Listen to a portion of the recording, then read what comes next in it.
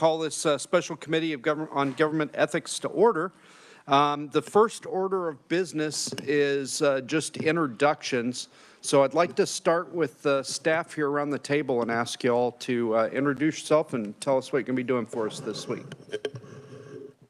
Good morning. My name is Elena Rutter. I am a senior research analyst with the Kansas Legislative Research Department.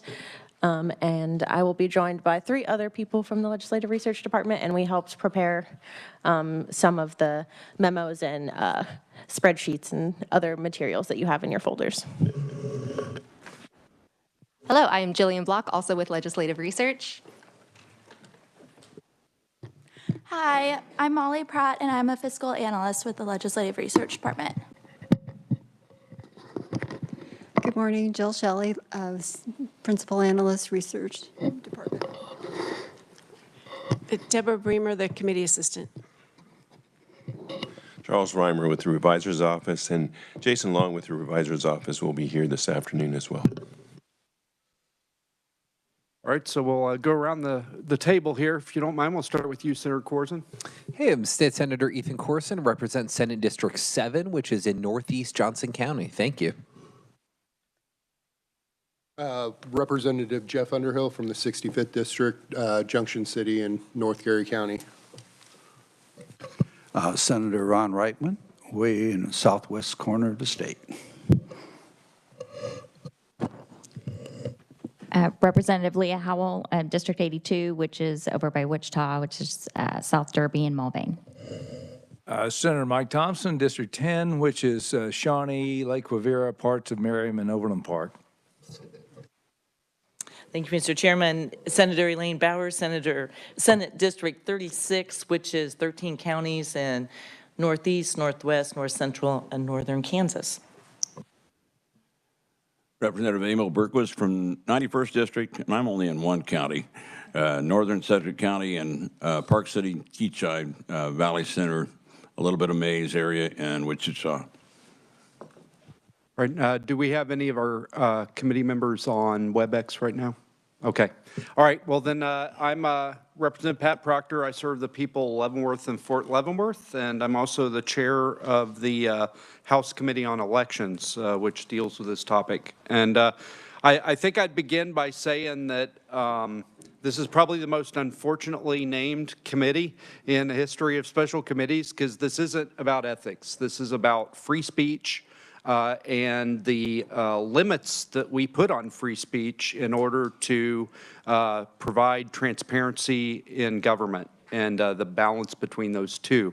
And so, you know, during the rough and tumble session, it's very difficult to have deliberate conversations about these topics because we got an hour and a half for committee and then everybody's off to their next committee. So what I hope that we're going to be able to do here in the next few days is really have a conversation about the principles that we're dealing with. Hopefully return to first principles of, the fundamental right of free speech and when and where it's appropriate to impose some regulation on that for the public good of giving people confidence that their government isn't bought and paid for. So I hope that we have a great conversation about that this week. And with that, I think I'm going to turn it over to Ms. Elena Rutter, who's going to talk to us about some of the stuff she's got put together for us today.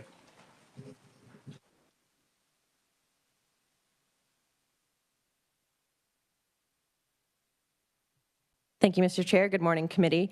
In front of you, you should have a yellow folder with the materials for today and tomorrow. One of the first things you should have for today is the LCC letter. If you want, I can review that. It has the topics that were requested for this special committee included in it. And then as well as your folder, you can find all of the testimony on the legislature's website. And then for committee members, you can also find it on the S drive. In the interim folder, there's one for governmental ethics, and the testimony is there split up by I think the KLRD stuff is all in one folder, and then there's other materials in other folders. So if you have any questions about that, let us know, and we can help you find what you're looking for. Any questions from anybody? And all this stuff is all uploaded now to the website, is that correct? I believe so. I think our committee assistant was able to upload everything yesterday, and there were a couple additions this morning, but everything should be on the website now. Okay, awesome.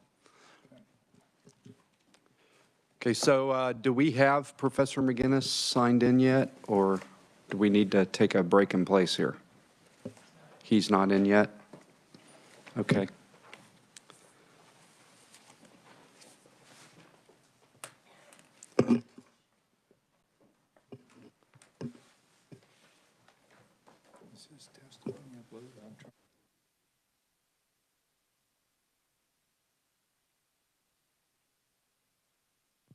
Okay, while we're working on getting Professor McGinness up, I've got a lot of folks listed for public comment, and I'm hoping that I can get to some of those now while we're waiting so we can use our time effectively. Do we have Dr. Smith here? Or, okay. How about Mr. Johnson? Is that you? Okay. Are you prepared to? Okay, all right. Well, thank you, sir.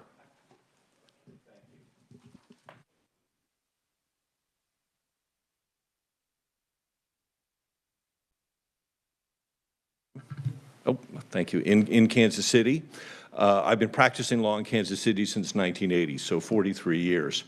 I also teach at the University of Kansas in the journalism school, where I teach First Amendment and ethics, and in the law school, where I teach a course on First Amendment, as I'm teaching this semester, and next semester I will teach election law and campaign finance. And I've been teaching at KU since 2008.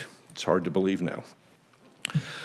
You have my testimony, and so you can read that at your leisure. But all I wanted to say is that in the time that I've been practicing law, I've spent a lot of time, believe it or not, in the State House in Kansas because many of my paying clients are in the telecommunications industry. And in particular, I do state regulatory work for them. I have since competition arose in the telecom industry in the early 1980s. So by coincidence, I started coming over here to work with folks like you in helping interpret laws and, in fact, helping to write the laws at about the same time as campaign finance was adopted by the legislature and signed into law by the governor in 1981. And so with my work in the telecom industry and also my work on behalf of media clients doing First Amendment work and then political clients, I have represented Republicans and Democrats and independents. I'm nonpartisan, bipartisan, whatever you want to call it. I've had experience advising many clients on the application of the Kansas campaign finance law. And the message that I'd like to convey is that, in my opinion, and from my almost 40 years, or actually more than 40 years of experience of helping to apply this, the campaign finance statute, is that by and large it works quite well. It has worked quite well, and as far as I can tell, it continues to work well, focusing on the issues that I addressed in my testimony, which has to do with contribution limits and disclosure requirements. In my experience, I have not had a client refuse or be reluctant to make a campaign contribution knowing that his or her name, or if it's a corporate client, its name will be disclosed. And so I don't think the disclosure requirements are viewed by many, particularly those who make the contributions that all of you need to make, to mount your campaigns. I don't think they view the disclosure requirements as being a hindrance or a hurdle for them to make contributions. With respect to the individual contribution limits, I believe that amount-wise, they are quite consistent with the limits that the federal courts have found almost universally to be not just justified, but perhaps more importantly, constitutional. Since the Buckley case in 1976, which was and continues to be the seminal case in the area of campaign finance, the federal courts and state courts interpreting their state campaign finance laws have all found that the justification to prevent corruption or the appearance of corruption was and continues to be the best reason that we have these individual contribution limits, which allow supporters of candidates to exercise their free speech rights in all sorts of other ways to express their support for candidates. Wearing a button, going door to door, having a bumper sticker, all sorts of things that we've all engaged in supporting candidates that we would like to see elected. We continue to do that, and the limits on individual contributions simply, at least in my experience, are not a hindrance to people exercising their free speech rights to support candidates. So with respect to those two particular issues, I think that Kansas's campaign finance law is not only constitutional, which obviously is very important, but it also works well. It works well for incumbents, it works well for challengers. And goodness knows, all of you, even though you're incumbents now, all of you at one point started out as challengers, and you knew the difficulty that you might face in winning an election. But in my experience, the campaign finance law has not been a hurdle to allowing challengers to put viable campaigns out there so they and you can win elections. Those are the points I wanted to make. If you have any questions, I'd be happy to answer any that you might have. Committee, does anybody have any questions for the conferee? Mr. Vice Chairman. Thank you, Mr. Chair, and thank you for your testimony. Thank you, Senator. One concern I have, and I hear a lot from some of the local candidates in particular, on a county level or a city level, particularly some of the larger cities in my district, that these limits haven't been raised, the campaign donation limits haven't been raised in quite some time, haven't been necessarily adjusted for inflation. So for a county race, for example, a campaign limit of $500, for a Johnson County, for example, which is populous, very populous county, right, might be time to review some of these limits. I mean, do you have any comment I don't on that? have any feelings one way or another about that, as long as obviously it would be even-handed. If you decided to raise the limits for a gubernatorial race from $2,000 per election to $2,500, if everybody played by the same rules, I don't see that there's any concern about that. It certainly would be constitutional, would be lawful. So I don't think that I see any legal hurdles to that. I can see the practical considerations. Larger media markets, yes, I can see how you might need more money than you need right now, but as long as everybody plays by the same rules, I don't see any concerns there. All righty. Thank you. Thank you. Any other questions for the conferee? Okay, I have a question, if you don't mind. Oh, darn. Almost made a clean getaway. In representing these clients, have you ever had the opportunity to have a case heard before the commission at all? I've not. Okay, all right. I've never done any work before the Ethics Commission. Okay, awesome. Okay, any other questions for the conferee? All right, thank you very much for your testimony. So much. Do we have Professor McGinness yet? Okay. Do I have Mr. Aaron McCain here? Okay. Chet Compton? Okay. Is he on WebEx yet? Okay. Okay. Carrie Gooch. Okay. Thank you. Welcome to the committee. Glad I showed up on time today. Good morning, committee. Mr. Chairman, the rest of the committee. My name is Carrie Gooch. I am here representing People United for Privacy. We worked with the legislature in 2022 to pass House Bill 2109, the Nonprofit Protection Act. It was a bill that passed bipartisanly and was signed by the governor that added in additional protection for nonprofit members, donors, and all the different type of work that they do. But today we are here to talk about and advocate for three more or less what I'm going to call updates to the campaign finance law that we're looking into. The first update we wanted to talk about starts with clarifying the definition of a political action committee, or PAC, as we all call it. Under current Kansas statute, whether an organization has to register as a PAC depends on whether or not that organization has a major purpose of engaging in political action activities.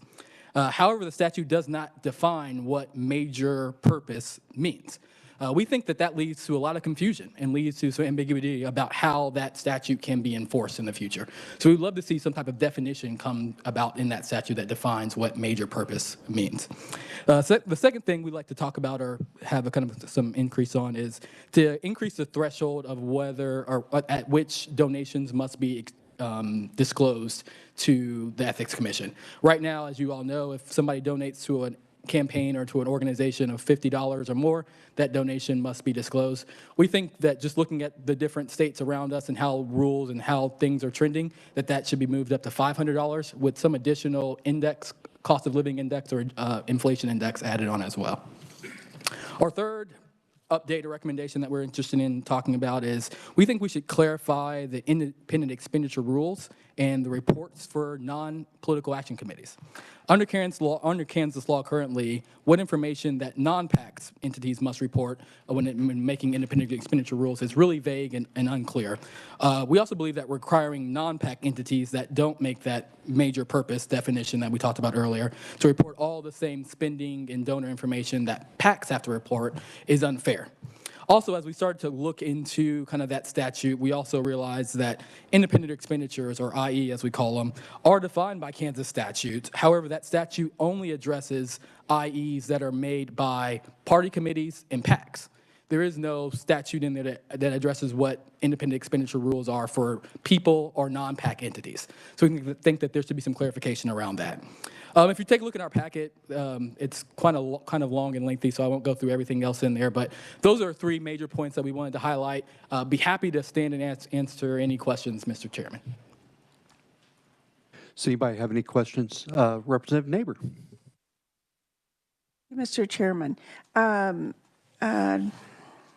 raising the amount with an index to $500 above the 50 or whatever, why such a huge gap, a huge jump? Yeah, mainly because it hasn't been raised in so long, and we all know that campaigns have become more expensive. Everything has become more expensive nowadays, and we believe that since the time that it was raised last to where it is now, it's almost essentially $50 or $500 today is what $50 was back then, if that makes sense.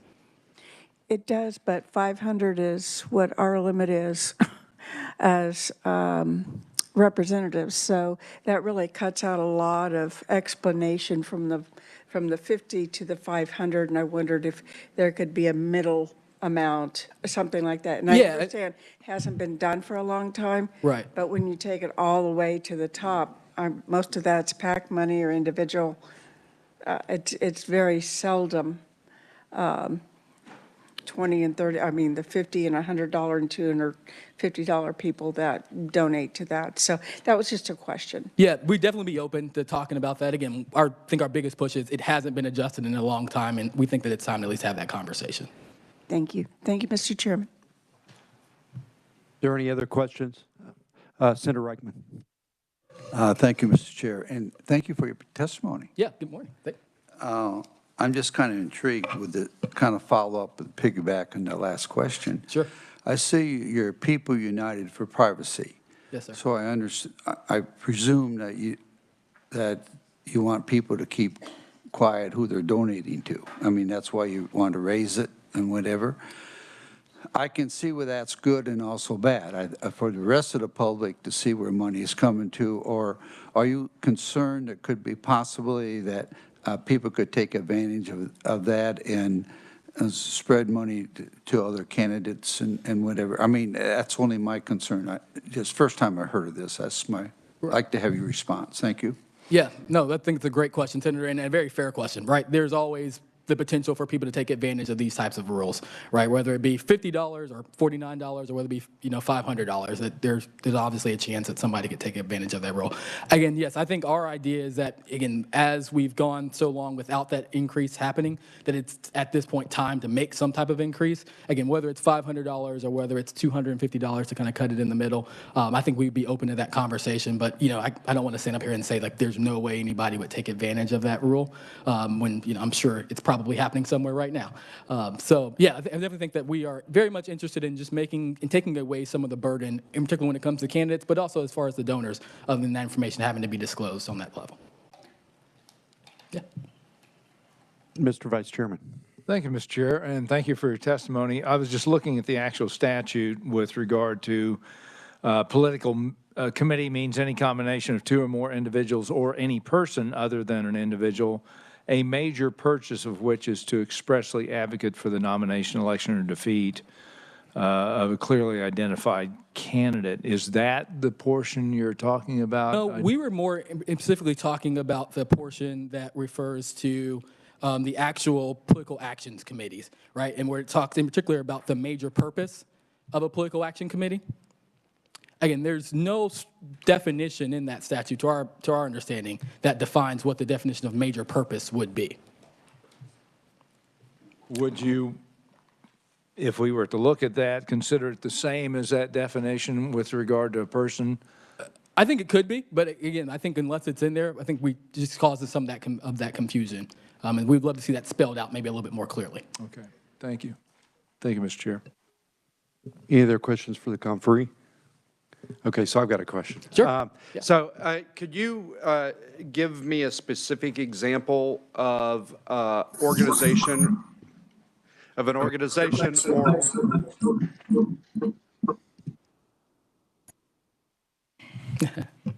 Okay, I'm afraid to talk now. All right, could you give me a specific example of an organization that engaged in activity that unwittingly pulled them into being considered a PAC by the committee? I mean, is this a thing that has happened? I don't think, that's a good question. I don't think I have an example off the top of my head, but I'd love to maybe see if I can get back to you with a more specific example. I mean, what is the activities that you're afraid of that might pull them into the statute that you want to, because I mean, you've said you want us to put meat on the bones here. Exactly what meat do you want us to put on the bones here, the definition? Yeah, I mean, I think definitely the ask is more to clarify, again, how we are defining what that major purpose term is, right? So if an organization spends up and they go spend $50 on hamburgers for a candidate, should they have to be reported, or I guess over $50 right now for a candidate, should that organization have to then turn around and file as a PAC if that's the only one thing that organization is going to do? Again, we have it very specifically if an organization's major purpose is going to be doing this in independent expenditure work, but if an organization's major purpose is not going to be doing that work, but is also going to be doing some level of that activity in political activity, there's not a whole lot of definition of how we're defining those groups. Representative Neighbor. Thank you, Mr. Chairman. I think one of the things through your discussion and just listening, Carrie, is that we need to make sure that we have transparency, because one of the things as a governing body that we continually work on, or the word that is transparency comes to the forefront, because everybody wants more transparency. And so I think as we look at that, we have to be ever mindful that we're informing the public, because I know how many people, look at financial reports and groups look at financial reports, and that transparency is major in a lot of things that they do. So I don't want that, I don't want us to lose the scope of what that does, but still have reasonable amounts so people can see what's happening. Yeah. Thank you, Mr. Speaker. Mr. Chairman. Representative Berquist, please. Thank you for your testimony, sir. Good morning. In regards to disclosure, we have laws that restrict us, and that's what we're here to talk about, what's really needed for restriction or for a framework of civil law. Civil law is not doesn't prevent anybody from doing anything wrong. And I think you mentioned it's probably going on right now, that people are going around the law. But having a general framework of civil understanding, in this case, just so that we have people know what they should be doing within a reasonable discussion of a legislative body and decisions. And just appreciate your comments and understanding that limits might be raised for one reason or another, but what the reason is for raising it is probably the question we would have here today, not the amount. And certainly that discussion between a 50 or a 500 may come up, but we hope to be able to get to understanding of better what ethics is and what freedom of speech is today, as the leader said. Appreciate your comments. Yeah, thank you. Any other questions for the conferee? All right, seeing none, thank you very much for your testimony. Thank you, guys. I believe that we have Professor McGinness on WebEx now. Sir, can you hear me? Yes, I can hear you. All right, yes, sir, we're ready whenever you are.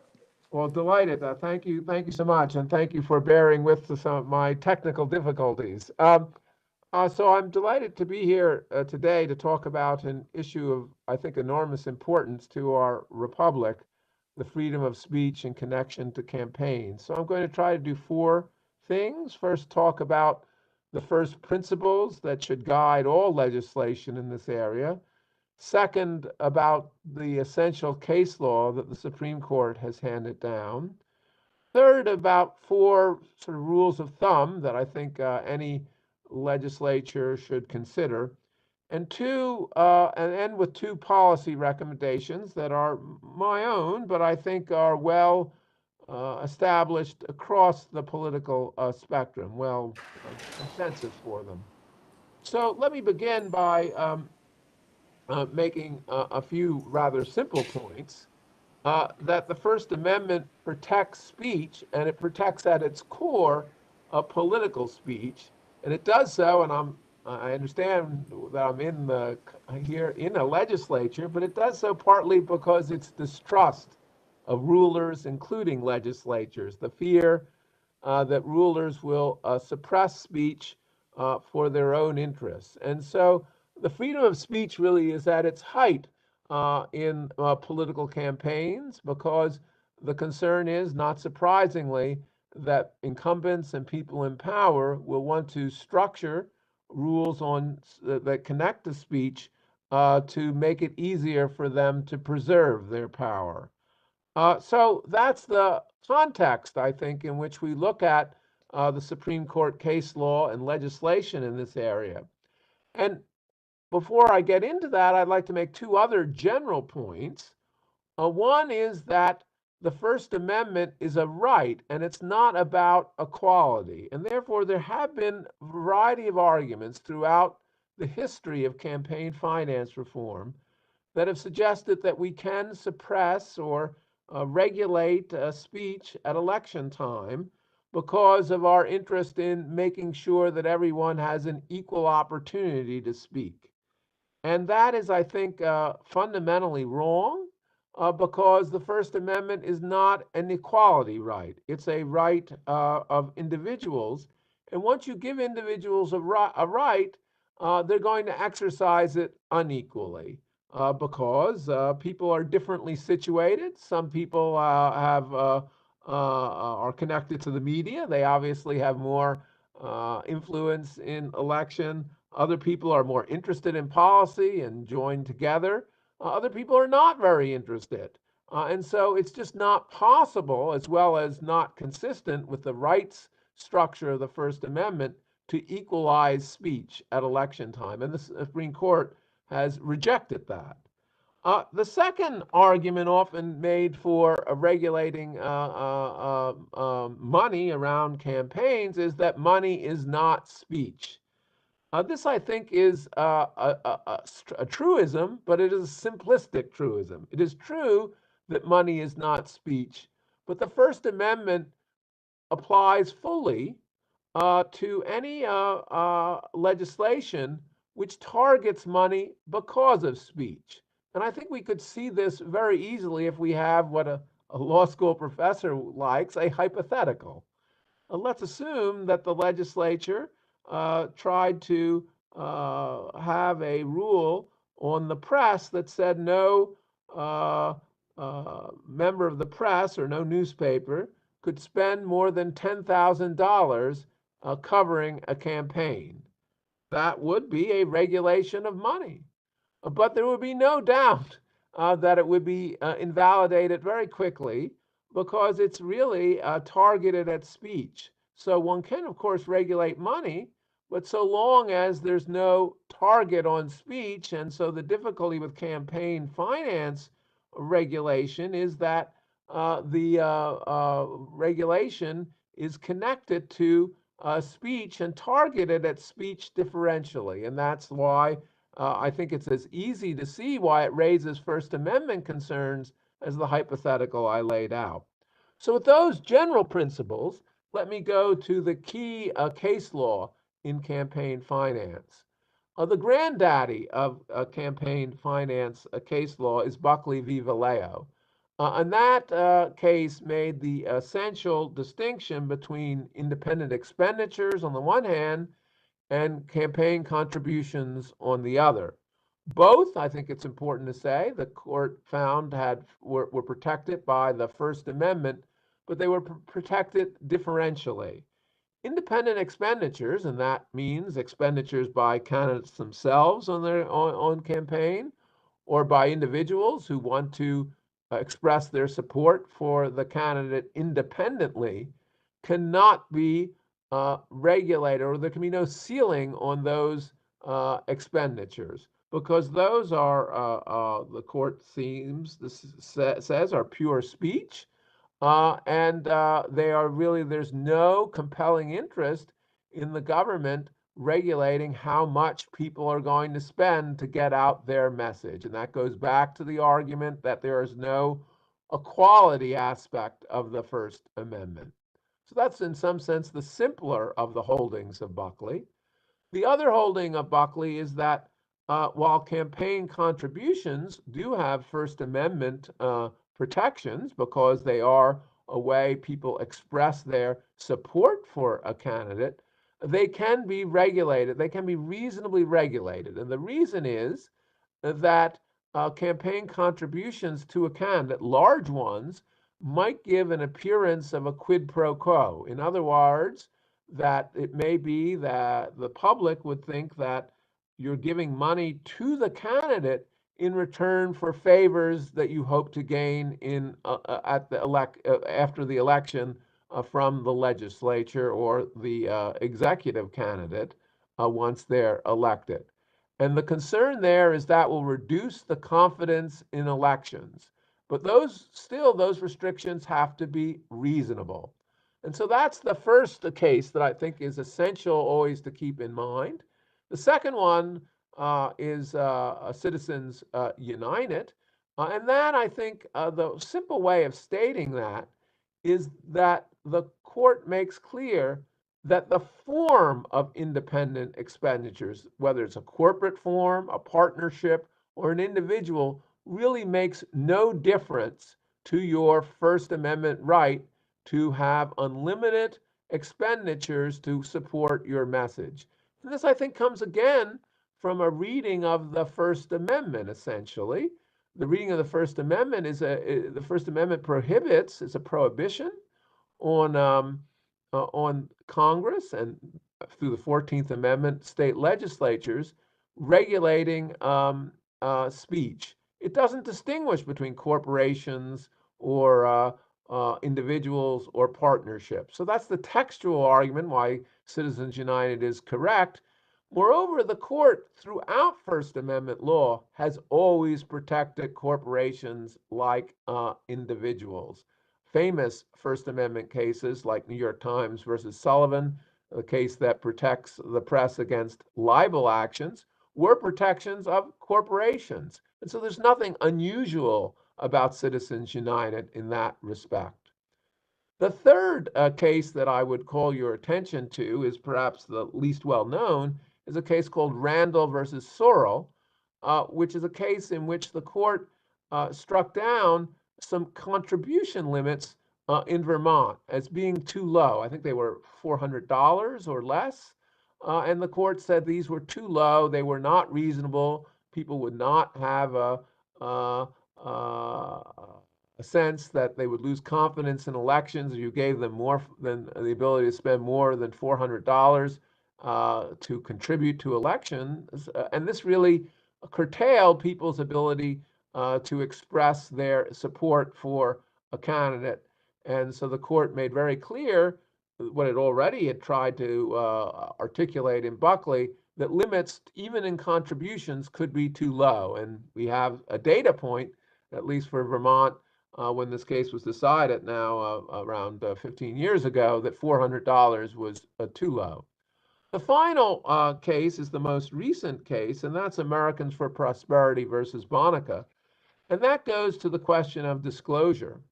Now, the court has said that you can require a disclosure, but when that disclosure burdens First Amendment rights, the court is going to require that disclosure to go through exacting scrutiny, and it's going to require it to be narrowly tailored to the state's interests.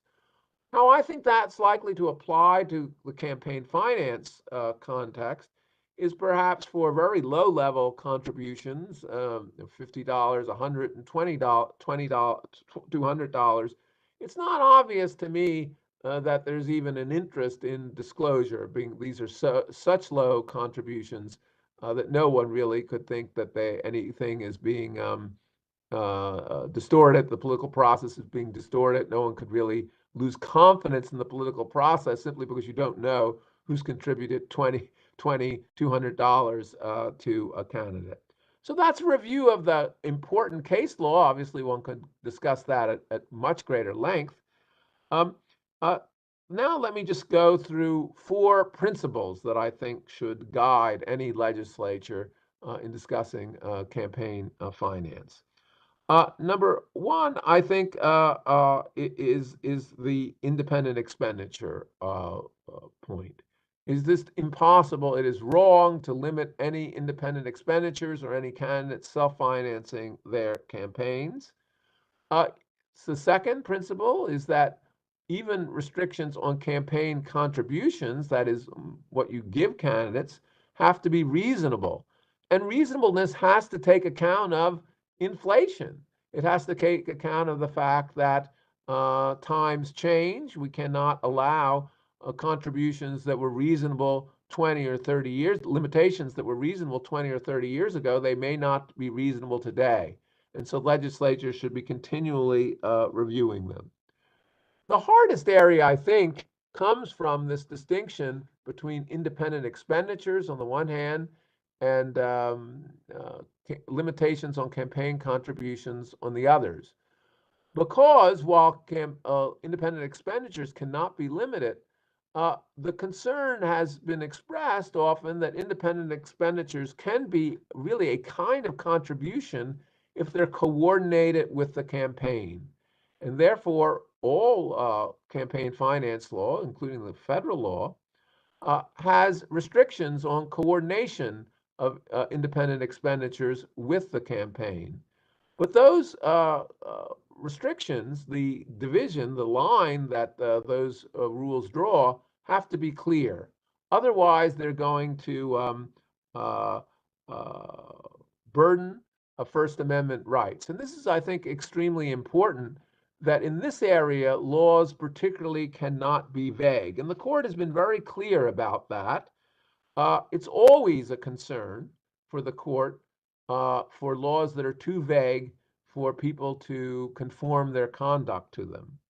But the court, in a case called Carlin versus the City of Cincinnati, made clear that in the First Amendment context, and we are dealing here in the First Amendment context, that the vagueness doctrine has even a stronger bite.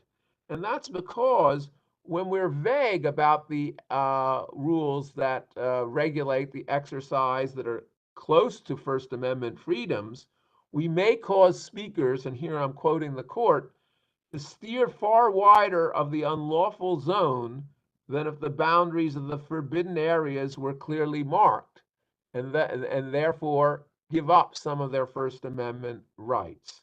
And so that's why we have to be very careful about the vagueness of our rules about coordination. The final points I would make are two policy points. The first one is that, and this really the first one follows on from this vagueness concern, is that there are federal rules on the question of coordination between independent expenditures on the one hand and campaigns on the other. These rules have the advantage that they've been subject to a lot of clarification through case law. Therefore, I think there's something to commend them to state legislatures, because one aspect of rules can be vague because they're always vague at first. There's some unclarity, but they're clarified through case law. And if a state legislature were to bring on board not only the federal rules, but say they should be interpreted according to the federal case law, that gives people in the area, people who are trying to exercise their First Amendment rights, a lot more sense of how they should behave, and therefore it protects the exercise of their First Amendment rights. I'd also emphasize that this is important, particularly for smaller actors who can't pay lawyers a lot of money.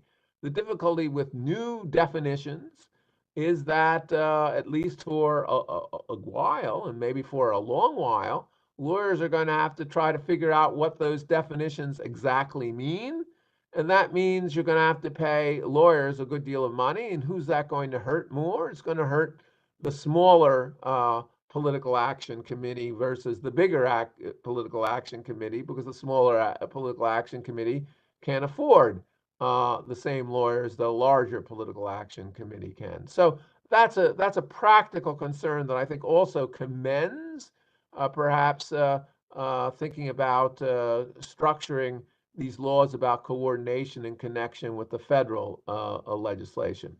The final point, and this is a policy recommendation I think that has been made by political scientists across the political spectrum, is that political contributions to political parties, the limitations have often been too low.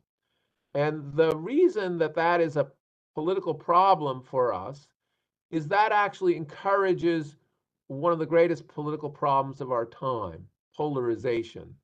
Political parties tend to be much more concerned with the median voter, with winning elections for the majority, whereas individual candidates can often raise money by taking really extreme stances. And that extremism and that polarization is not helpful to the political process. And the problem of having low contributions limits for political parties is that they have less power in the political process to discipline and to create a sense of what their party stands for, which is also helpful to help voters not be confused about what the political party is actually going to do, and to be focused on the middle, rather than the extremes. And so that has been a consequence, some political scientists think, and I agree with them, of having too low limitations on contributions to political parties. And I think the concern about which motivates the Supreme Court in having ceilings on contributions to candidates is much weaker when we come to political parties. Because after all, political parties are a very diffuse group of people. It's not actually plausible that that reasonable people out there in the voters will think that political parties so can easily be bought as individuals in politicians. And therefore, it's quite reasonable, I think, to have much higher limitations. And I think that would help, in general, our political process. So that's the last policy recommendation I would make. So in conclusion, I've been focused on campaign legislation since I've testified, I guess, more than 30 years ago on the subject before Congress. I continue to be very interested in it, and I think there's really an opportunity here for any state legislature to do some good by both clarifying its law and therefore having the law less interfere with First Amendment freedoms, and by allowing political parties greater weight in our political process. Thank you very much. All right, are there any questions for Professor McGinness? Okay, Representative Bergquist. Thank you, Professor, for being here. I just had a couple of questions about terminology. When, in that last little bit you shared about extremism and reasonable people, I wanted to know an extreme view, is that does that define what free speech is identified as? If it seems to be far to the right then or far to the left, then it's extreme. And does that have a different value than the middle of the road? No, every candidate deserves to have as much opportunity, whatever their views are.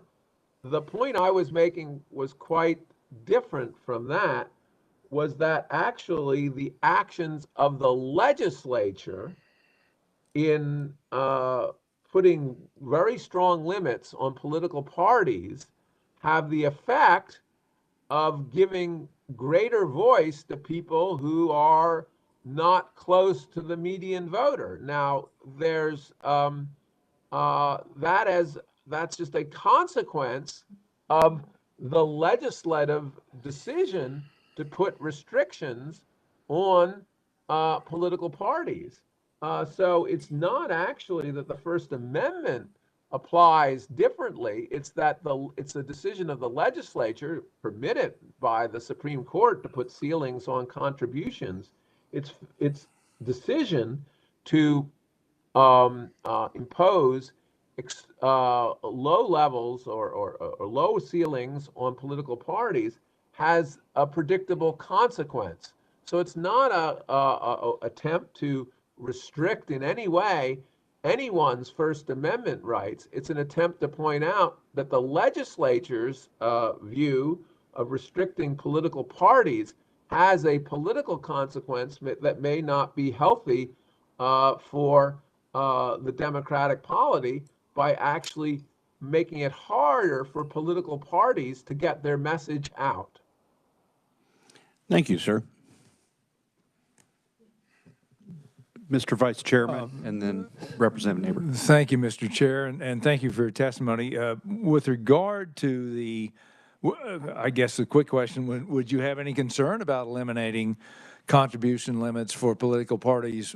Because you spoke about quid pro quo, but the farther away you get from that, the less concern you would have about influencing any one individual candidate. Is that, that's kind of what I hear you saying. Is that, am I correct in that? I think that's right, and I think one way you could handle that would be you could have strict disclosure limits for large contributions to political parties on the one hand, and yet unlimited contributions to political parties on the other. So people could then, if they were worried that the Republican or the Democratic Party were getting too much money from a particular source, that could become itself a matter of political debate. But I think that would be, I would have no problem with that, because I think that the quid pro quo, as you suggest, are really very, very attenuated when we come to political parties. Thank you. Thank you, Frank. Representative Neighbor. Thank you, Mr. Chairman.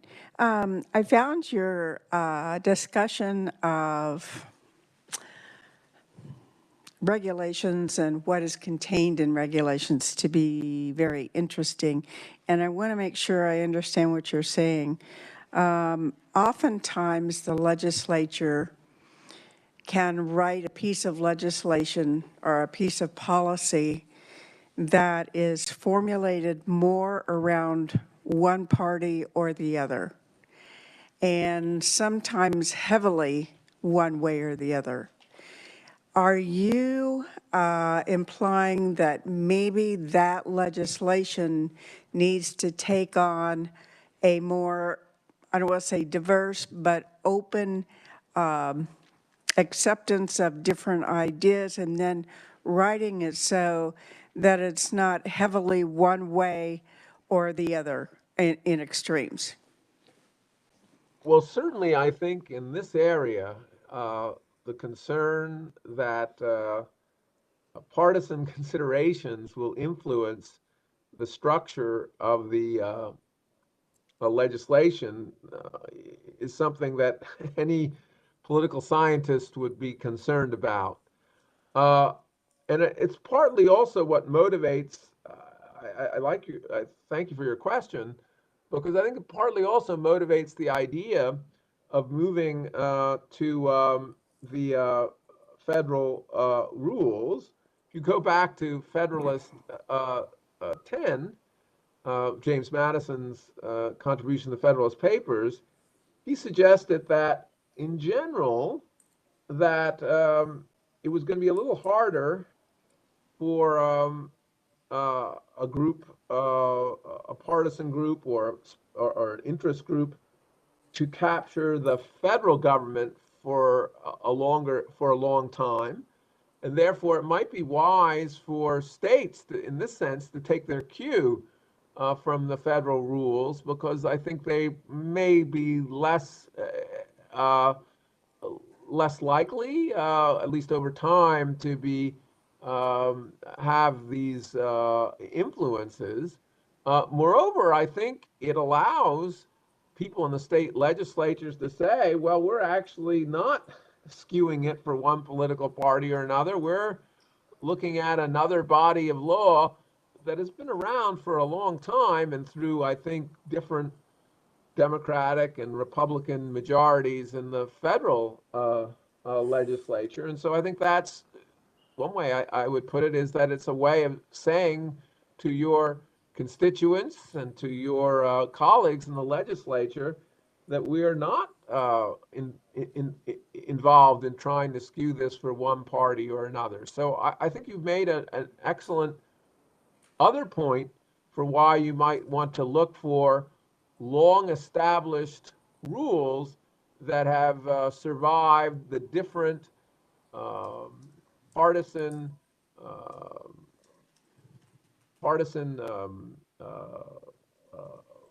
affiliations, the different partisan. We have, a House can be Republican, the Senate can be Democrat at the federal level.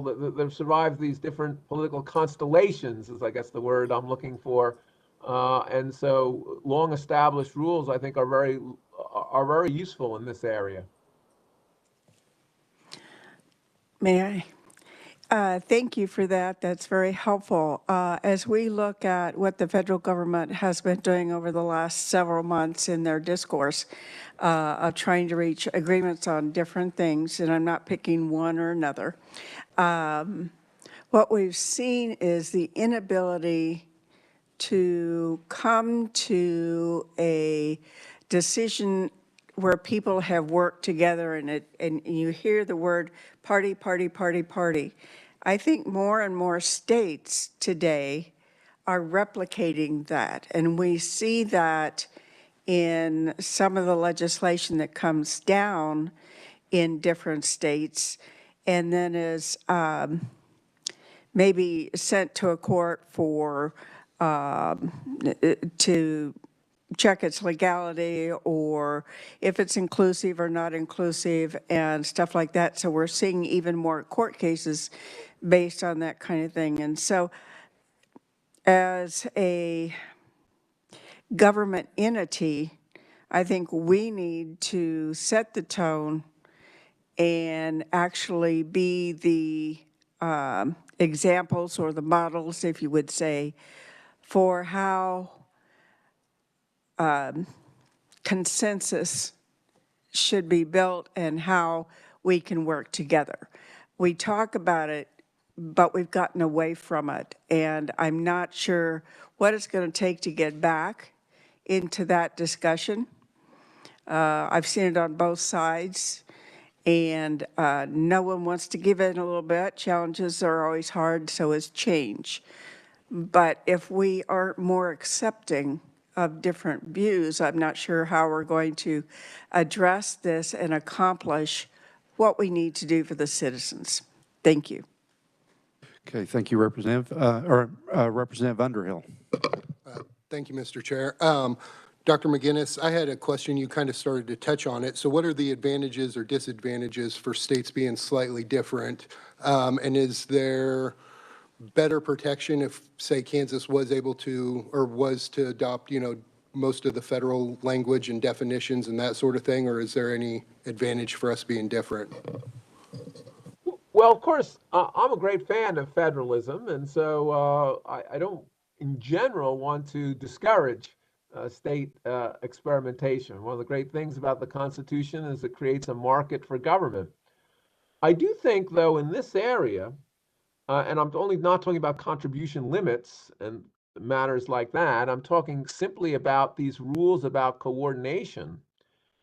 I do think there is an advantage in not reinventing the wheel for the reasons I've stated. That reinvention itself is almost always, however hard you try otherwise, going to lead to some vagueness and unclarity, which is going to burden First Amendment rights, and also going to require people to spend a lot of money for lawyers, which is also troubling in this area. So that's the countervailing consideration. Now, I don't want to completely rule out, because I confess that I'm not an expert in Kansas politics or in Kansas campaign finance law, but only in the constitutional principles. I know something about the federal law. I don't want to rule that out completely. All I'm pointing out is that there are these countervailing considerations to federalism in this case, that the danger to First Amendment rights comes from restructuring these rules about coordination in a way that are different and therefore are necessarily ones that are going to be subject to litigation in this very sensitive area of First Amendment rights. And so that's why I think there's an argument here, unlike in other areas, for the states to follow the federal government, less because it's the federal government than because it's been well established and the rules have been well established, I think, against very different kinds of party constellations in the House and Senate.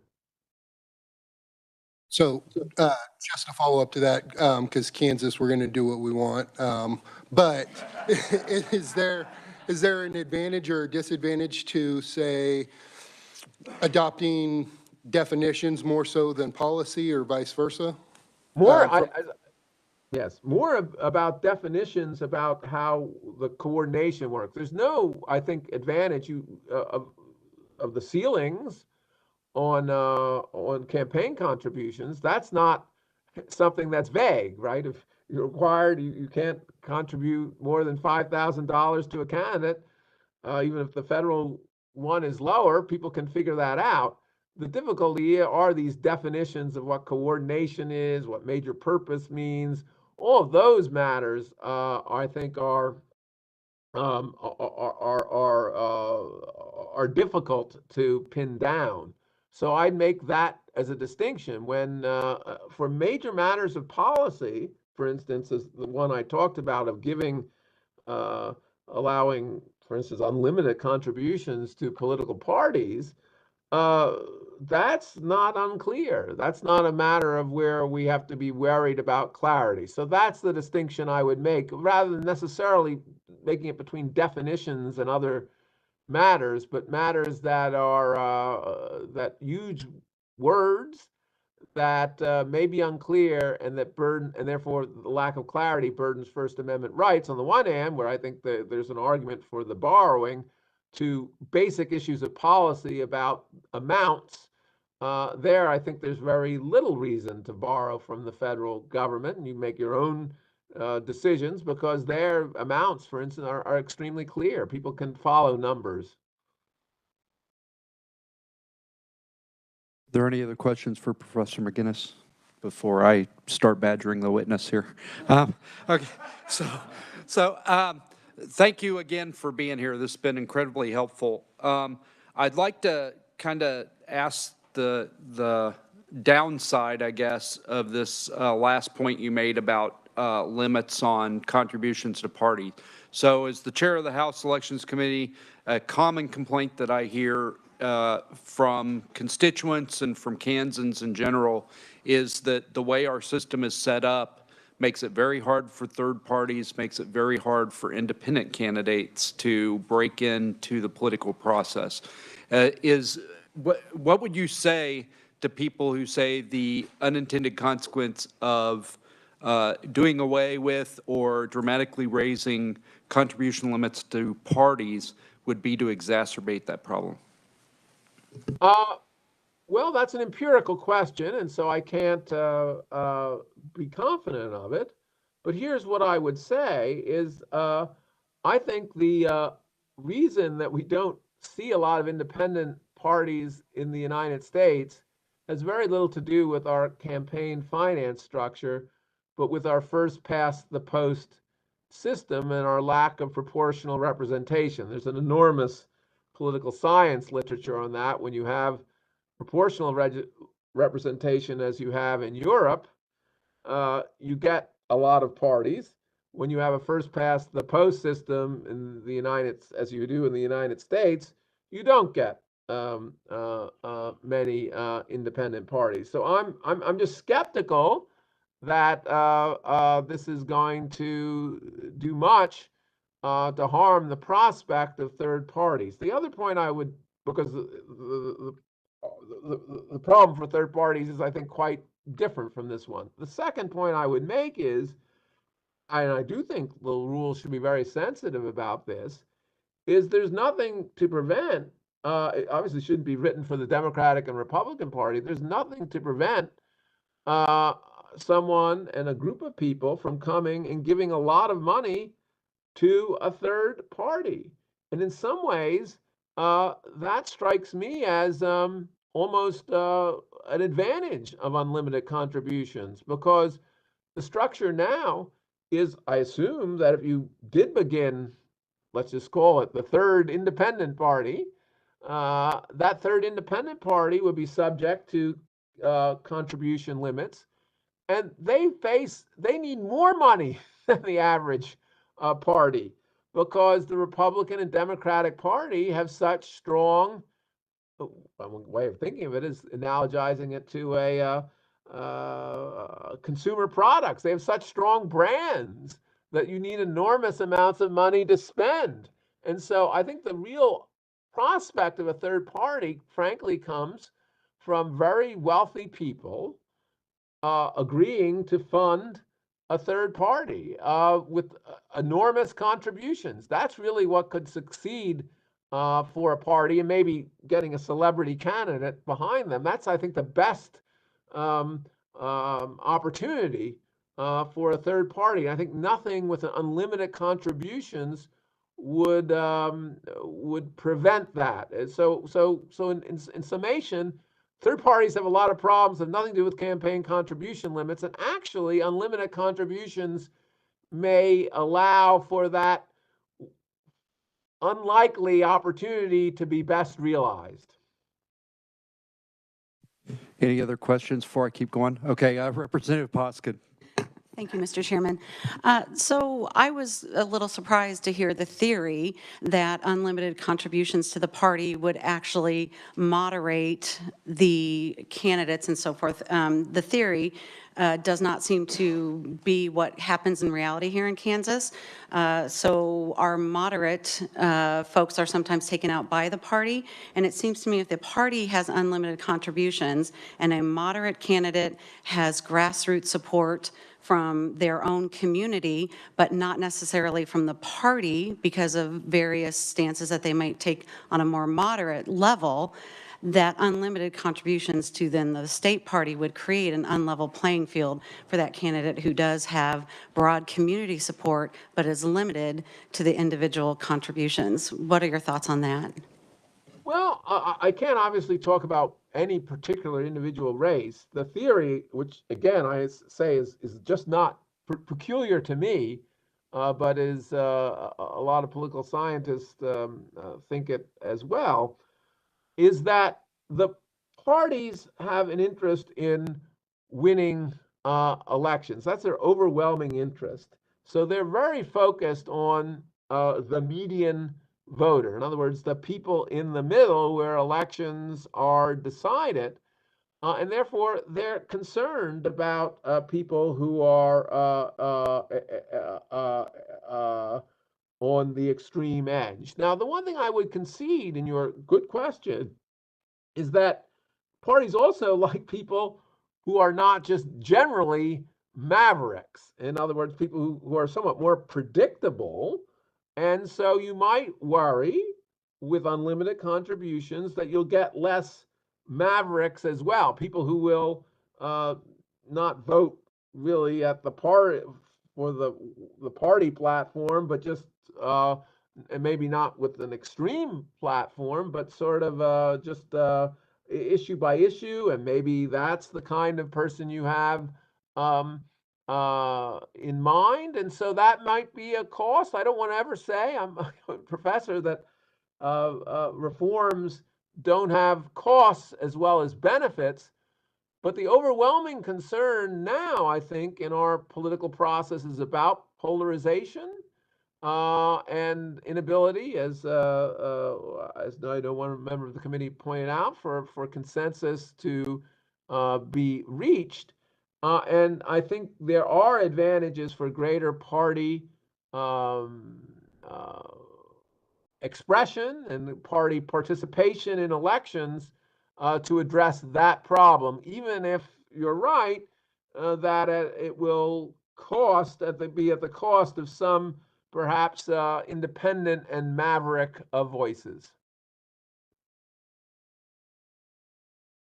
Any other questions for Professor McGinness? Okay, so I have another question, and it's a point that you hit that I'd really like you to expound on.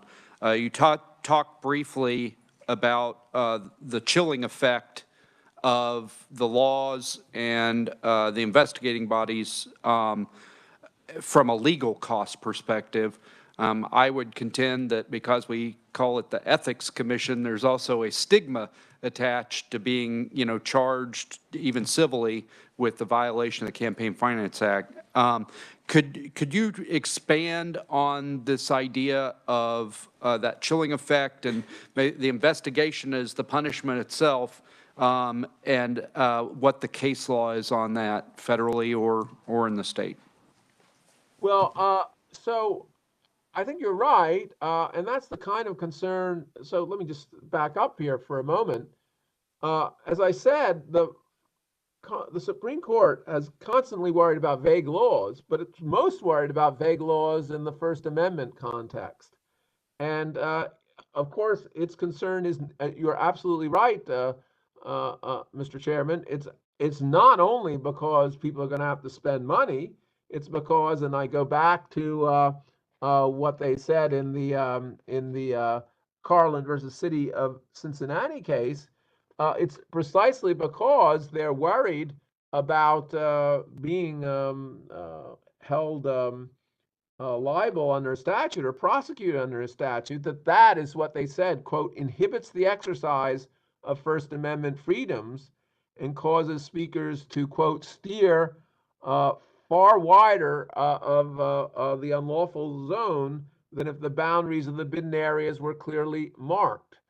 So that is a concern, and I think you're absolutely also right that as part of that concern, they're worried about the stigma of being investigated. That's part of the costs, as well as the costs of paying lawyers. So all of those are the kinds of considerations that have led the Supreme Court to be particularly concerned about vagueness in the First Amendment context. And why? In the campaign finance context, the legislature has to be particularly careful about that, because the investigation as well as the expenses can inhibit core First Amendment freedoms. Mr. Vice Chairman. Thank you, Mr. Chair. So just kind of a follow-up on that, there was a court pleading where the Kansas Government Ethics Commission attorney stated, and I quote, defendants' First Amendment rights are subservient to the overarching governmental interest of enforcing Kansas Campaign Finance Act campaign contribution limits, unquote. So again, with regard to trying to go on an expedition to find out and enforce campaign finance interests, do you agree that the First Amendment rights are subservient to an ethics commission looking into campaign finance law? Well, I'm cautious about not knowing the complete context of that, being an outsider to Kansas. I would say it does seem very unfortunate language to call things subservient to the First Amendment interests in this context. The First Amendment, as I began my talk, are at their highest concern in political campaigns. And so all of our actions, I think, even not only in how our laws should be written with the First Amendment not being subservient. The First Amendment isn't subservient to our other interests. It's paramount over those interests, but also the way the laws are enforced. Always have to keep the First Amendment as in mind.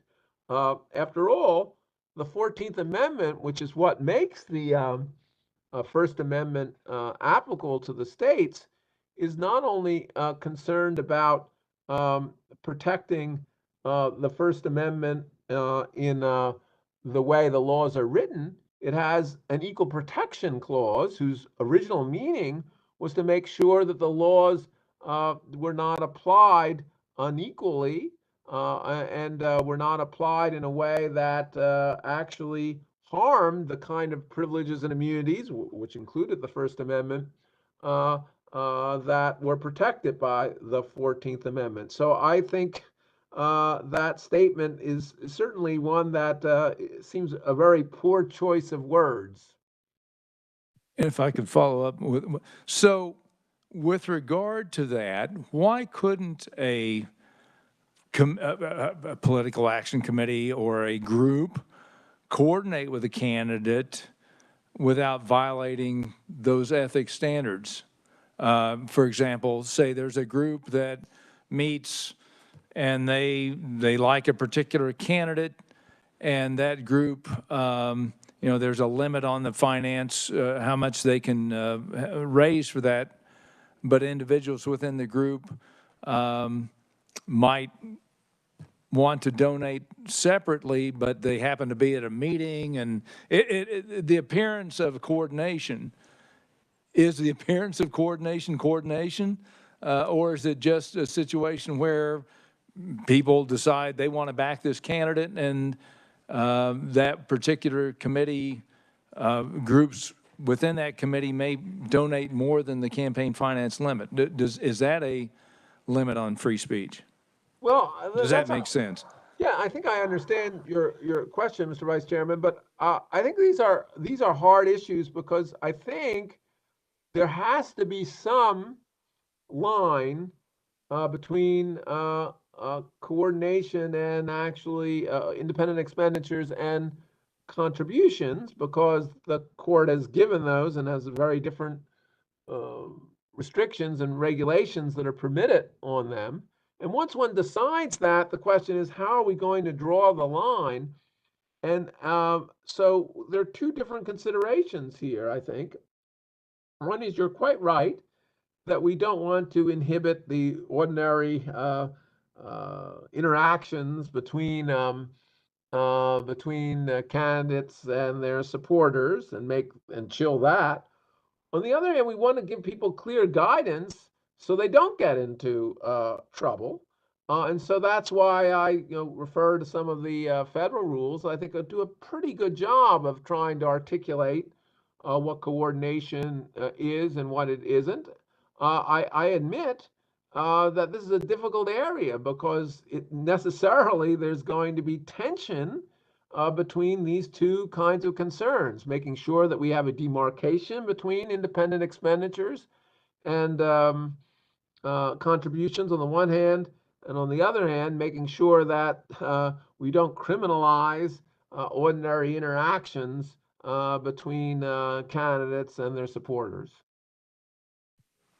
And so if I hear you correctly, because the federal laws on coordination have been, in your opinion, fairly completely adjudicated, it would be in our interest to follow those laws of coordination because they do add clarity? Yes, I think that's right. I mean, clarity is not perfect. I don't want to claim they're perfect, but better than beginning anew, I think. Okay. And one last question, if I may, Mr. Chair. Could you explain void for vagueness challenge in the context of finance law? Is that just because laws, and maybe give us an example of that? Well, okay, so void for vagueness, let me begin with just that idea, that is a general constitutional rule, that people have to have rules that are clear enough so that they can conform their conduct to them. In the First Amendment area, the court has said this requirement of not having vague rules has a particular stringency to it. And why? Because vague statutes do more than get people in trouble with the law. They can prevent people from exercising their First Amendment rights because they're so concerned about what the law might do to them, it has a chilling effect. And so an example of this would be if we had rules, for instance, on coordination that were very vague. Let's assume a statute that said, and any connection to the candidate by any member of the committee will be deemed a coordination, and connection was not defined. Well, that would surely be void for vague. It might be void for vague even without regard to the First Amendment, but it would certainly be void for vague with respect to the First Amendment, because connection would not be defined. Who knows what connection means? And people will therefore be very cautious and be prevented from having independent expenditures, even if they had met a candidate once, or they were the member of the same club as a candidate, they had some connection to a candidate, and that would clearly be inconsistent with, would clearly chill First Amendment rights. Okay. Thank you, Professor. Thank you, Mr. Chair. Representative Neighbor. Thank you for that answer. My question after listening to that is, are you saying that each state should just do away with their contribution rules and go by federal rules? No, I'm not saying that. So first of all, I want to be clear to make two distinctions in that. I'm not saying anything about the amount, the rules about the amount of contributions. I think states may well tailor that to their own uh, traditions and interests. For instance, I think the size of the state probably makes a good deal of difference to what kind of limits, if any, you should have. I mean, California is different from Kansas in its size. I'm saying, and I'm not saying necessarily that you should just have the federal rules. I'm saying that maybe the federal rules, you have really good arguments for tweaking them in certain ways because you have conditions in Kansas or because you think the federal rules are wrong in some respect. All I'm saying is that it is an important consideration that the rules be clear. And the advantage of the federal rules is that they've been clarified over a long time through opinions of the FEC, through litigation, through campaign contributions throughout the 50 states. So that is a countervailing consideration to just beginning anew or beginning something that is, you think, very good for Kansas. I'm just pointing that out as a consideration, not to say that it's an absolute requirement or that I, not having actually studied your laws, would say you should have every jot and tittle of the federal rules on definitions and things and rules about coordination. But I do think that is a consideration in giving a good deal of respect to the federal rules. Thank you, and thank you, Mr. Chairman. Okay, so I'll continue to badger the witness then. This is a fascinating conversation. I really appreciate this. So on this point of the vagueness of coordination rules, should the where there is vagueness, where it is unclear, should that default to the benefit of the doubt? Should it default to the individual in the pack, or should it default to the investigating body? Well, again, certainly it's very easy to say if the rules are criminal in nature, our constitution, the corpus juris makes it very clear in a variety of ways. We default to the individual. We default to the individual, of course, to the reasonable doubt standard for facts. We default to the individual for the rule of lenity, with which we interpret statutes. In that sense, I'm quite confident that we default to the individual generally with respect to any criminal law. I'm a little cautious about saying what we do with respect to civil laws generally. My preference is to have clarity in the laws rather than relying on some standard of defaulting, because that really is just a kind of evidentiary standard of proof. So my first instance would be to try to make the laws clear rather than to try to cure them by saying, well, we give some kind of evidentiary thumb on the scale to the individual. Okay, thank you. So to follow up on that, I kind of combining these two ideas, this chilling effect of the investigation itself, do you have any recommendations to us as to where we should draw the line? Because if the rule is vague and the governing body or the investigative body, has a different interpretation, this is not necessarily going to go to a court before an investigation starts. So do you have any recommendations for us on where we should set the line? Well, one idea, if you're thinking about procedural matters, I mean, this might be an area where you allow for greater intervention by courts before the administrative body makes its decision. I mean, in general, we have a requirement of exhaustion of remedies, but you could have a requirement that when there are matters where the court thinks things are unclear and the administrative body is making decisions in the interstices, as it were, of the law, that the court can intervene with a declaratory judgment. That's another mechanism by which one could make sure that the stigma of investigations that go on are cabined in the first uh, in the campaign finance context, because there's nothing. So one concern you might have, right, is if an investigatory body is uh, making the decisions, is that there can be a lot of decisions made that can have this stigmatizing effect without any court decision about the nature of the rules and the nature of the interpretation. And you could structure your campaign finance in a way that courts have greater authority to intervene sooner, and that might be a way of addressing that problem. Any other questions for Professor McGinness? Representative Berquist. Thank you for making us dig deeper than we had anticipated.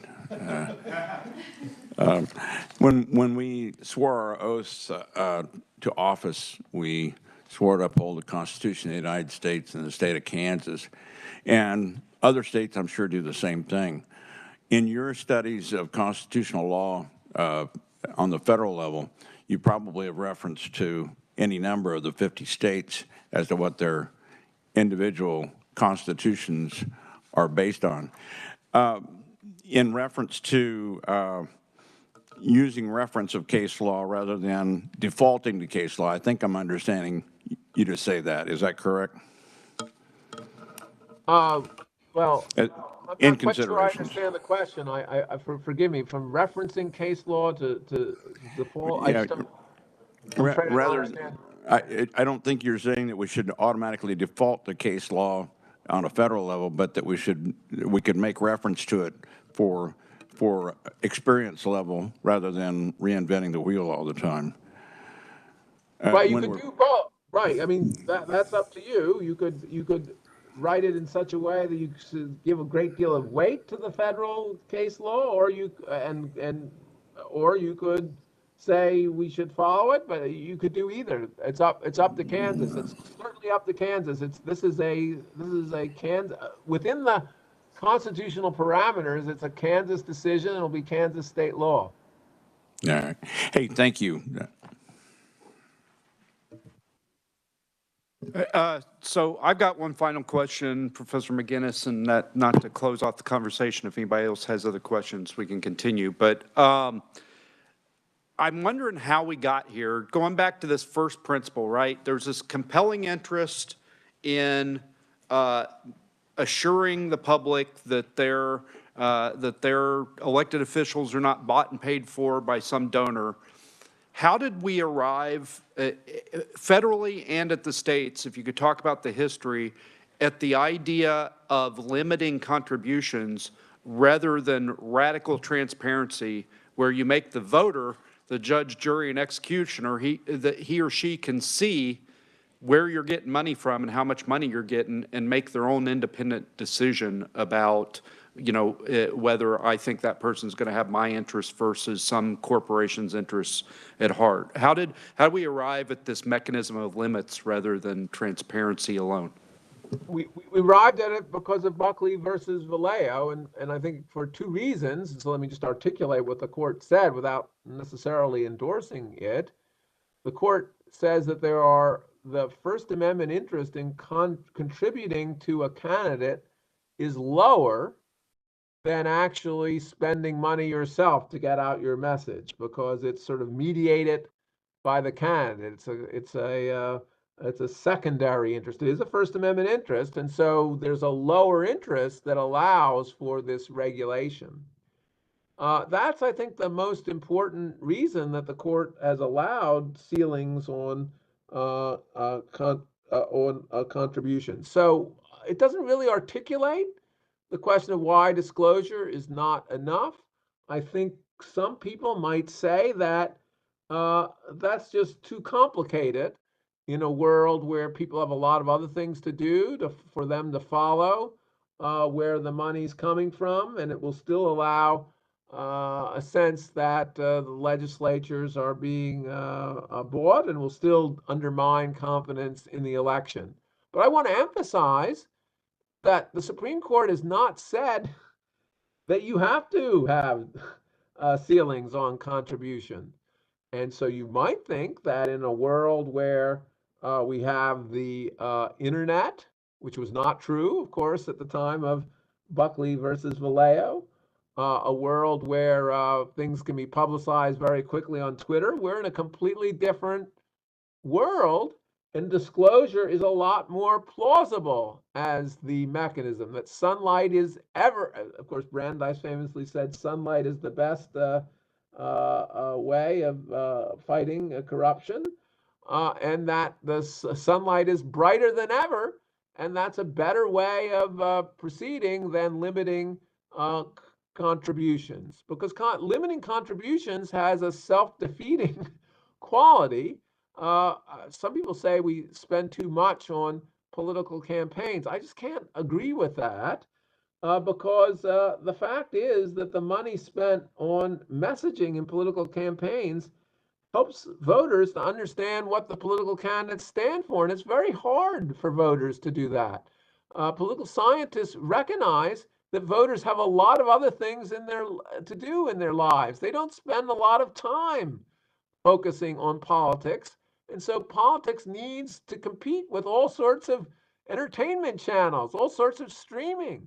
And so it has to have a good deal of money to get out the message. And if we're interested in having an informed citizenry, we can't just expect the citizenry to inform themselves without messages from politicians. And the messages cost money. And so that's, I think, the argument the other way. The argument is that in our current world, with greater distractions than ever for citizens that are not political distractions, I mean, we're not in a world of the Lincoln Douglas debates where there may have been nothing else to do. And of course, people attended the Lincoln Douglas debates. We're in a world of incredible distraction. We really need to rethink contribution limits or make them much higher and use disclosure, because again, that we also have a world where disclosure can be perhaps much more effective than it once was. So that's where I would end up on that. I appreciate that answer. I won't take it personal that people don't pay attention to politics, but no.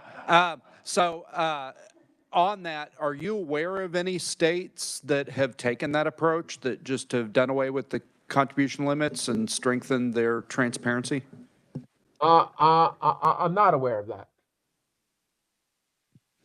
All right. Mr. Vice Chairman, did you still have a question?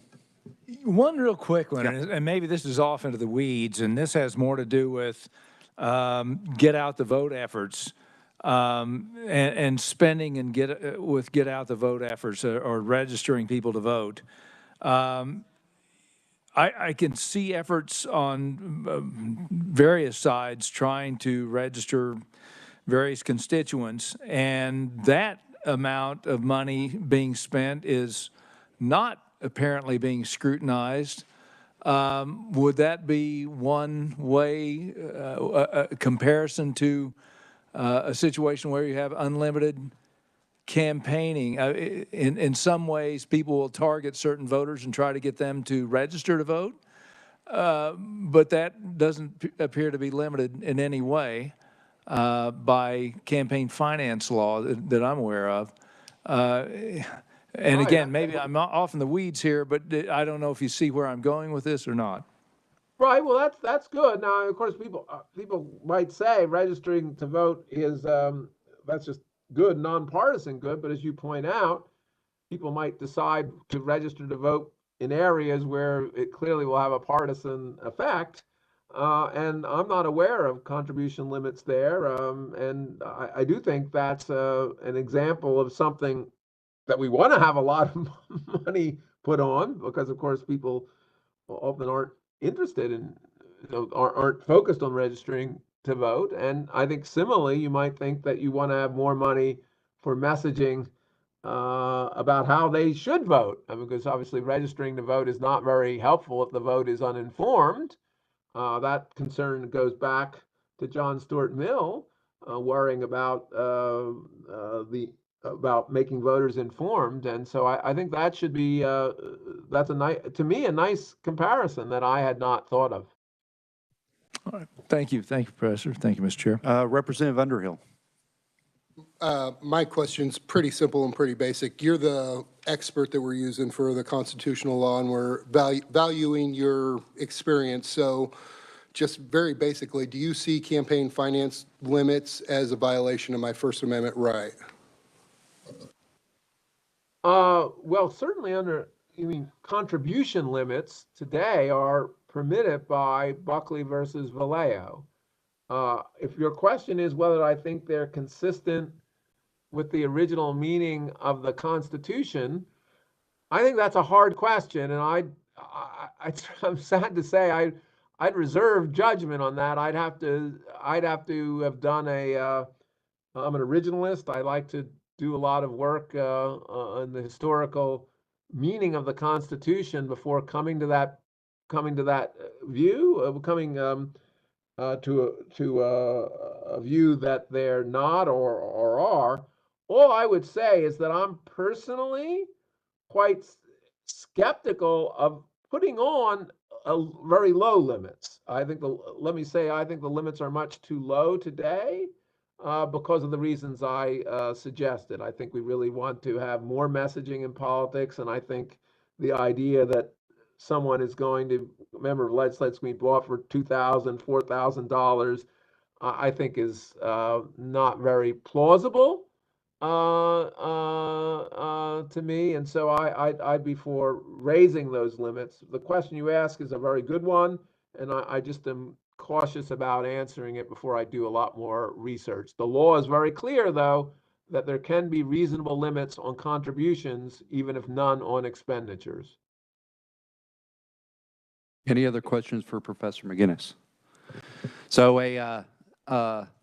I just heard that we can't break new ground here because Nebraska has no limits, apparently, and a unicameral legislature, if I'm correct. So those are probably some pretty expensive races. But any other questions? All right. Thank you, Professor McGinness. Has been very, very educational. I really appreciate you taking the time to talk to the committee. We were a little bit ahead because we were able to hear from a few of the conferees. So I'd like to take this opportunity to take a short break, and let's look at being back here at 10:50, 10 minutes before the hour. Give everybody a biological break here. Okay, thank you.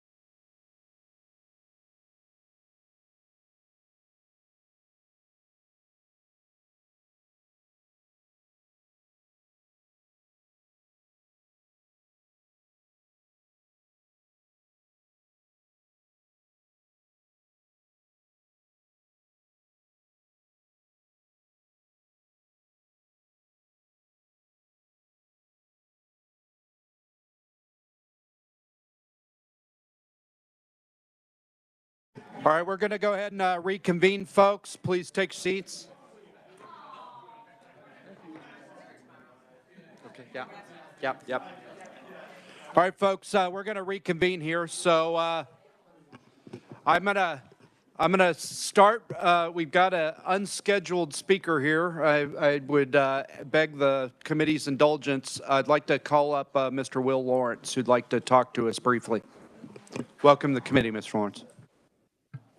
Thank you, Mr. Chairman. Appreciate the opportunity. I'm happy to be available throughout the next 2 days and appreciate the chance to address you now. I will take some of my notes I have here from listening to some of the conversation this morning and submit that in writing so you have that and conferees can have that as well if they're interested in hopefully my dull testimony. Will Lawrence, Governor Kelly's Chief of Staff. First, Mr. Chairman, I just want to commend you and the committee for taking a very deep dive into this topic in these discussions. I think the agenda that I've looked at is a very good one with a lot of substance. I think will be very helpful in trying to take a real look at these issues and make some good decisions. So I think that's really important. And I know we addressed some things last session that I think were helpful and moved the ball forward. And then we pulled a lot of things that needed a lot more work to this process. I think first thing I'd say is I think that this process is kind of, in some ways you think about it from a sporting event perspective, where everyone needs to know the rules. We all want to follow the rules, but you're all looking for that strategic advantage over your opponents within those rules. So everyone wants to engage in appropriate and legal behavior because, there's a consequence if you don't. And of course, the Ethics Commission has the unfortunate situation of being the one that's calling the balls and the strikes and making decisions.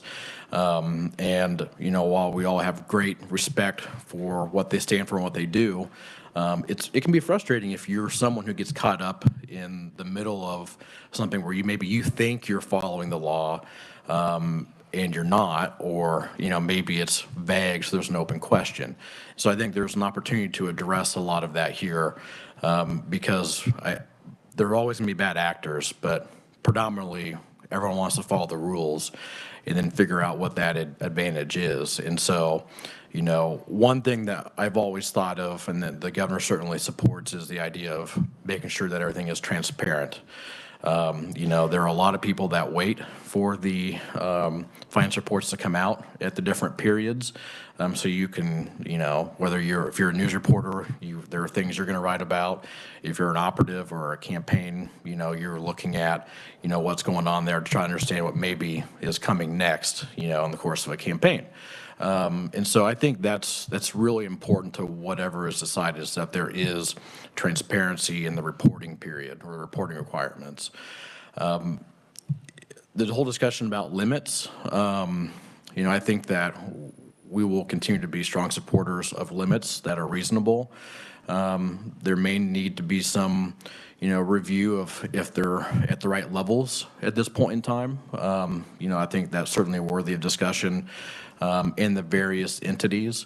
I found it very interesting, the discussion about political parties and what that looks like. No matter what you do, there are going to be, things that are good, and there's going to be some pitfalls. I do think, as I understand it, and I certainly have not been the executive director of a political party and hope that burden is never forced upon me, wouldn't volunteer for it. But I do think that there are some safeguards there, where you can do party transfers to candidates, but I don't believe you can do that during the primary. So I think that's an important piece of this, right? There may be people who want to get involved in primaries, either on the Republican or Democratic side. That's primarily done through leadership PACs or outside PACs. The party should be allowing that process to play out, and then whoever is the winner of the primary is who the party would choose to back, right? So I think about in that context would be important, and if there aren't enough safeguards there, if you do increase those limits for more party participation, there should be protections so that the party itself isn't picking, within a within a primary. There are other ways and avenues for that to happen, and it does happen. So I think that's important. And then, you know, I think when you get into the political party piece, you know, there are a lot of areas where I think federal law is very directive, maybe helpful, and maybe some areas where we want to be different in Kansas, and I think that's important to think about. Within the political party space, there's going to be, I think, a lot of discussion about the giving in the name of another statute. And I think that's another example where certainly respect the executive director of the commission and the commission's kind of view of what that means. I've always kind of thought about it maybe a little bit differently, but then again, I also think there's some semantics when you talk about that, because for me, I've always thought about that is making sure we're not concealing the source of the funds, right? I've never really thought about it in the sense of necessarily getting around the contribution limits, although I can certainly see where, you know, if I've already given $2,000 to my preferred candidate, and then I give $2,000 to John Smith, who also gives, you know, I'm concealing the original source, which is what I think of. You're also getting around the contribution limit. So I do see both sides of that. I think the big thing you want to think about from my perspective is you want to make sure we're not concealing the source. And if it's going through another entity that discloses, I think it's important to make sure that there's not an earmarking process where I can, you know, give $2,000 to my preferred candidate and then give $10,000 to the party, you know, who can then transfer it over. You know, I think you want to make sure that, that may happen, but the party needs to make that decision on their own. You can't have a situation where someone says, I'm giving you this $10,000 intentionally for the purpose of transferring it, and the party says, got it, yes, absolutely, we're going to take care of that for you, we're going to send the $10,000 over, right? At the same time, you have this challenge where I'm sure that anyone who's ever, you know, run for political office and been elected has had a situation where you've had someone support your campaign and then you voted a certain way and they've not been happy with it, you know, because they believed they were supporting you to support their issue and you didn't, you know, so their intention doesn't necessarily meet up with yours. So I think it's important to know that someone may give money to a party with the goal and desire for it to end up somewhere else. That doesn't mean it's going to, or that that is illegal if the party has not agreed to that and also doesn't do it. Or if they do it in a different way, it doesn't mean that that original intent was right. There has to be some sort of a meeting of the mind there, I think. So that's some things that I would point out on that particular point. But regardless of what the decision is, if the commission's view on that is adopted wholesale and that is the prevailing view, it should be in statute, so we all know what exactly that is and what the rules are. Because again, back to my main point, I do think that everyone engaged in this process wants to do it in a, way that is lawful. Because you don't. I do think I certainly hear the point that if you are subject to investigation by the Ethics Commission, there's a news story about that. That does taint you. I do understand that. So no one wants to be in that situation. That in and of itself is, I think, a pretty good deterrent. The idea of maybe changing the name of the Ethics Commission, just kind of the same thing with the court of law. You're presumed innocent until proven guilty, and they remind the jury of that every time, because in the court of opinion, you're guilty until proven innocent, right? So you can change the name. That might address it. It might not. I think the reality is we did a lot of good work in making sure the process is fair. And if we make clear the law so that the commission can apply that the way it needs to be applied and it's intended to, there's less question about it. And I think you're going to have you may have less activity by the commission, which I think is everyone's goal, including theirs. I think they would be okay with being bored and just doing the filing of reports and stuff like that. So anyways, I will stop there, Mr. Chairman. And like I said, I'll capture all this in writing so you do have it in writing. And I will be available for questions and throughout today and tomorrow as well. Does anybody have any questions for Mr. Lawrence right now? Mr. Vice Chairman. Thank you, Mr. Chair. Thank you, Mr. Lawrence, for being here. One question with regard to these investigations. They always get reported in the media, but the results are never reported. It's never so how do you walk it back? Do you have some sort of requirement that the commission does publicly disclose that X candidate did not violate, and so that there's some sort of a leveling of the playing field with regard to the media, which, as far as they're concerned, would rather have the salacious allegations than the actual result? Well, thank you, Senator. I certainly would probably defer to the director of the commission on that process because I know they communicate the decision. I do think that it may be intended for it to not be public, but it sometimes does become public. And I think that is a good question because, obviously in a court of law, those decisions are ultimately public and can be reported on. What the news media is going to do, of course, I think you and I can agree that we don't have any control over that, and they will. Some days I understand why they're interested, and some days I don't, but I don't make that decision. But I certainly understand your point. Yeah, thank you. Thank you, Mr. Chair. Any other questions for Mr. Lawrence? Okay, thank you again for talking to us. Appreciate it. Thank you. All right, so I'm going to try to resume our public comment period here.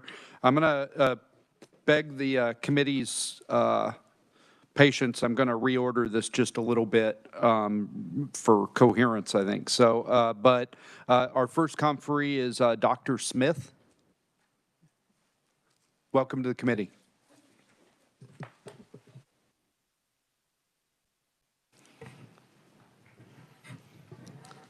Well, good morning.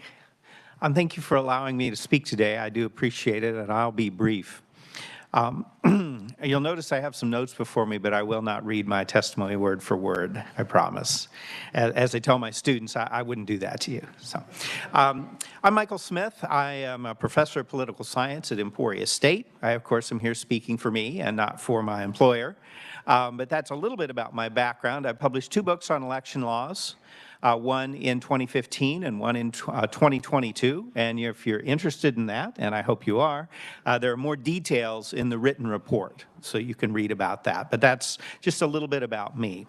Why did I come here today? Well, I'm concerned about a bill that was sponsored in the last session in the Kansas House. I realize that you're talking about new legislation, but there are some provisions of HB 2391 that I'm concerned about, and I wanted to bring those to your attention that you might take that into account as you think about perhaps writing a new bill for the 2024 session.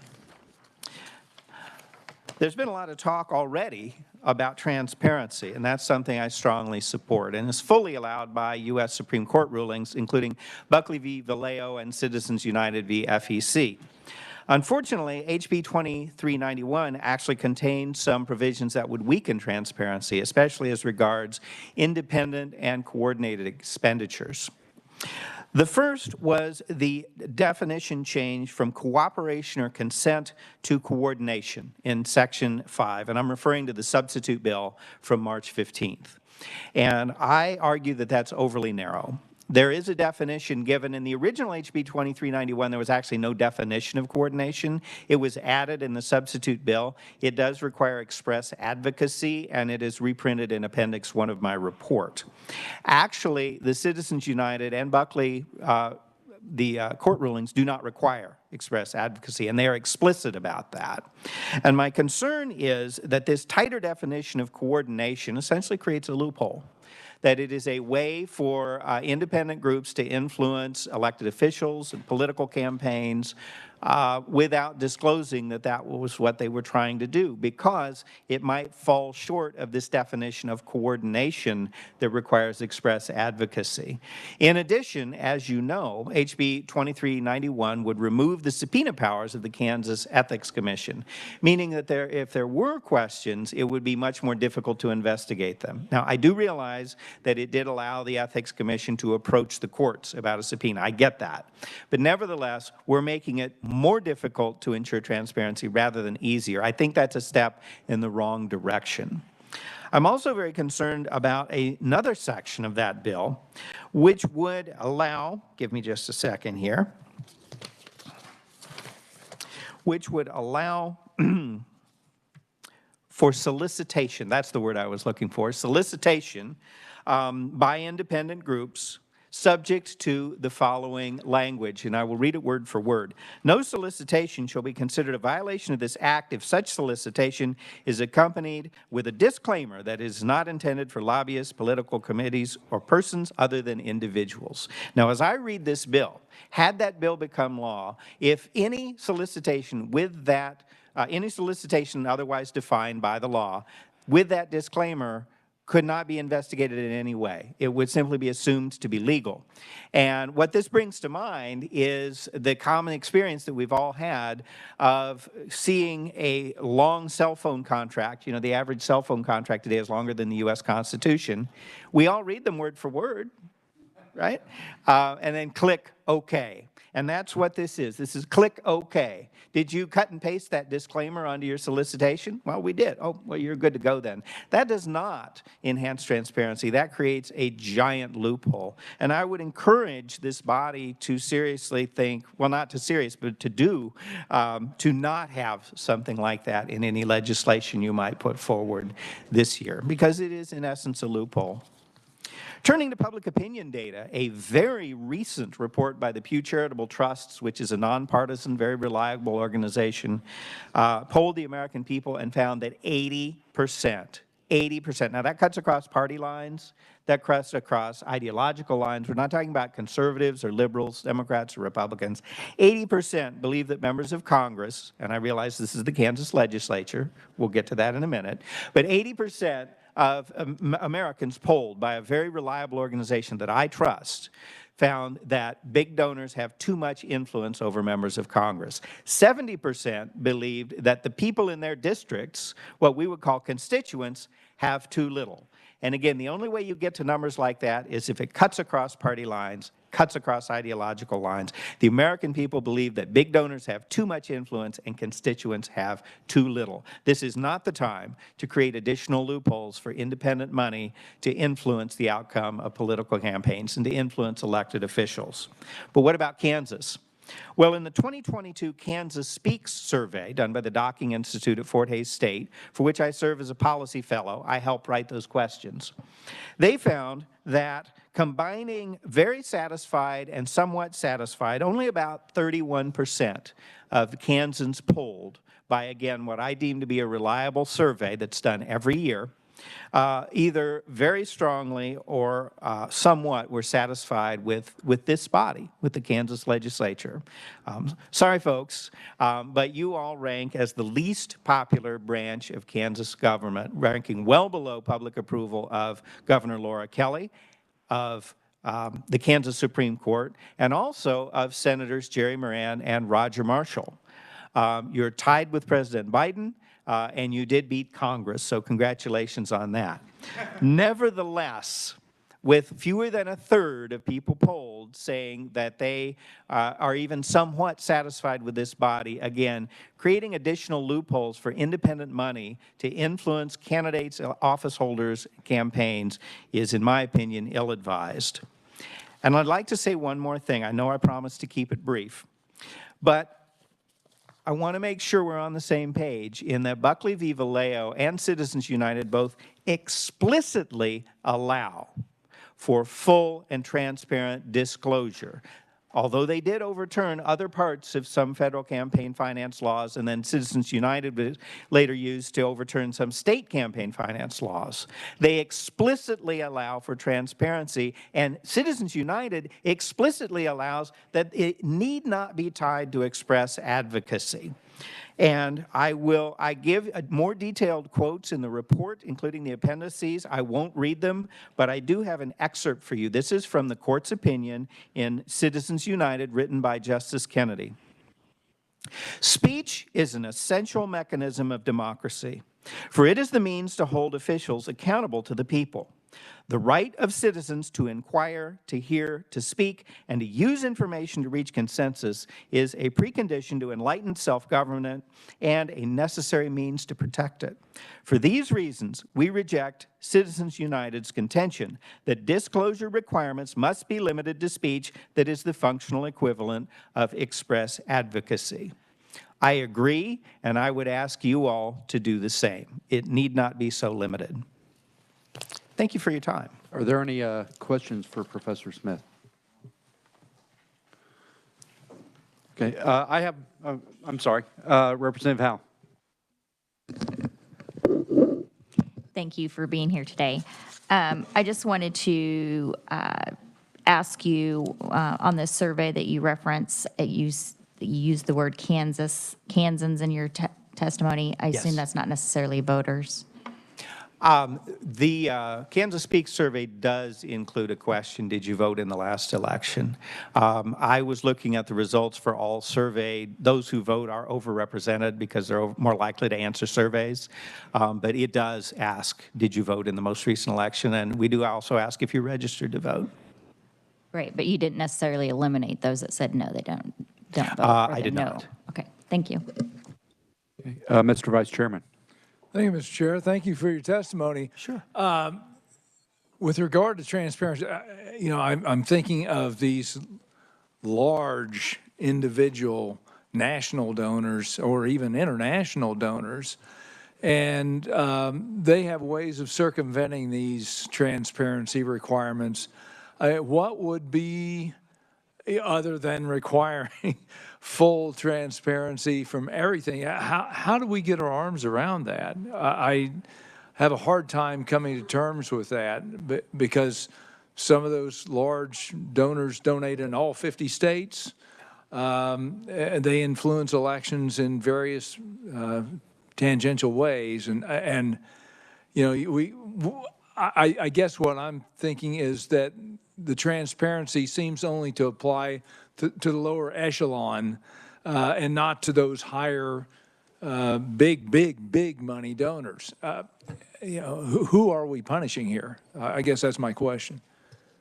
Well, I appreciate your question. There are absolutely entities that give huge amounts of money.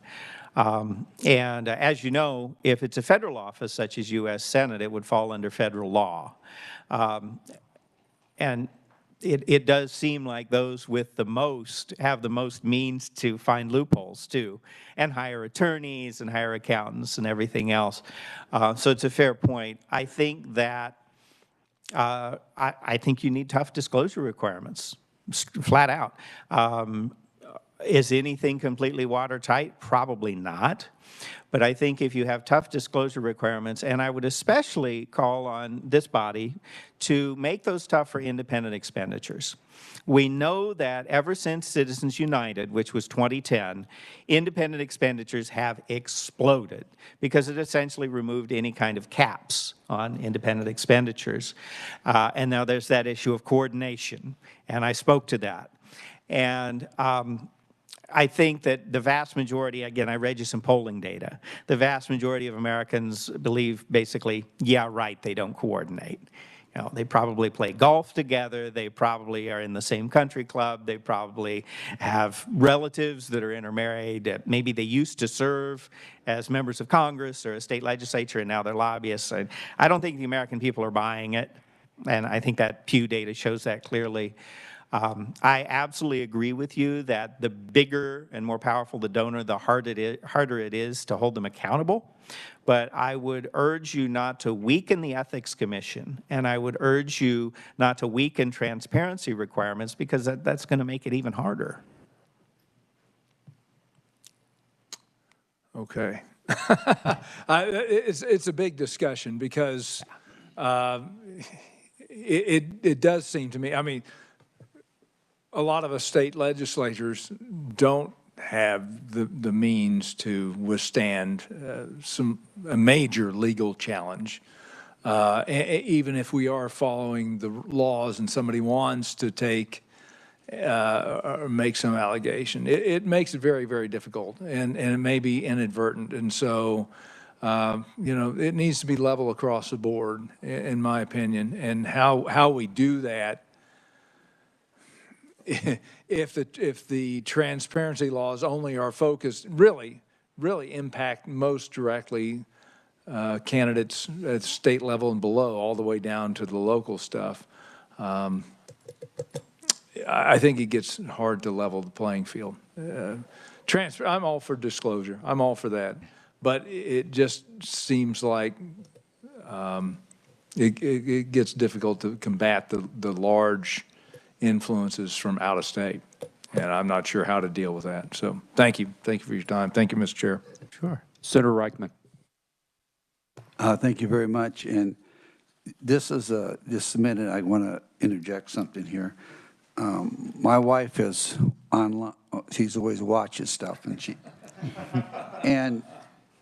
she said she can't get it. She just says we're still in recess, which is kind of good. I can do what I want to do, but but I thought that's for the tech people. I'll let them know that she can't follow it. But I do appreciate your testimony and your input you had in here. Thank you. Yeah. All right. Thank you, Professor Smith. Appreciate it. All right. Our next conferee is Aaron McCain from Campaign Legal Center. Is he with us or online? Okay, on WebEx. Can you hear us, sir? I can hear you just fine. Can you hear me? Okay, I can. Please go ahead. Welcome to the committee. Thank you so much for allowing me to speak today. My name is Aaron McCain, and I'm legal counsel for state and local reform with Campaign Legal Center.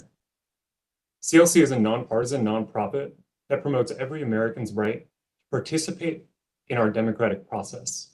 And I'm testifying today to highlight that strong campaign finance laws, which establish meaningful transparency for election spending and provide for effective enforcement, are both good policy for the health of our democracy, and they're plainly constitutional. First, I'm going to focus on the importance of these laws, and then I'll discuss how strong campaign finance laws advance Americans' right under the First Amendment.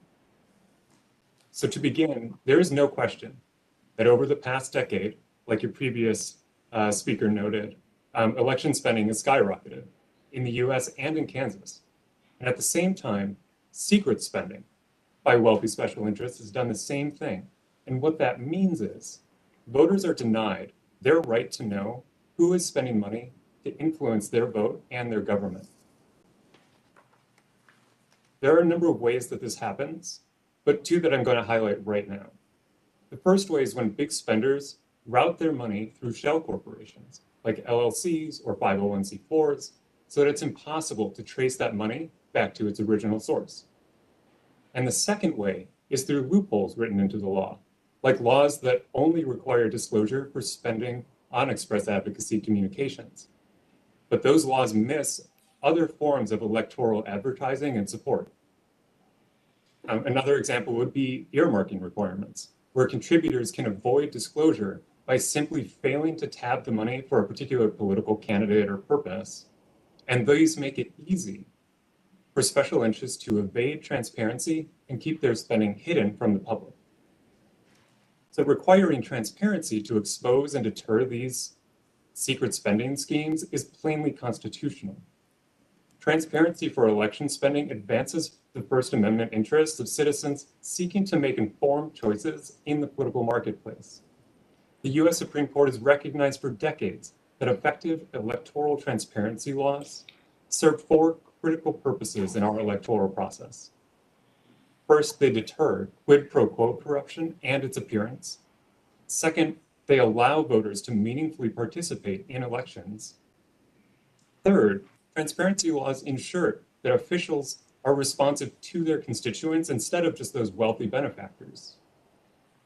And fourth, transparency laws assist law enforcement in detecting violations of other campaign finance laws, like coordination rules and contribution limits. And one thing I want to emphasize here is that the Supreme Court has made it clear the campaign finance disclosure doesn't limit speech. It doesn't set a ceiling on speech or prevent anyone from speaking. So following the Supreme Court's decision in Citizens United, everybody knew that electoral spending would skyrocket. The key piece of Citizens United, however, was that that rise in spending would be transparent. That's the promise in Citizens United that has gone unfulfilled. And I think we've already noted that a bit here today. Finally, I want to touch on the importance of empowering a strong campaign finance regulator. Transparency laws are only as good as their enforcement. It is crucial that ethics commissions have the necessary powers for administering and enforcing the law, because this helps strengthen confidence not only in the agency doing its job, but also in our political process by reinforcing the integrity of our elections. Now, the point I'd like to end on is that in reviewing Kansas campaign finance laws, there's no reason to limit yourself to looking just at federal laws for examples. In addition to your own expertise and your staff's expertise, other states are tackling these issues too, and they can provide excellent examples. Some federal laws, like coordination rules, haven't been updated in years, but other states have considered them more recently. And so just like this committee, states across the country are all looking at amending campaign finance laws as we respond to that flood of outside money in elections. I'm happy to assist the committee as it considers campaign finance laws in Kansas, and I welcome any questions you have for me. All right, thank you for your testimony. Committee, do you have any questions for the conferee? Mr. Vice Chairman. Thank you, Mr. Chair. Thank you for your testimony. One quick question. You know, I'm thinking about these television ads that I see for various candidates. Candidate X is a Martian that wears tinfoil hats, and it's paid for by so-and-so. A lot of these are ads that have no direct ties to a campaign. They may or may not be truthful. What kind of things do we have? What kind of lose my words here? What can we do to ensure that there's truthfulness in that third-party express advocacy? And because it may say, you know, something just completely outrageous, and then it's paid for by some out-of-state group. How do Kansans regulate that sort of thing? How do we combat untruthful advertising in that regard? You know, I share the frustration with untruthful advertising. I think we all are on the same page that, you know, regulating the truth of a particular ad is going to be pretty challenging. However, you know, we do think transparency is actually the key here, right? It's not enough for voters to get information that says, you know, this ad was paid for by Americans for Apple Pie, right? Like that doesn't give folks like meaningful information. And it's a way for those groups to hide behind, you know, these shell corporations, spend money without having to disclose who they are, and thus not be accountable, you know, in the political system, in our political process. The solutions to us are, you know, it's about transparency, making sure that when someone runs an ad like that, they do have to disclose their spending, and they have to disclose not just, you know, that they're the ones who are spending that money, buying that ad, but they also have to disclose where their money came from. And it's, again, not just that, like, you know, they got it from a 501c4 or an LLC, but you trace it back to the original source.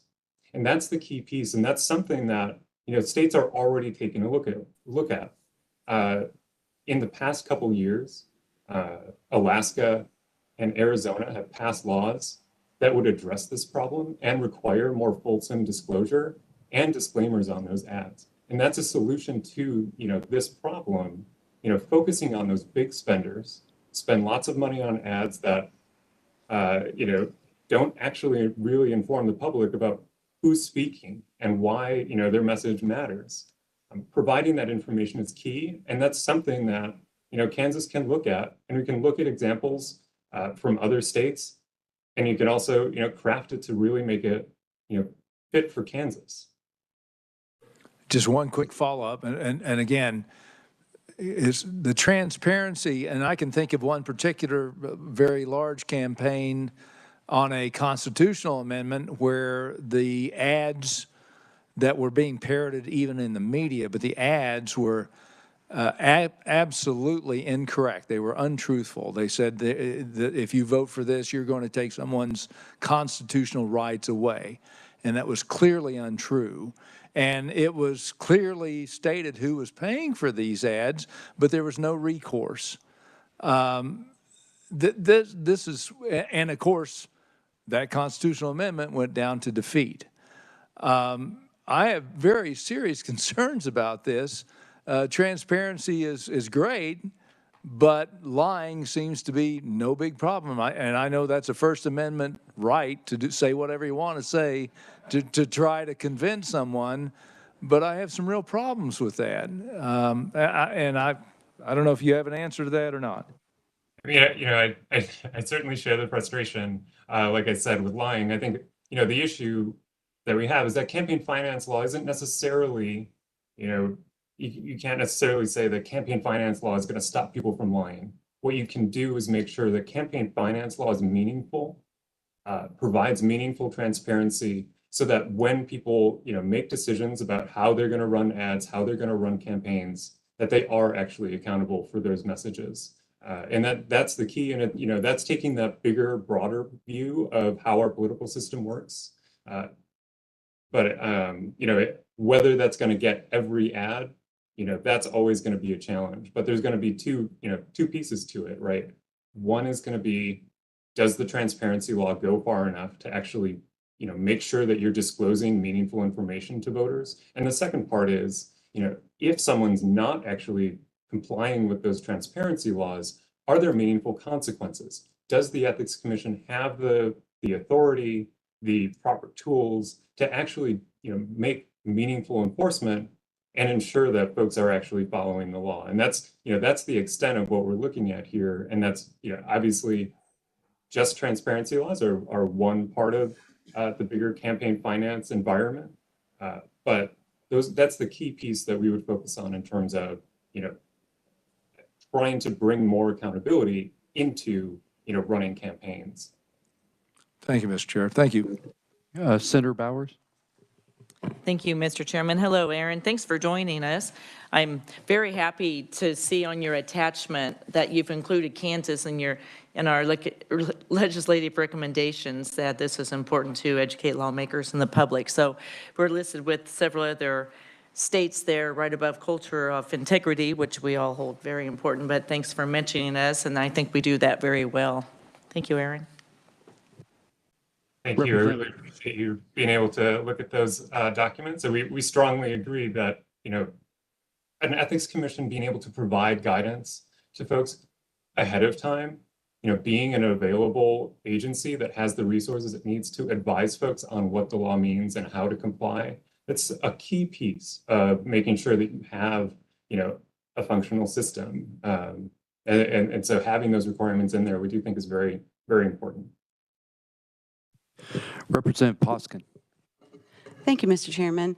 And to the Vice Chairman's point, lying and materially false statements are definitely issues in our elections. And I would like to direct the committee's attention to my bill, House Bill 2075. The short title is, it's an act concerning elections relating to campaign practices, requiring publication of signed statements of fair campaign practices, creating a cause of action for violations of such statement, and for making materially false statements. One of the things that we have the opportunity to do as candidates is sign a fair campaign practice statement. And I was super excited the first time I got one of those. I was like, of course I'm going to run the greatest, cleanest campaign ever. And then it got to the bottom of the letter where it said that these are optional and there is no enforcement. And so this bill would keep it optional, but it would require that the signed statements be published. Like, I don't know if you have signed one. I might not know if somebody else on the committee has signed one. And within that campaign fair practice statement, it does say that a candidate will call out a third party if they are making materially false statements or violating any of the fair campaign practices that they have agreed to. So I would encourage the committee to take a look at that and see how that might address the issue of, people being called Martians, which is materially false, I hope. Thank you. Neither confirm nor deny that. No. All right, any other questions for the conferee? Okay, seeing none, thank you, Mr. McKean, for your testimony. So just to give the committee a heads up here, we're running behind a little bit where I thought we would be, and I want to give all the conferees enough time to really talk, because the idea of this 2 days is to air out things that we don't have time to talk about in the heated session and an hour-and-a-half committee meeting. So what I'm going to do, I'm going to call one more conferee, and then we're going to break for lunch so that I can get everybody downstairs to the snack bar there, if that's what they want to do before they close. And then we'll come back. We'll take an hour lunch and come back. But the last conferee I want to call before lunch, and I hope that I'm not going to lose any of my conferees because of the schedule change. But the last conferee I'd like to call is Mr. Edward Grime.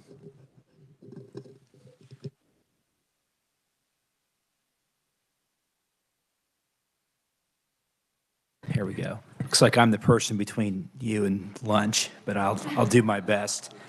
Well, thank you. So thank you very much for having me here today, and it's wonderful to see this happening in Kansas. I've submitted written testimony. I was going to largely adhere to that, but I've heard so much already, I'll probably depart a little bit.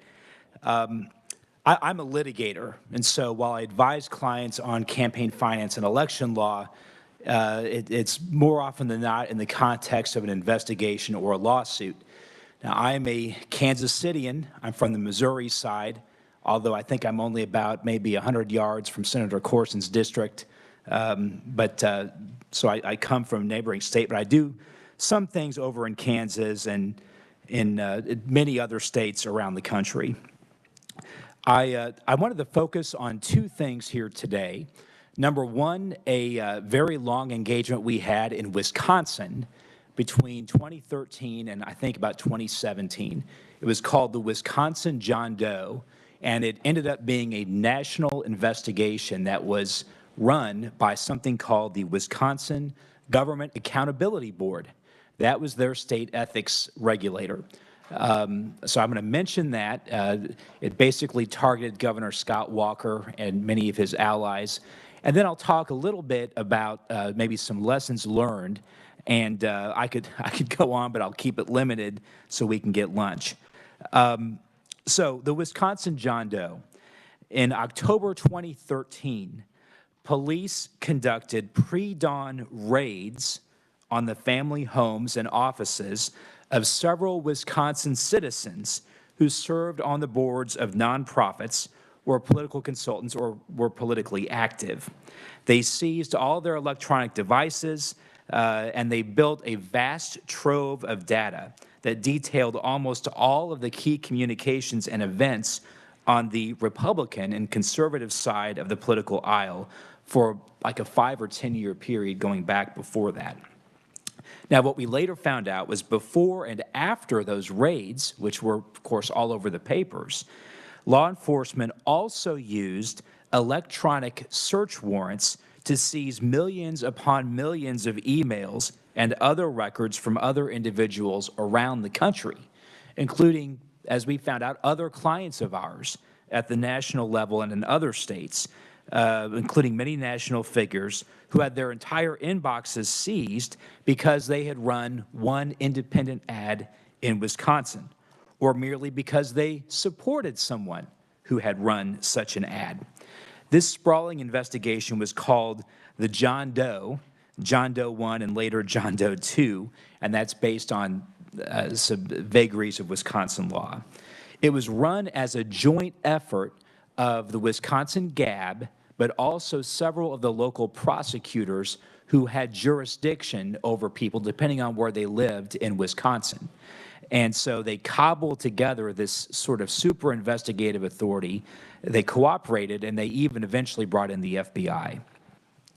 Now, irrelevant here, the GAB and prosecutors had developed a theory that considered any ad run by an outside group, so we're not talking candidate ads here, even if that ad never mentioned a candidate or an election, as an in-kind contribution to then Governor Scott Walker. Now, Wisconsin had recognized such a thing as coordination. I mean, most states that have contribution limits, even if they don't use the word coordination, they recognize that if you're too close to a candidate, what look like independent ads are going to be viewed as in-kind contributions. That's coordination. But in Wisconsin, because the groups running ads were 501c4s, by and large, and they banned corporate contributions to candidates, every single ad was immediately a criminal act, so long as you could argue there was coordination. Now, the problem is this. We're going back in the time machine, but the big issue in Wisconsin was some of the legislative efforts of Governor Walker. You might remember that some members of the legislature left the state to deprive them of a quorum. It was a big deal. And so a lot of ads started to be run about the underlying issues, issue ads. What the Wisconsin regulators said was, well, once a candidate, always a candidate. So Governor Walker had run, for election on this issue. He later faced a recall, which he won over his legislative efforts. But in the meantime, there were all these issue ads. So they said, well, this would support Governor Walker. This would improve his standing in the eyes of voters in a later election. And so we're going to view all these issue ads as having been coordinated with Walker because the people advising the C4s used to work for Governor Walker. And so that was the theory. Now, we didn't know that at first, right? Because you never know. When people come and raid your home, guess what? Those agents don't sit down and say, well, here's our theory. They don't do that. And so we eventually had to tease this out, basically probably by some tactical mistakes by the Government Accountability Board's lawyers and the prosecutors. We filed a special action and we learned what their theory was. And we said, wait a second, this is not covered by Wisconsin law. They said, well, it is. It is covered. Well, it was a vague law. It was a vague law. So ultimately, we had to take it to the Wisconsin Supreme Court to prevail. And the other side then came in with lots of national lawyers and money and tried to take their loss there and take it to the U.S. Supreme Court and get it reversed, and that failed. So one thing I want to point out, an important part of kind of what drove this was the staff of the Government Accountability Board. Now, I was able to depose all of the key staff, which almost never happens, but we found a way to do that. And the key staffer, I won't name him here, but he's the one that developed this kind of unusual theory. And we uncovered his internal emails in which he referred to Wisconsin voters as sheeple. He said that disclosure wasn't doing the trick, even though people could see, where the money was coming from, that, irrationally, in his view, Wisconsin voters were still supporting Governor Walker and still supporting these terrible policies that were going to ruin Wisconsin. And so in his view, the Government Accountability Board needed to step in and sort of guide the sheeple in the direction that they needed to go by sort of creating these crimes. And, this was basically admitted in deposition. He even went on a partisan radio show to talk about it. So, look, that was a worst-case scenario. And I don't think that could happen in Kansas from what I know of Kansas, but there were some flaws in the structure of the Government Accountability Board that could be revisited here. One problem was that the GABS board was made up of retired state court judges. Now, I know you don't have that here. You've got a board that's separately appointed by different officers. But they were all just assumed to be nonpartisan. And the problem is that it wasn't. I mean, judges did have their own political views, and because you couldn't question whether they leaned one way or the other, they were able to sort of hide behind that mask. The other issue is, the board sort of hired staff, and then there was really no oversight of staff. And so all the staffers were sort of on the side of one political party. And, you can guess what that was. the board really deferred to those staffers and rubber stamped their theories without looking really hard. And again, these were judges. These were people who are used to making these calls, and they let a lot of it by, although we later learned a few of the judges had raised issues and were just outvoted. So, you know, I think that's a concern when you look at the structure of your ethics commissions. I also wanted to make a point, because if it's not obvious, I almost always represent, I would say always represent either conservative or Republican clients. That's how my area of law is. People don't really represent both sides. So I understand there'd be a concern that, you know, I'm viewing this from a partisan perspective and you're not getting the full testimony, a fair shake here from the other side. But I want to say this. This same phenomenon happens in conservative states as well. Neither party has a monopoly on virtue. Neither party has a monopoly on vice. And so, you know, in conservative states, which you might see, and I've got a case like this now, I can't give the details about it, but, you know, problems arise in a primary. And so the same kinds of problems you see in a general election, maybe in a more competitive state, in a Republican state, you'll see one side turn on the other as a result of the primary, and the state campaign finance commission might be friendlier to one or the other candidate, and you will see them pursue, in fact, in a state right now where they don't really have a definition of coordination, they're pursuing an absurd theory against a client of mine who was a Republican primary candidate. And you know, it can happen anywhere, is the point I want to make. It's not a partisan issue, it's an issue about power. The other thing I want to mention is just, especially in Kansas, this is unique in that you have relatively low contribution limits here. And so I'm going to call, you know, your campaign money hard money for purposes of this discussion. That originated really with federal law, but we can speak of the same thing here at the state level. When I have a U.S. senator or congressional client who gets in trouble, there are resources there to defend them before the FEC. It is very different in a state like Kansas, where you're not raising ultimately a lot of hard money for your legislative campaigns.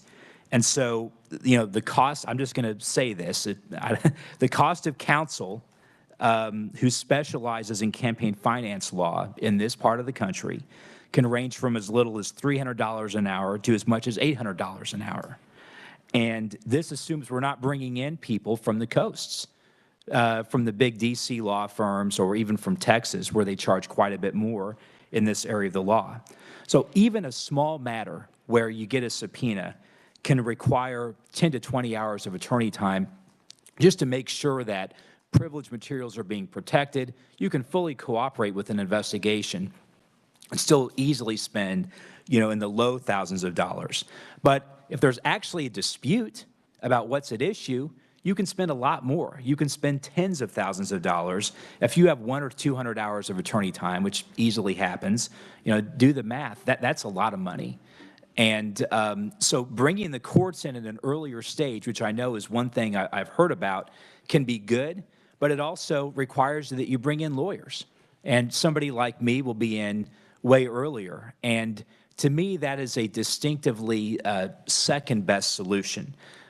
What you want to do is bring lawyers out of the process as much as possible. And I'm not worried that I'll run out of work, because I know there will be plenty. But what you want to do, you know, you want to take away the option from a campaign finance enforcer of basically bankrupting a candidate. And there's another issue here I'll come to in a second. But you want to take away the option of bankrupting a candidate just by issuing them a subpoena, just by threatening them. It doesn't matter if they've got a meritorious defense. So you want to take that out. And one way of doing that is making the laws clearer, making certain positions, taking them off the table. The other thing that you know, I think it's debatable, but I've heard arguments that personal liability for candidates can be on the table where there are civil penalties and there's not enough money in the campaign accounts. And again, crushing personal liability is a serious threat, and it's a big problem, aside from, just having to pay for lawyers. So I'll leave it there. There's so much more I would like to say that I could say, but thank you for your time. And I'll also say this, if anybody has questions as you bat around these ideas, I'm always happy just to pick up the phone and answer any questions or give you some ideas. Thank you very much. What's the cost per hour on that? That'll be free. If you call me, it'll be free. Yeah. Okay. Yeah. Are there any questions, committee? Mr. Vice Chairman. Thank you, sir, and thank you for your testimony. It sounds to me like the clarification of the coordination seems to be the big focus. Would you say that's correct? I would say that's the area where any candidate in almost any race can get in trouble. Okay. Yeah. And I would also say that, I think I concur that the federal standards are they're relatively clear and they're a good way to go. But bear in mind that they cover more speech than Kansas law does currently. So I wouldn't recommend wholesale adoption of the federal standards. Okay. Thank you. Senator Kouser. Thank you, Mr. Chair. This is kind of more of a comment. One of the things, my sense is that Mr. Grime is right that our campaign contribution limits are relatively low. One of the things I'm hoping we can get, maybe tomorrow, I see it on the agenda, is what are 50 states doing? What are the limits in other states, both in terms of giving to candidates, giving to PACs, and giving to parties? I just kind of wanted to put that out there, that'd be really helpful information. I'm hopeful that we'll get that tomorrow, because my sense is that he's right, but it'd be great to have some hard numbers to see kind of what our limits look like as opposed to comparable states. So our heroes in legislative research have read your minds. Awesome. We will be Thank you. looking at that Thank tomorrow. you, Mr. Chair. Any other questions for the conferee? Senator Bauer, sorry. Yes, thank you, Mr. Chair. And actually, a question to you. Do we have a list of the federal standards, the federal law that are the standards we've been talking about in our packet? We don't right now, but we will put that together so that we can look at that tomorrow. So, okay. Thank you, Mr. Chair. So I have a question. You've litigated a lot of these cases. And, I absolutely agree with you. There's this, sometimes the investigation can become the punishment just because of financial cost and the stigma of an ethics, you're being investigated by ethics. What is the impact that you've seen on active campaigns? If you're getting subpoenaed in the middle of an election year and you're in an active campaign, have you seen it have kind of a thumb on the scale impact on the actual execution of campaigns? Yes, I mean, it's disastrous because, the lawyer will usually ask for a retainer, and suddenly it's like, well, gosh, we were going to run mailers next week. And it is literally a choice between, do I pay counsel to defend me, or do I finish this out? It is an impact on the campaign, and it's irrespective of whether there's merit or not. One other thing I'll say is coordination is especially a rough one, because the evidence that you've got to look through to establish coordination is basically everything, because you've got to look at what all the candidates' plans were, who they communicated those to, and then what that person might have gone on and done it with. And so the way to find a violation, it's really hard to cabin that. And so a lot of the time and lawyers' fees get spent on just document review, which is unfortunate. Mr. Vice Chairman. Thank you, sir. And this may be a very broad question. Feel free to tailor it down a little bit. But you talked about the personal liability. Where does that come into play, and how often? And where does it cross over the line between a campaign's liability versus a personal liability? Right. And I can't go much further on that question because I've got to study it more myself. In fact, I was rather surprised to see it recently. In some states and in some areas of the law, it's pretty clear what is a campaign liability and what is personal. But in Kansas, my understanding is if even a civil penalty is levied, that can be levied against the candidate themselves, and they don't have the protection of the campaign. They can't just say, well, that's a campaign expense. If there's not enough money in the campaign, then the campaign is bankrupt. Instead, it's them individually. And so I think that's an important point. I wish I could cite line and verse, and maybe somebody else in this room can. So an umbrella policy is probably a good idea for a candidate. Well, there's oftentimes exclusions under those umbrella policies for things like that. So not to scare anybody here, but it is frightening. Thank you. Yeah. All right, committee, any other questions for the conferee? Okay, thank you, Mr. Grime. I really appreciate your testimony. Thank you for being here. Thank you. So, committee, we're going to break for lunch and come back and resume public comment. Let's be back here at 12:50, 10 minutes before 1 o'clock to resume. That gives everybody a chance to run downstairs and get something to eat. All right, we are in recess.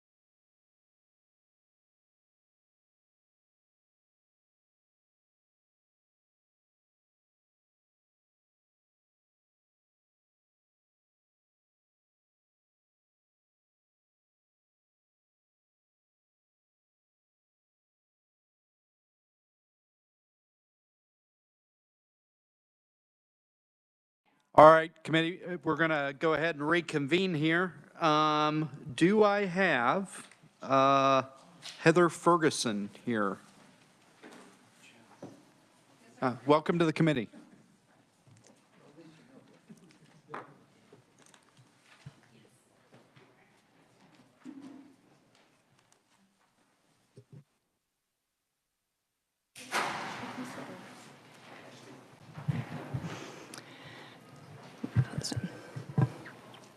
Good afternoon, everyone. Chairs and members of the committee, my name is Heather Ferguson, and I am the Director of State Operations for a national organization called Common Cause. We have been around since the 1970s, started in Washington, D.C., under the Nixon administration. John Gardner, who was working for Lyndon B. Johnson at the time and later became a cabinet secretary, had looked around and said, it seems like everyone up here has a lobbyist except for the people. And so he formed Common Cause to be the people's lobby. We currently have 1.5 million members and 36 state chapters with almost 10,000 members here in Kansas. I am currently based here. I just moved here from New Mexico. I just moved back to my hometown of Overland Park, where I graduated high school. And it is a wonderful and lovely place, and I'm excited to be able to also participate now in the Kansas legislative process as an adult, because I moved away right after high school. I was reviewing some of the campaign finance laws that you've been working on, and as a little bit of background for me, we are a national nonpartisan pro-democracy organization. While we work in these states, what we do is we work with state houses on things like campaign finance reform, ethics commissions, and in my tenure working in New Mexico, we created the State Ethics Commission for the state of New Mexico, as well as spending about 10 years until we finally reached a final draft of doing campaign finance reforms in 2019, which I helped draft both of those laws and put together. So I have a little bit of expertise when it comes to the fields of campaign finance, and especially when it comes to the great work that I think is possible to do here in Kansas. I think that we have seen over the last year and some of the bills that were introduced could potentially roll back some of the protections that I believe the public does not want to see. As you see in my written testimony, we talked about some of the reforms that we've been able to move in many other states. One of the most recent victories that we had is last fall in Arizona. The voters passed a Voters' Right to Know Act. The people want to know as much as they can about who is paying to influence their vote, who is paying to influence their opinion, who is behind ballot messaging. And the people want to know, usually beyond what we can even constitutionally allow to be required for reporting, they want to know down to the penny when we have done polling in other states. In New Mexico and consistently in other states where we are working in Nebraska, in Texas, voters overwhelmingly between 80 and 95% always say that they would strongly support a candidate who strongly supports campaign finance disclosure and transparency because it helps them to build trust. I cited a study from Pew Research Group, who has been conducting and collecting data since 1958, that shows, as Professor Smith also mentioned, that the public right now is at its absolute lowest when it comes to having faith in government. And that goes at every level, at the federal level, down to the state level.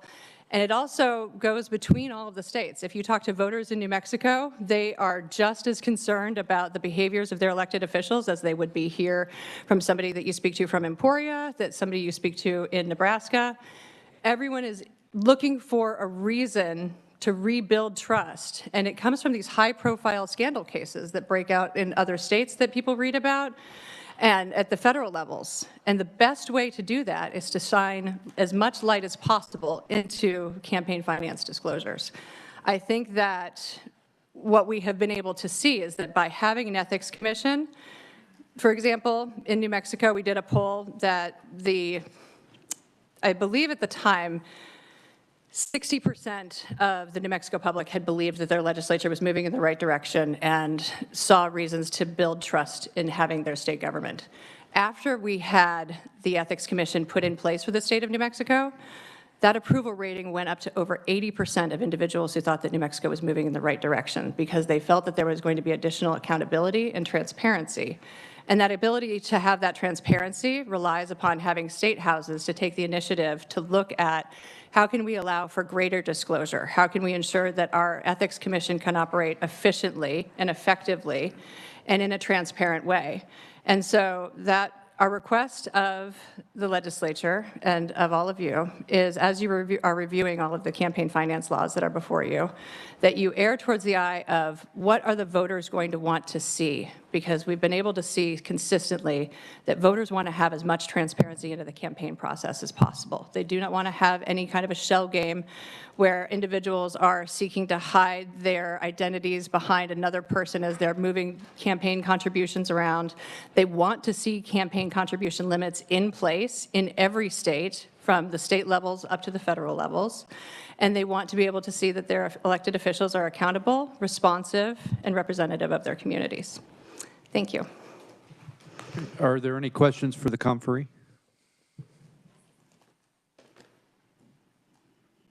Okay, All right. thanks so much. Thank you very much. You hit all the points, apparently. Nobody had any questions. All right. Our next conferee is Jeffrey Jackson. Welcome to the committee, sir. Thank you, and thank you and for everybody for letting me come up and talk with you today. So I am Jeffrey Jackson. I am the interim dean and a professor of constitutional law at Washburn University School of Law. And I'm not going to talk for a long time, or I'm going to try not to talk for a long time, but I'm a law professor, so your mileage may vary. But actually, you heard from Professor McGinness this morning, and I generally agree with him on pretty much everything that he said. That's not unusual. In fact, he and I are co-authors in a book where we're arguing for more economic rights and greater constitutional protections for economic rights. So we've been on the same side a lot of the time. But really what I wanted to come up here today and talk about is kind of the idea of expenditures versus contributions, why you have limits on one of them and not the other, and how that works with the constitutional right of free speech. So we know that really when you're talking about money, money does equal speech in a couple of ways. It first makes speech possible. That is, you can get to spend money for campaign ads and things like that. But it is also, when you're giving money, you're actually sending a message with them, right? The money is actually the message under the First Amendment that you're trying to do. And what you're saying with that message is, I support, or I support this. So the reason, if you think about expenditures, the idea behind expenditures is that you have an audience that you're trying to reach, and that's what the First Amendment, how the First Amendment works in this space, is that you have an audience you're trying to reach. You're reaching the general public, and what you're telling the general public through your independent expenditure is, hey, this candidate is really good, or this issue is really good. I am speaking to the public, and they're my audience. They're the ones I'm trying to reach. And in general, the way the Supreme Court has looked at this is that, therefore, there shouldn't be limits on that, right? There should not be limits on expenditures, because that reduces the amount of talking you can do to get your message across, right? So I can say tomorrow, I'm going to pick on Senator Bowers because I know her, and let's say I admire Senator Bowers, which has the good fortune of being true as well, because we're both small-town Kansas kids. But the point is, I want to let people know that I admire Senator Bowers and that they should do something, right?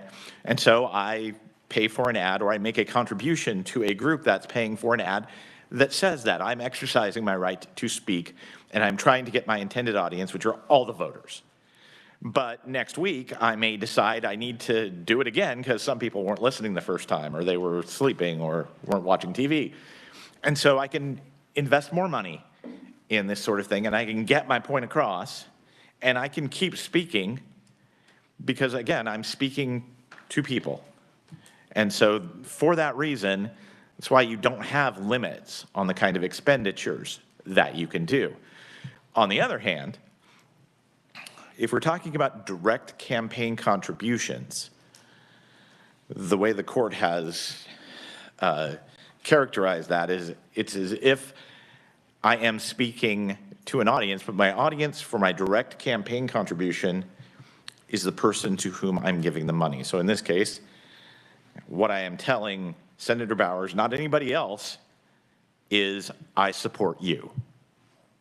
And what the court has said is you can put monetary caps on that because it doesn't hurt the message, right? The message still gets across. The message says, my message is to one person in the intended audience, the candidate, and it's saying, I support you. And I think you're good. So in that kind of situation, you don't have the problem that you might have with expenditures where you're stifling my political speech if I can't speak on 153 topics that I want to speak on, right? Because right now I have that right. I can speak on 153 different topics, support candidates, all of that. I just know that, you know, that stuff is unfettered, but the actual communication to the candidate itself, themselves, I get to say it, and I get to say it once for caps. And the reason, and that's kind of the reason why there's a slightly lesser protection. It's not a tremendously lesser protection under the First Amendment, right? It's strict scrutiny versus intermediate scrutiny, which is less. But it's a slightly less protection for things when you're talking about direct political contributions. Now, that doesn't mean that you can just willy-nilly regulate political contributions you know, at any way you want to, because there are two basic things. One, there has to be an important governmental purpose that you're serving there, and the one the Supreme Court has said, well, this will work, is that trying to reduce the opportunity for quid pro quo or for, or even, you know, the appearance of quid pro quo, which leads to problems, people's losing faith in the system. So you've got to have that, and the contribution limit cannot be so small as to not, as to where your contribution can't be meaningful, right? Because the thing they're worried about is that if you make the individual contribution limit too small, then what you're going to end up with is a situation where the incumbent is going to win just by virtue of incumbency because you can't garner enough, a challenger couldn't garner enough support to be able to do stuff. So they have to meet those limits, and that's kind of one of those devil in the details, how do you thread that needle? Because what's the problem with say, doing away with caps on contributions? Well, the problem is a couple-fold, right? There is a quid pro quo problem and an opportunity, especially the quid pro quo problem happens a lot when you have one individual donor that's contributing, you know, the greater part of the war chest for the campaign, right? And that tends to be a bit of an issue because, right, it's going to be one of those things where that donor might expect something for that, or the person might feel obligated to do what that donor wants because the donor's like, hey, nice race you ran. Be a shame if something happened to it. You know, I mean, that's really what we're trying to avoid, right? And the other thing we're trying to avoid is the appearance of that. And that can be an issue, hearkening back to Senator Bowers, see, putting her on the spot for everything. But there's a big difference between me giving money to an organization that says Senator Bowers is great, you should vote for her, she's doing a great job, you know, the stuff she stands for is great, and me going, here's a 20, right? I mean, it looks bad, and it could cause, you know, assuming we're going to require disclosures, it could cause people to lose faith in the system. Oh, well, they're just taking things like that. So but those are the reasons that we have those sorts of things. And those are the reasons why the First Amendment works the way it does in these situations. We're all talking about what's the intended message, who's the intended recipient of the message. And that's why I think as long as they are well drawn, i.e. they meet all of the constitutional requirements of being, enough, the limits are set high enough where they don't cause a constitutional problem, I think that they serve a pretty important part in our democratic process. And that's it. Are there any questions for the dean? Yeah. Or for somebody else. Thank you, Mr. Chair. I thought you said for me, and I was... No questions for me. Yeah, that could be bad for both of us. Thank you. Thanks for being... So when you talk about speech, would you say that the speech part of it is all equal, whether it's speech coming from a PAC, an IE, or a candidate? Or would you, within that strata of speech, and you talked about why we don't put limits on expenditures, would you say that the highest form of speech within that is speech that comes directly from a candidate, because that is sort of the candidate, him or herself, communicating their message directly to the people who can then vote for them? Should that within our system have the highest of high priorities, and then everything else is maybe slightly lower than that? Or would you say, no, candidate speech is really no different than speech coming from an IE, because it's all speech and speech is speech, and we shouldn't limit expenditures from any of those for that reason? Yeah, and I think I would fall on the idea that speech is speech here. I mean, obviously, the candidate has a message, and that message is vote for me because I want to do X. But I have a message in that situation, which is I want you to vote for that candidate. And I think those are equal, right? Which is why I think one, well, and I say I think, the Supreme Court thinks, which I guess is more important for some unknown reason, but the Supreme Court thinks that that's why you can't put limits on a candidate self-funding, right? Their thing, because that's their speech. And so the idea is, I think they're all, everything we're talking about here is speech. Everything we're talking about here is valuable. Everything should have the same ideas in the First Amendment. The only reason that we care about the only reason contribution limits are protected less is because of the audience they're trying to reach. Mr. Vice Chairman. Thank you, Mr. Chair. Thank you, Dean, for being here. Appreciate it. And to dovetail on Senator Corson's question, really, and your answer in that speech is speech, and to me, expenditures and contributions then are almost equal, because a donor, no matter whether he gives $50 or $500, expects you to do what they want you to do.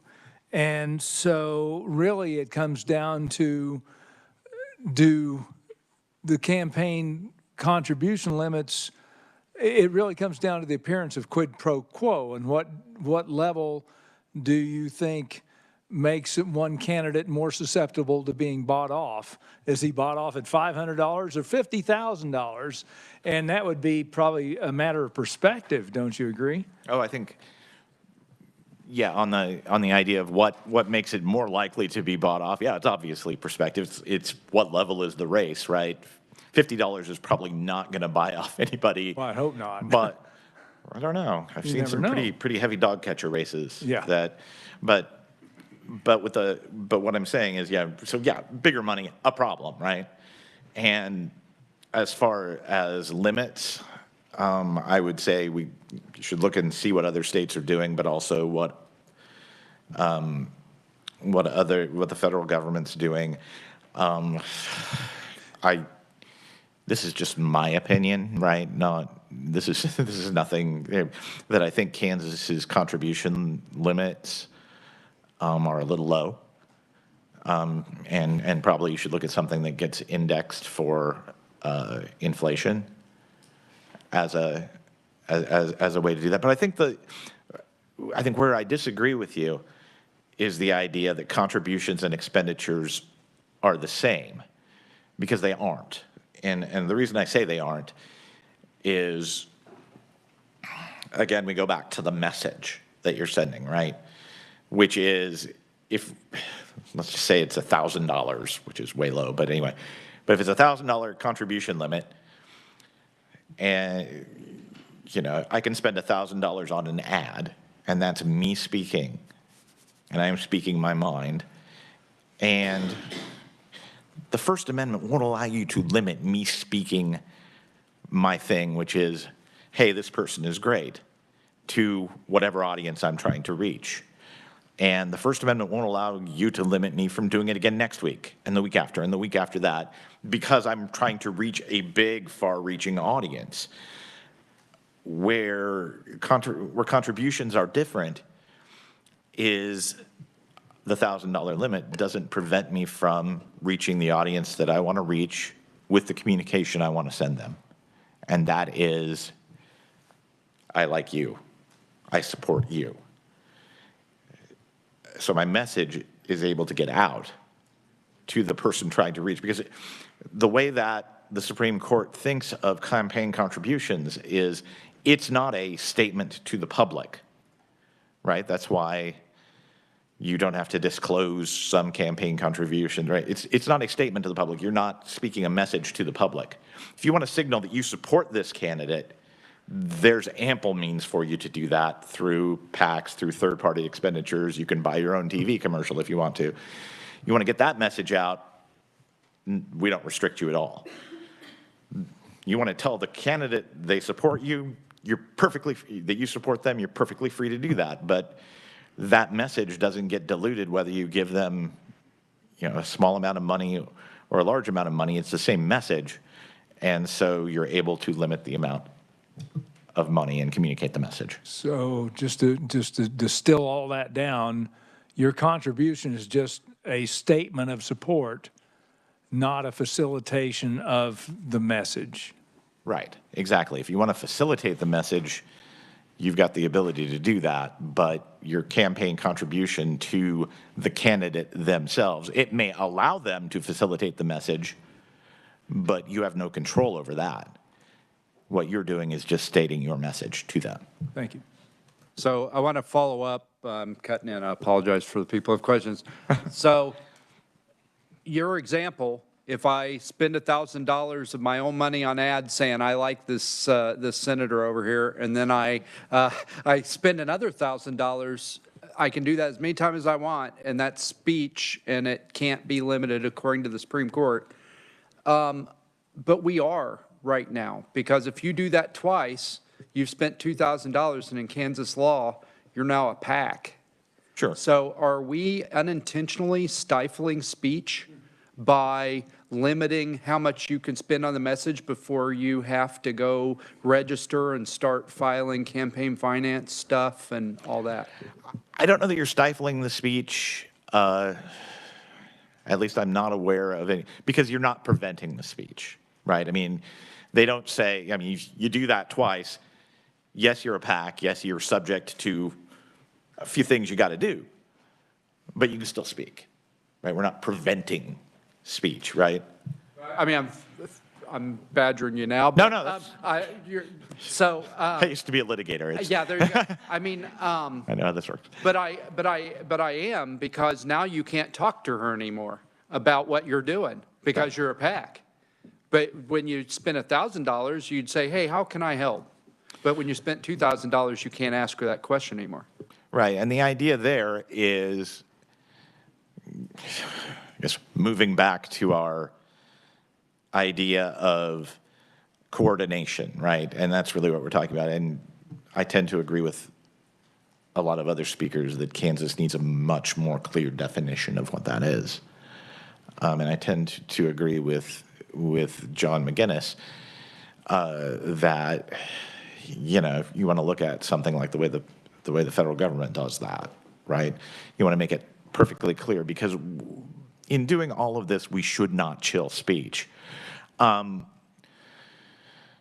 But the idea of coordination, right, is that you're not somehow turning what is an expenditure into a contribution. And the only way to do that, right, the only way to do that is to keep some level of distance, right? Because again, if you think about it, one of the reasons that the Supreme Court has said that it's not, that expenditures are not likely to raise quid pro quo problems or even the appearance of quid pro quo problems is that coordination. In other words, they said, you know, it's different than you telling the candidate, hey, I support you, here's some money. It's, oh, that person supports me. And of course the candidates know that they're probably supporting you with money, but it's not a direct thing, and that's really what the court has said. Representative Berquist. Okay, I'll try to be brief. Thank you for being here. This is maybe on the other end of the spectrum, but the surveys that I've heard a survey maybe that 80% of the people want more transparency, and maybe some other qualifiers that say we need maybe corporate involvement or PAC involvement, more accountability. But what about the other end of the spectrum? If a survey, and in theory, if a survey was given that said I believe that for transparency that any contributions that are made for a candidate should be reported for who it is, would people as a whole, would they say 80% of them say absolutely because we need transparency as far as where this impetus is coming from? And so I'm saying, is it the same story no matter what the size of the contribution, or is it only when it's bigger than what I give? It's a good question. One, on the we need so first answer to your question about the survey, which is one, I'm not a political scientist, and two, surveys have nothing to do with the Constitution. I mean, that's where my wheelhouse is, right? But I think the idea is that you know, were it up to me, I'd say disclose everything, right? I'd argue for maximum transparency. But I can see where you could maybe not have to do that for smaller contributions, just because those small contributions don't raise the same concerns to democracy that larger ones do. But again, all those are dependent on the race, right? I think even a $1,000 contribution in a presidential race isn't going to do anything, but it could be very important in a city commission race. So I guess my answer is, for even bookkeeping purposes, you can have a limit, right? So you're not disclosing $10 that you give, but in general, I favor transparency.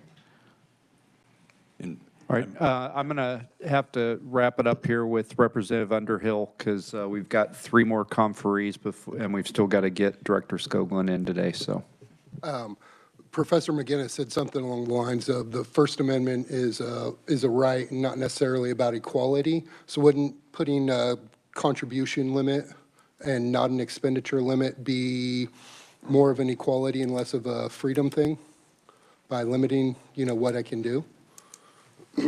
Sure, because both are governed by the First Amendment, right? So what I'm saying is you can't, but of course the First Amendment has never been, right, an absolute. That's always the way the rights work. And the expenditure limit actually, I'm gonna use the Supreme Court's, the way they talk about it, right? The expenditure limit is a problem because it reduces the amount of speech available, right? And a contribution limit is not a problem in the same way. Not that it's not a First Amendment issue, right? That's why it gets intermediate scrutiny, but it's not a problem in the same way because it doesn't reduce the amount of speech available. My speech to you, I support you, still gets out. It's my speech to you, because that's the intended audience for contributions, or it should be. That's how we need to think about contributions. It's not, I'm going to contribute $500 to your campaign to show so that other people will know that I support you, right? Because they may or may not ever know that. It is that contribution money is me telling you, the candidate, whereas the expenditure money is me telling the world. And I think there probably should be greater disclosure requirements for expenditures than there are for contributions. I think that's pretty clear because, with the expenditure, you're basically trying to tell the world your view. And with a contribution, you're really it's just you and I talking.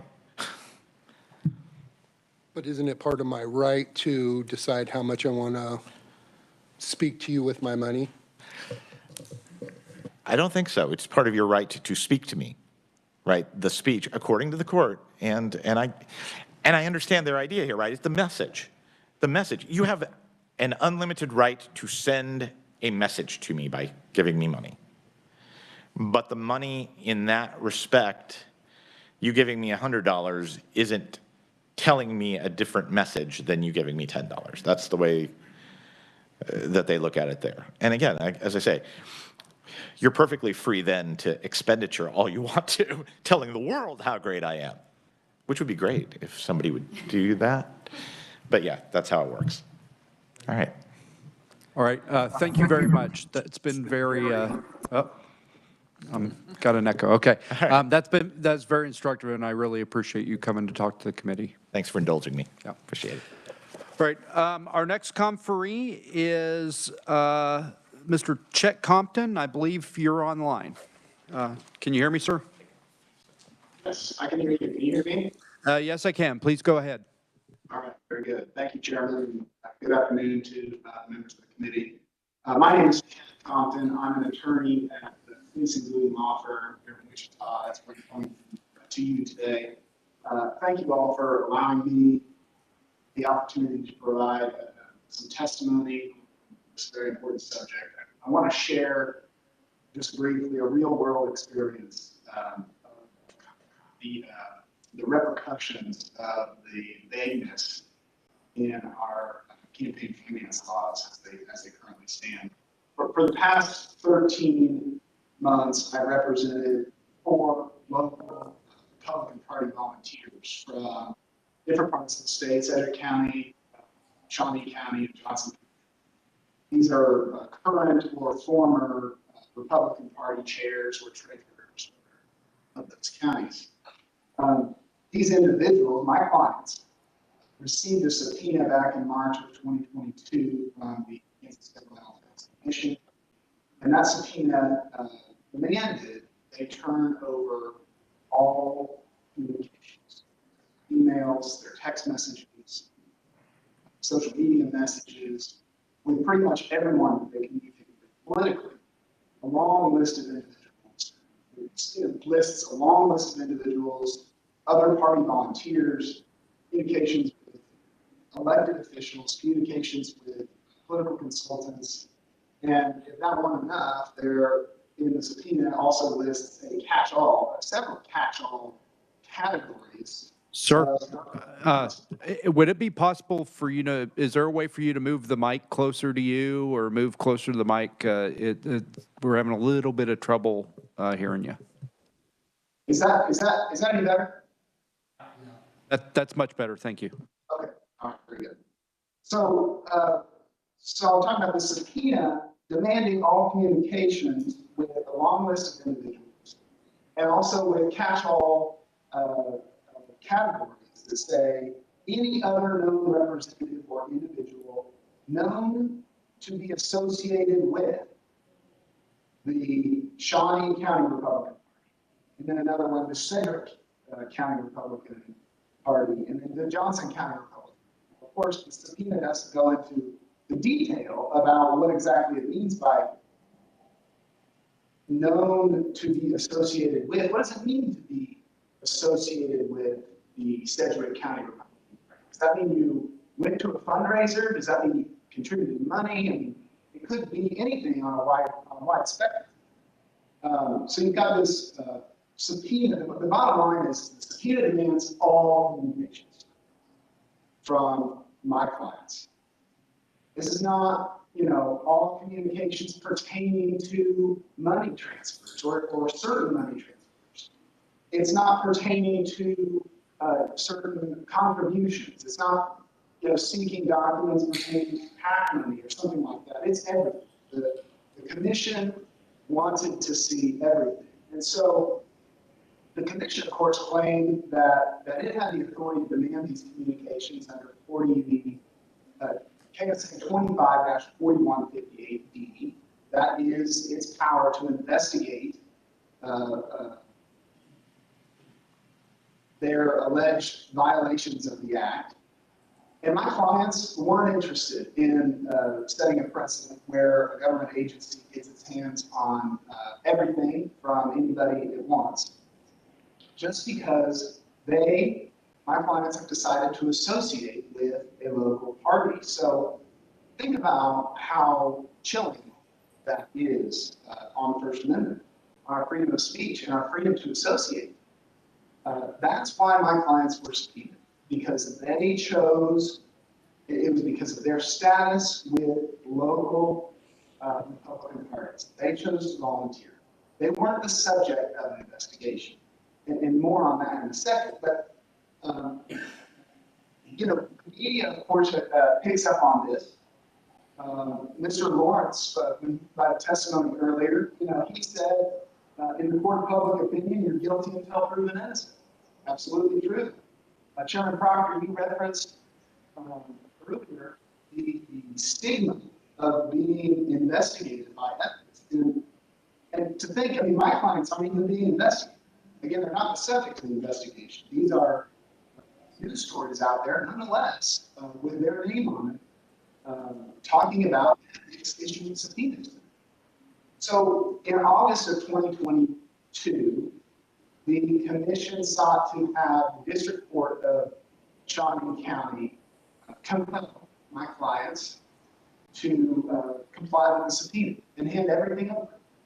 So I got involved at that point, and I want to share just a couple things. I know time is short, but it was really only after my involvement when contesting the enforcement of these subpoenas at the district court level.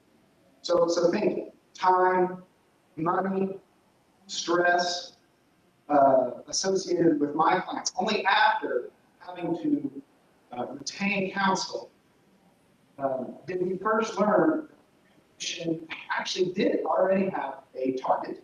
They had a specified target. Wasn't any of my clients, as I mentioned. It wasn't anybody that ethics was pursuing in the district court of Shawnee County, because there were several. There was a handful. It was a political consultant. And and we learned that because they named them in the filings of our case before the Shawnee County District Court. Ethics told the district court that it believed that it had the proverbial smoking gun against its target. And so if you think you've got the smoking gun against your target, what are we doing demanding that local volunteers turn over their funds and turn over all of these communications without limitation? A Shawnee County judge looked at these cases and ruled that the subpoena, the portion of the subpoena that I mentioned, the Shawnee County District Judge ruled that it is, quote, unacceptably overbroad, and that it goes, quote, far beyond what is reasonably relevant, end quote.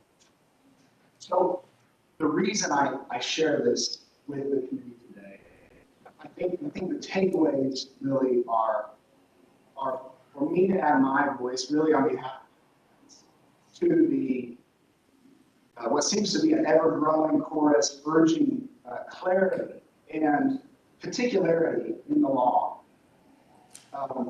to provide guidance on compliance in the law, and that's an important distinction, not from unelected bureaucrats, but in the statute, to spell out what is prohibited and what is not prohibited. In Mr. Lawrence's testimony, he was spot on today when he talked specifically about the giving in the name of another statute. Clarity is desperately needed there. I absolutely agree with what Mr. Lawrence was saying with respect to that. And the reason is because vagueness breeds conflict. And vague laws cause fights like this. Vague laws talk time and treasure, stress, and perhaps most importantly, they have a chilling effect on our First Amendment freedoms. It's not theoretical. It's happening right now in the state of Kansas. So we can do better. We can go a long way, I think, if we provide some clarity in our statutes to avoid these situations. So thank you again for the opportunity to speak, and thank you for the work you're doing on such an important topic. Appreciate it. Hey, committee, are there any questions for the conferee? Okay, thank you. I have a question. So I can't remember if it was it's been so long ago, I can't remember if it was House substitute or Senate substitute for Senate Bill 208. I think it was House substitute. We added the Shawnee County judge as Shawnee County Court as an intermediary step. When the commission issues subpoenas, they have to go to the judge and submit that. So I take your point that the big challenge is that our coordination statute is too vague, which opens the door. But does that at all address or alleviate what your clients experienced? I think it helps. It's a step in the right direction. But of course, when we're talking about, going to the courts, we're still talking about the hassle of retaining an attorney and the expense of doing that. So, but I do think that was a step in the right direction. Any other questions for the conferee? All right, thank you very much. So our next conferee is Mr. Ryan Kouser.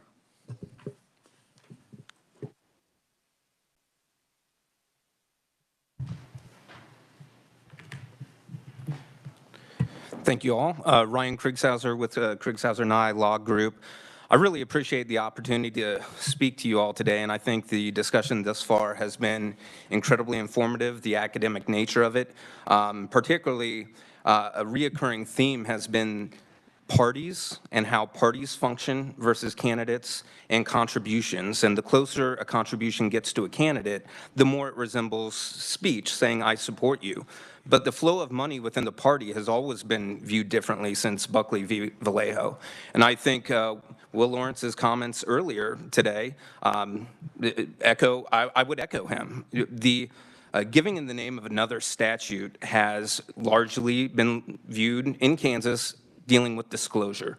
Is this contribution being disclosed? Now, I understand the executive director's position now that it prohibits these pass-through schemes, as he calls them. But the political party structure has always been viewed differently, and I think Will Lawrence's comments echoed that when money flows through the party, it's diffuse. It's the number of people who are involved in the Republican Party and the ability to move money through the Republican Party is you have too many cooks in the kitchen. There are so many people who are involved. You have different treasurers, different decision makers all along the way. And so historically in Kansas, it's been viewed as if the money moves through the party, there are so many decision makers. If it's not to a candidate, it's the power is diffuse. No one thinks that the party is buying an election, and you've heard a lot of this discussion. But all of that is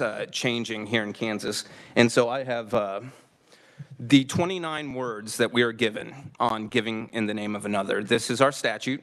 This is the guidance we are given. Along with it, I should note that there are a couple poorly written ethics opinions that give us guidance. And so what has developed from this vague statute is really kind of urban legend, like what does it mean? And so we know from Buckley that money traveling through parties is different. And both sides for decades have sent money through the parties in different ways, and I'll go through that. But I want to be explicitly clear that I agree with Will Lawrence, although I'm going to compare Republican behavior to Democrat behavior.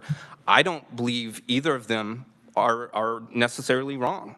And I think Will Lawrence would agree with me. And so that's what I'd like to do here today, is to show, because someone asked earlier, give us an example of a vague statute. Here it is. And we've already heard from, I really appreciated Jeffrey Jack's testimony. We've heard that coordination is also vague here in Kansas. I would fully agree with that. And so my purpose here is to show you a vague statute and what happens if arbitrarily this is interpreted through an enforcement action. So this is the Shawnee County District case that you just heard about, that Chet Compton talked about. This was the conduct that the Ethics Commission was investigating. So right here you have RSLC, which is the Republican State Leadership Committee. It gives $5,000 to the Kansas GOP and then $37,500 to Lift Up Kansas PAC and to the Right Way Kansas PAC. And then you see that Lift Up PAC gives money to the Kansas GOP, the Johnson County GOP, and the Shawnee County GOP, and the Sedgwick County GOP. And Right Way does basically the same thing. And then ultimately, the money ends up back at the state GOP from those committees. But I would show you also that Shawnee County spent most of it. Like, they spent the vast majority of that money. And so obviously if the plan was, hey, get all this money through the party, well, someone else had control over that money because they spent it. So based on this scheme, Kansas ethics says you cannot do this because it's passing money through these intermediaries, these county level parties. So let's hear from Director Scogland exactly what the conduct is. When you have someone giving in the name of another, they're not usually doing it to hide the original source. They're doing it to exceed contribution limits. At the federal level, you hear a lot of times about investigations into a situation where a business, for example, has a bunch of employees donate, and the business then reimburses all of those people their donation. This is giving the name of another. It's a straw donor scheme, and they're doing it so they can give more. The business can give more than what they're legally allowed to do. They're not just hiding that the business is giving. And in these instances where they're trying to exceed contribution limits, they're doing so because they've already given the maximum and they want to route funds through other entities in order to exceed those limits as well. There's frankly no reason to have contribution limits on the books if you can just pass money through other entities to ultimately be given to a final entity. So this is new. This is a new theory. Now, what we have in Kansas, according to Director Scogland, is this new idea of if money is moved with the effect of circumventing campaign finance limits, it's giving in the name of another. So if you have entities that basically pass money through to other entities and it arrives at a final source, that is in conflict with the giving in the name of another statute. So let's look at the Democrat Party. Here is one donor, and you see that this donor has maxed out to the governor. So she, in 2021, gives $2,000. And so she is maxed out to the governor. Then closer to the election, about 2 months out, she gives $5,000 to 3 victory funds, Victory Fund 1, 3, and 4. I would note she also gave to Victory Fund 2, so that's a total of $35,000 that are effectively given to the Democrat Party. Based on the Republican example, the Republicans can only accept $15,000, but using the 4 victory funds in addition to the Kansas Democrat Party, $35,000 can be contributed by one individual to the Kansas Democrat Party.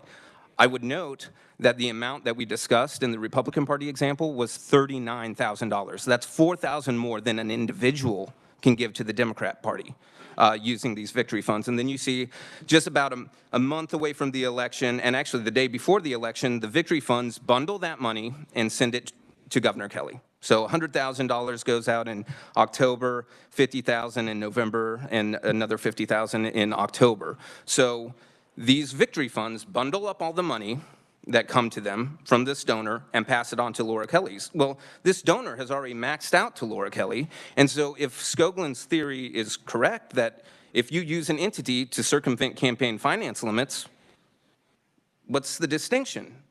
But the Kansas Governmental Ethics Commission says this is okay. And so that was just one donor. What the Democrats do, and I actually laud them because they do it well, they do this en masse. And so you can see here that they passed $250,000 through to the governor, and this includes people who have maxed out. So in red, we have people who have maxed out to the governor already. And then the highlighted are candidate committees that touch the victory fund and then go to Governor Kelly. Now, a candidate committee cannot go directly to another candidate committee. And actually, the ethics director last session took a very strong approach at that legislation because it would have allowed some of this. And so all of this is approved. Like, they don't seem to have a problem with this. It goes through the victory fund, even though those contributions could be made directly.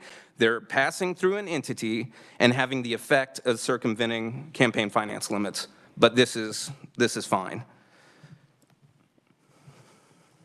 Utilizes passing candidate funds through other groups for other candidates. Obviously, anyone can give to your party at any level. You can give to your party. But what you can't do is say, if I give you $5,000, will you spend it on this candidate? And then you do that. That's not an appropriate use of your campaign fund. The campaign fund has very specific uses that what you can use it for. And one of those is not making an expenditure on another one's campaign. So we found out from Director Scogland, a candidate committee cannot give to another candidate committee. But here, through the victory funds, the Democrats moved $105,000 from candidate committees to another candidate committee, i.e. the governor's campaign. And this seems to be okay with the Ethics Commission. A guiding light in Ethics Commission enforcement is that regardless of how powerful you are subject to the same laws as everyone else. So what I'd like to ask the committee is, arguably the governor is the most powerful person in the state. It seems to me, given this, that there are two structures that are being applied here. And I just ask you to look at this statute. And where are the distinctions in the law? Like, no person shall make a contribution in the name of another person, and no person shall knowingly accept a contribution made by one person in the name of another. So where do we get the distinction that the victory funds, which I might add are all run by one treasurer, Vicky Hite controls all of them, whereas in the Republican example, all those parties had different treasurers, different chairmen.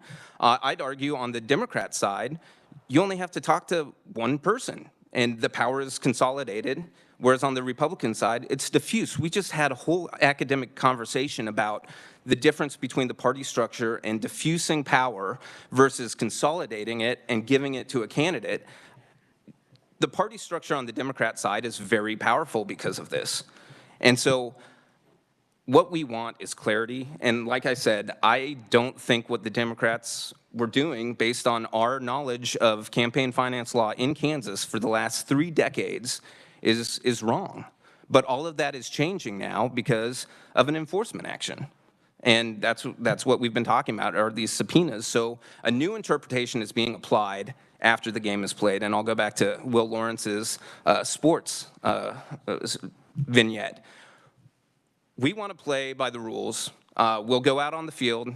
We know what the rules are, and we can be competitive. But what you don't do is play a whole football game and then have the ref say, actually, all of you guys didn't get touchdowns, and you can't change the rules after the game is played. We all need to know what the rules are so we can follow them, because I don't think anyone in this room wants to break them. And so you just can't have novel interpretations, especially ones without notice, without clear ethics opinions, without going to the legislature, without issuing rules and regs, all of which ethics has the power to do, telling people, hey, look, we noticed this activity. we think it violates the law, and here's why. You're on fair notice. Don't do it. And then people would conform their behavior. But what it looks like now is two separate applications of the same statute. One involving these victory fund strategies, and the other one, county parties. But they occupy the same role, essentially. So I would leave it there and just ask this committee for updating the statute and to take away the vagueness and ambiguity in the law. Thank you. So in the interest of diffusing potentially a bomb before it goes off here, I want to make sure that I highlight something that you're saying. If I'm not saying what you're saying, tell me that this isn't what you mean. But you think that both activities should be legal? I mean, they are legal. I mean, they have been for decades. And in fact, I was looking back, I think it was in the mid-90s, the Republican Party had a press conference exactly about the Victory Fund structure, saying that it was giving in the name of another, and nothing happened. And that informed, decades after that, that money not earmarked to specific candidates that move around the party system is, I mean, it's how campaigns work. You hear, you know, Senator so-and-so has a tough race. Money has to get over there and move around those things. The Democrats just have it consolidated, and they go through victory funds, and Victory Fund 1 bundles for the governor, Victory Fund 4 bundles for the governor. If you give to Victory Fund 1 or 4, it's going to the governor. You know, I mean, that's how it works. They don't have to have the communication because one person controls it all. And so what is really the distinction? You know, you heard about this text message. So someone making a suggestion like, hey, you know, if you don't use all this money, we sure could use it over here.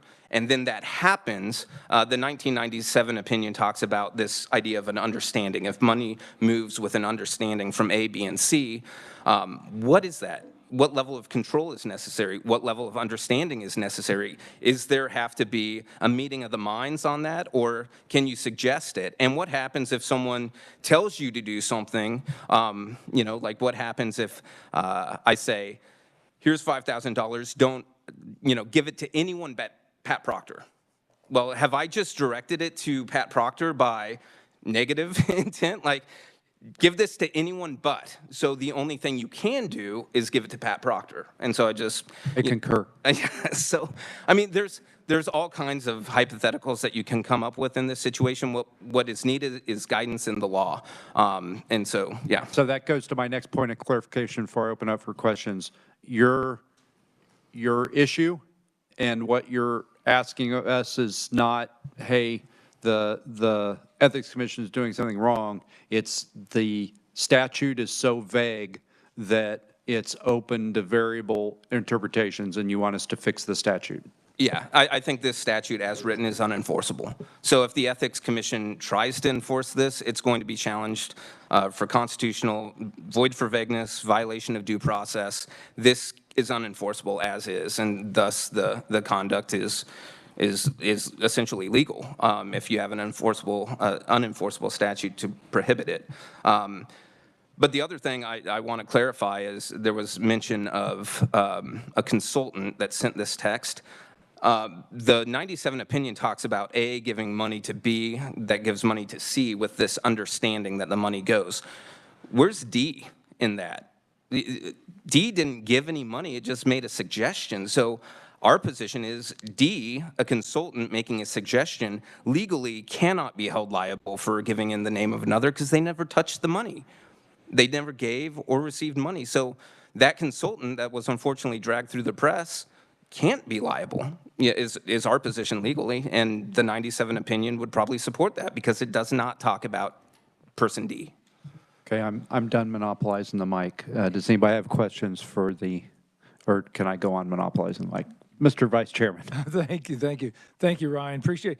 And I'm assuming all of these on both sides met all the transparency and reporting requirements. Yeah, absolutely. So that's how we know about this. It was so everything here you presented was all out there and available. And so I just want to make sure. So in other words, everything was done legally on both sides, and yet the restrictions were. Do you have any response as to specifics as to why one side was targeted versus the other? No, I mean, we've asked the Ethics Commission for the legal distinction between the two, and I think it was probably came down to the information that the Ethics Commission had. If Vicky Hyatt controls all this in her mind, there's not going to be communications about it. And so, you know, you have one person moving money. And so you don't have someone saying, hey, can you move this money for me? She just does it. She knows that Victory Fund 1 already gave $100,000, and she goes ahead and gives $50,000 from Victory Fund 4. No one has to tell her to do it. And so I think it's probably harder to go after the Victory Funds because there's less likely to be any communications. But that gets back to subpoenas. I think the issue here is, and Director Scogland has said this in open court. He looked at the finance reports, and I think the quote, it's in my testimony, is, it was clear to see what happened. Well, I point to the Victory Funds, and I say, it's clear to see what happened. So is there reasonable suspicion to go out and check every single person affiliated with the Democrat Party, their cell phone? There's as much reasonable suspicion as there was on the Republican side. And so I think that is the danger here, is when you have a vague statute and someone who wants to take a very progressive view of interpreting the statute, then they can issue subpoenas to everyone in this and talk about the chilling effect that has on people. I mean, looking at the campaign finance reports, I don't see a difference. Okay. Mr. Chair. Are there any other questions for the conferee? Okay, so I want Senator Corzine, sorry. Thank you, Mr. Chair. So it's kind of what we're getting at, whether or not there was a clear meeting of the minds. Is that really, because if there was, then would you agree that they both could have violated campaign finance statute? But if there was not a clear meeting of the minds, and if somebody is just giving and they're just saying, I want to support the Republican cause or the Democratic cause, I'm giving this money, I don't know exactly how it'll be ultimately used throughout the, you know, like you said, it's diffuse. I don't know exactly how it'll be used, but I know generally it'll go to support the party that I favor. That's different than if it's a clear meeting of the minds where it's somebody has said, hey, I've donated the max I can donate to candidate X, who's a member of this party. I'm now going to make a large contribution to the party with, we both have the clear understanding that that money is going to go to this candidate that I've already made the maximum contribution. I mean, you would agree that that would be a violation of the statute, correct? That second example would be. I think we don't know exactly what would be violative of the statute because the 97 ethics opinion didn't really give us guidance as to what an understanding is. You know, for example, political fundraising under this new theory could be illegal in Kansas because what fundraisers do is they sit down with you and say, who's your candidate of choice? And they say, Senator Corzine. And so they say, okay. Taste, good taste. Well, here's what you do if you want to support Senator Corzine. You max out to him individually. Oh, and if you have an LLC, why don't you have that contribute as well? And on the FAQs on the ethics website, it says that is okay.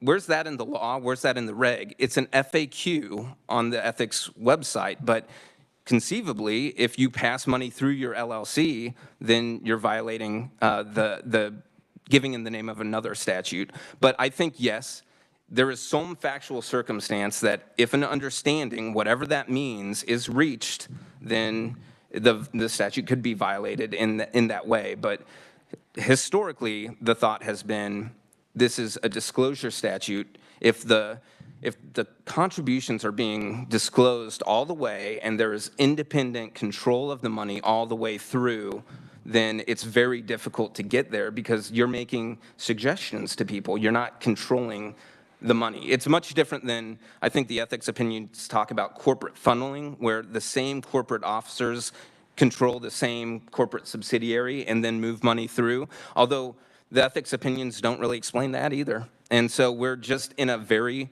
vague area of the law and what does violate the statute. Yeah, I would think in an instance where there's like a very, very clear express meeting of the minds, I think that we would probably want to have some guardrails around that, but I do understand the challenges of the vagueness. And I would quibble a little bit on the LLC point because there I think that the speech is coming from the LLC, which is distinct from the members or the owner of the LLC. I mean, I think that that's why we say that an individual can give, an individual spouse can give, and an LLC can give, because in the case of the LLC, the speech is coming from the LLC, is in that case the speaker, not, even though it may be an individual obviously controls an LLC. So I would quibble with that a little bit, but I take your point, and I do think we need some, I'm open to ways that we can add additional clarity to this, certainly. Well, and I would, with your LLC point, the Republican Party example with the county parties, that's county party speak then. It gives the original contributors, they don't control the county party, and so if the county party decides to spend it or pass part of it on, it's their individual decision. Are there any other questions for the conferee?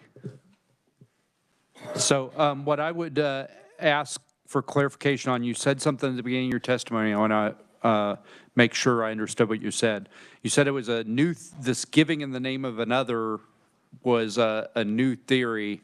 You mean as applied to parties, right? As a, instead of, because, we've heard several people talk about giving in the name of another as the reason that we do the, the things that we do. So is that what you were saying? Yeah, applying it in this way to parties. Okay. As it has been understood for 3 decades, as shown by both parties doing this. The victory funds have been around for a long time, and the conduct is similar. All right, thank you. I'll call up Mr. Josh Nye. Welcome to the committee.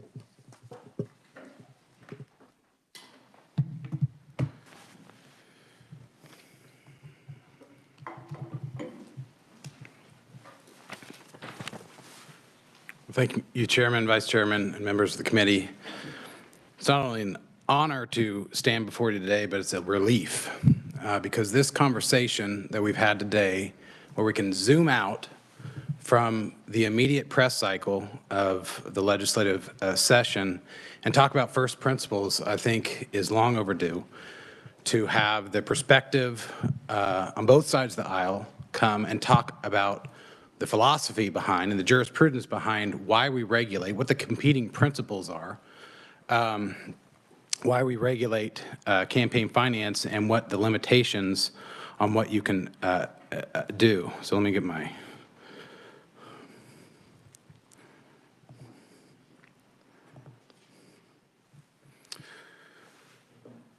So my name's Josh Nye. I'm an attorney, and I appear in my private attorney capacity today, not representing any one client, but as a practitioner, as someone who has litigated in front of the Kansas Governmental Ethics Commission, frankly going back to the beginning of my career, and probably one of the only attorneys in the state of Kansas recently that has tried a full federal trial based on Chapter 25 of our campaign finance code. So these are not just limited to administrative actions and actions in Shawnee County District Court or the potential for prosecution, because every one of these prohibitions that we've talked about today is a misdemeanor and can be subject to jail time.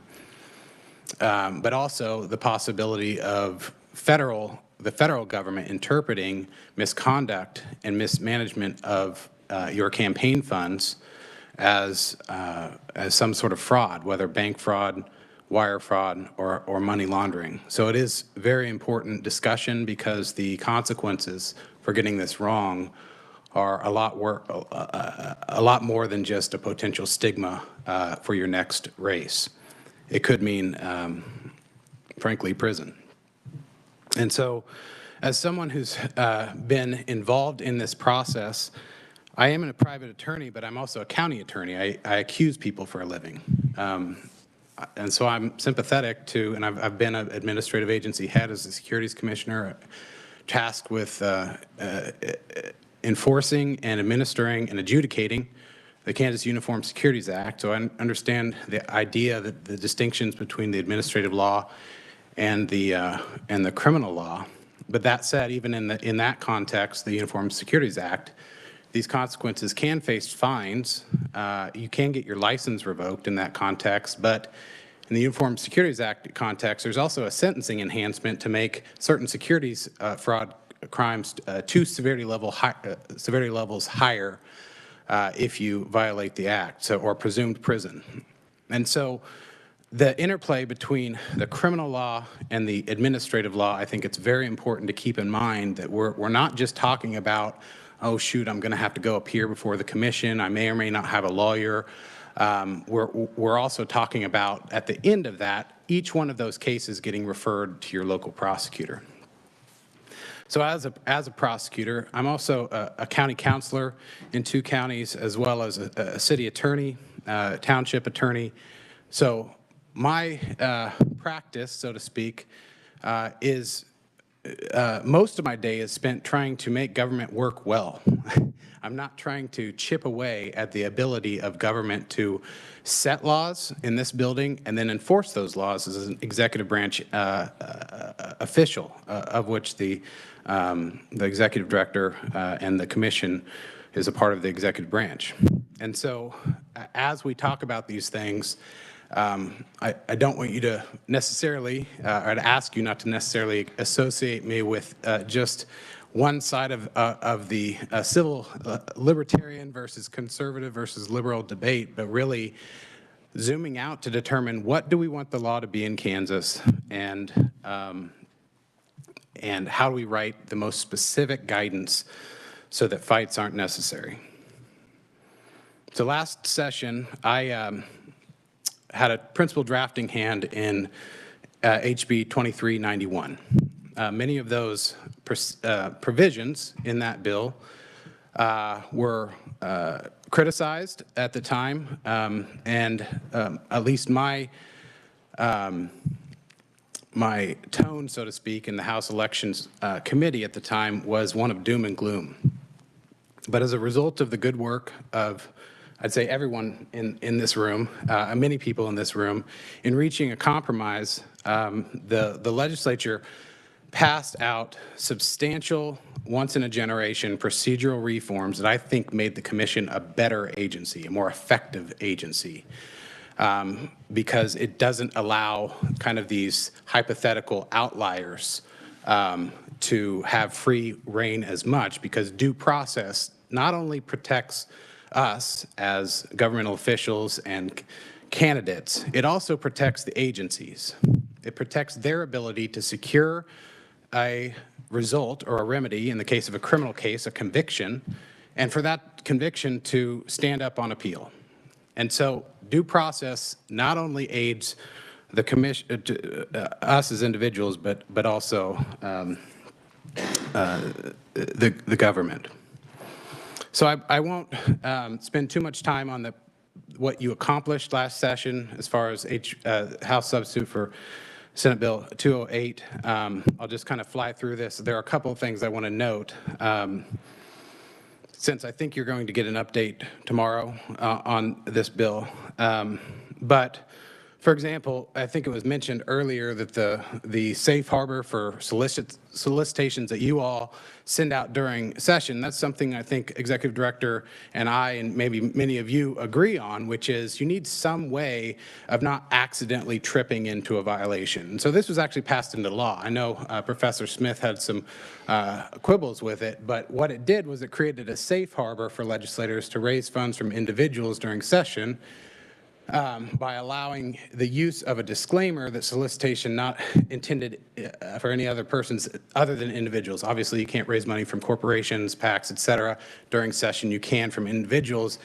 What I've seen in my experience and working with Executive Director Scogland is many times my clients will just, their consultant just used the wrong list. It was just a screw up. He's been very helpful in kind of resolving these things, realizing it's just a screw up. But this law helps with giving you a bright line rule. This is the exact opposite of a vague statute, because it gives you a bright line rule of how you can comply. You know you've complied when you include this statutory disclaimer.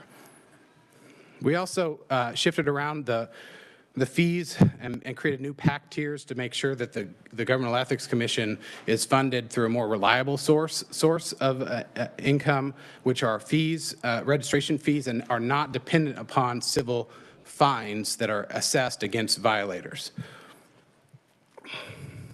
to reduce the potential that there'd be a profit motive in how much you the commission chooses to assess a $15,000, $25,000, $35,000 fund.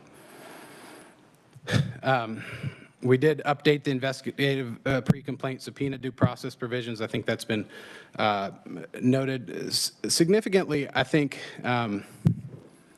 we standardized the number of commissioners it takes to get certain process over the threshold at different times. The first would be, it used to require 7 commissioners to issue a subpoena. Now it only requires 6. That's a more understandable number because it's 2/3. There's 9 commissioners. But we also at the same time raise the amount of commissioners it requires to make a complaint public. So if you're going to forever have the ethics stigma, ethics violation stigma run in the press, it requires 6 of 9 to kind of cross that threshold. Because I would say that's probably the most significant threshold in any given ethics case is when you forever have that news story.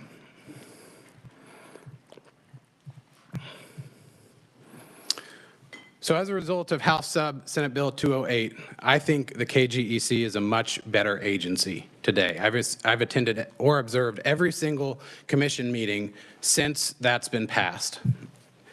Most of the procedural reforms in House Bill 2391 were passed into law in a House sub for Senate Bill 208, and I thank Executive Director Scogland for working on that to find something that we could both agree that we don't agree with everything, but we can agree that this is a good compromise. I think the Commission is a much better governing body as a result of those reforms. The Commission is more deliberative, more introspective, more process-driven, less staff-reliant, and frankly less clueless to the events that go on in this building as a result of the legislature and the governor's office willingness to provide clear due process and guidance in stating what the law is. But there is more work to do. Most of the substantive provisions of HB 2391 as part of the so-called compromise were sent for more study in this particular interim committee. And so I would suggest that you have 2 goals for this committee. First, identify the key principles that should guide limited regulation of campaign speech in Kansas. I think there's not a single law that shouldn't be reviewed by someone in this building on every 5 years because this is so important. Just like Cora and just like COMA, when you have exceptions to those laws that say we're not going to provide transparency, what you've done to yourselves is you say we have to revisit this every 5 years, or else these exceptions go away and maximum transparency floods in. So just like the Cora-Coma aspect, I think that this is an important enough area of regulation because every single thing the Commission does in this area of law implicates core First Amendment rights that you need to put your First Amendment goggles on and look at these laws and make sure that we've got it right for this day and age. Second is we need to flag those particularly vague statutes in areas of public policy in which there is much room for improvement. My attempt at a first draft of what those might look like were included in HB 2391. I'm not claiming to be the world's greatest scrivener. I'm not claiming to have gotten everything right on that. But I will say that to this day, I think I'm probably one of the only ones who's actually put pen to paper in trying to solve some of these problems in this building to actually articulate these problem areas. What is coordination? What about this hypothetical? What about that hypothetical? And I may have gotten some of it wrong, but we have to come to the table to actually put pen to paper and not just outsource these decisions to the discretion of enforcement. Because if it's outsourced to, it's in the mind of the enforcer, then ultimately we have no notice as to what the law really means. Some of these statutes, including this statute we've been talking a lot today about, contributions in the name of another, haven't been updated since 1981. And yes, that's before I was born. So I'm less concerned what you actually write into law. I really am. I have no pride of authorship. I certainly think it needs to be bipartisan. I think we need to have a meeting of the minds on public policy. I'm more concerned that as a practitioner and someone who has to get it right in other contexts when we're depriving people of their liberty in the criminal context, that the laws are clear on their face, that if they're not clear, that they're clarified through statute, rule, and reg, or advisory opinion when needed. I always think that continuum, the first is preferable. The people should weigh in, the statutes. If you can't do that, rule or reg, because at least there's public notice and comment period, and then the last resort should be advisory opinion, which is drafted by the staff of the commission and officially adopted by the commission. What I don't think should happen is that the vague laws stay on the books and you make new law through enforcement, and especially not surprise enforcement. I think one question that is kind of an elephant or a donkey in the room today is that whether giving in the name of another has ever been enforced in the way it's being interpreted today. That may be the meaning. That may be the meaning the Kansas Supreme Court ultimately upholds and says it's not void for vagueness. But the problem is we've had this statute on the books since 1981. There has been debate in the press about it in the 90s. There's been very poorly written advisory opinions, not rules and regs, not updates to the statutes. And then in March of 2022, at least 30 subpoenas hit this building when we're all scrambling to figure out what the heck the law means. And I'm going to talk about that in a little bit, but the issue with that is not whether the Governmental Ethics Commission should have the ability to enforce. I think you've heard a lot about that today, about the need for an effective agency. The issue with that is that the ability to establish reasonable suspicion based on vague laws is very easy to do. It's the lowest threshold we have. And once you have reasonable suspicion, all of your cell phones are at risk of being looked through by a governmental official. We're not talking necessarily about the Fourth Amendment here because it's not a search. It is a subpoena. But ultimately, the problem with this is that reasonable suspicion based on a vague law implicates $20,000, $30,000, $40,000 of attorney's fees if you want to contest it. The best thing to do, and what most people over the years have done, is just roll over. Just sign the consent order. Just agree. Just give the government your cell phone. And I think that is not a precedent that should be set. I don't think it's a constitutional precedent, and I sure as heck don't think, I'm sorry, don't think it should be a precedent set in statute. So don't make new law through surprise enforcement. And this really gets after the effect that we've talked about, which is the process is the punishment. You heard today about the Wisconsin case. Well, the end of that story that you didn't hear was that Wisconsin, as a result of those abuses, blew up their governmental accountability board. They completely did away with it. And they backfilled it with a new board to have a reset, a 5-year reset. I'm not suggesting that here, and I know some people may think that I am suggesting it. I am not suggesting that here. What I'm saying is that part of the policy debate needs to take into account the incentive for people to just roll over, to just do it, because it's going to cost money, it's going to take time away from your campaigns, there's going to be compliance costs, and you're never going to want to be involved in a campaign again.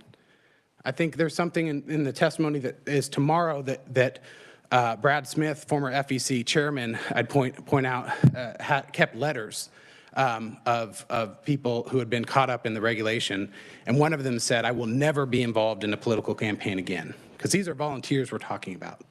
Chet Compton's clients are volunteers. There's also the stigma of the alleged ethics violation. And this is all, if we litigate this, you hire me, you hire Eddie, you hire Chet to go through, and it's dismissed at the end. A, you don't get that news story that you're talking about, like exonerated. You don't get that. B, you don't get your attorney's fees back yet. And C, you will always have that stigma with you. So the process is the punishment. And I think that prosecutors have to have that in their bones. So how we've made law in the past has been the call Carol. If you got a vague statute, just call her up, call Carol Williams, have her tell you what the law is, but get it in writing. And that's become Ask Mark, but get it in writing. That's how we're making law these days. So unfortunately, the commission for the last several years has been less interested in providing clarity through advisory opinions than engaging in gotcha enforcement based on never before enforced or articulated theories. And frankly, some of the members of the commission are willing to demonize those seeking clarity in the law. This is what was said by one commissioner who signed those subpoenas in February of last year when this bill was being debated.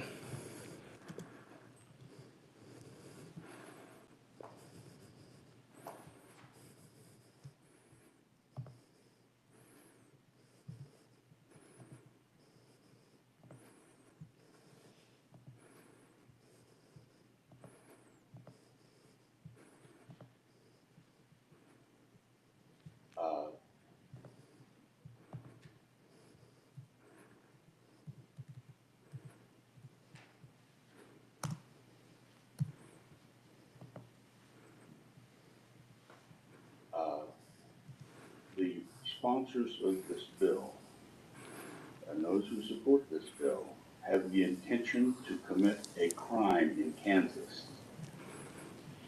because what they are taking away from that legislation will no longer make it a crime to do the things that they have the intention of doing. And instead of doing the crime and then secreting themselves, they intend to change the law so that they can carry out those criminal intentions without being criminally liable. That quote is included in my materials. To wrap up, these are the issues with the vague laws. I had a hypothetical, I'll make it quick, that as a prosecutor, if I used every single speeding ticket in Jefferson County as a reasonable suspicion to engage in a search warrant or a subpoena under a judicial inquisition to find criminal endangerment, the hypothetical, the comparison to what's gone on in the subpoenas in the governmental ethics context is that speeding ticket, that reasonable suspicion would give me the ability not only to subpoena the driver's phone, but also all the families and friends and known associates. If I did that to every speeding ticket, I'd get thrown out of office the next election cycle, if not a recall. The problem is there is no voting for the enforcement here.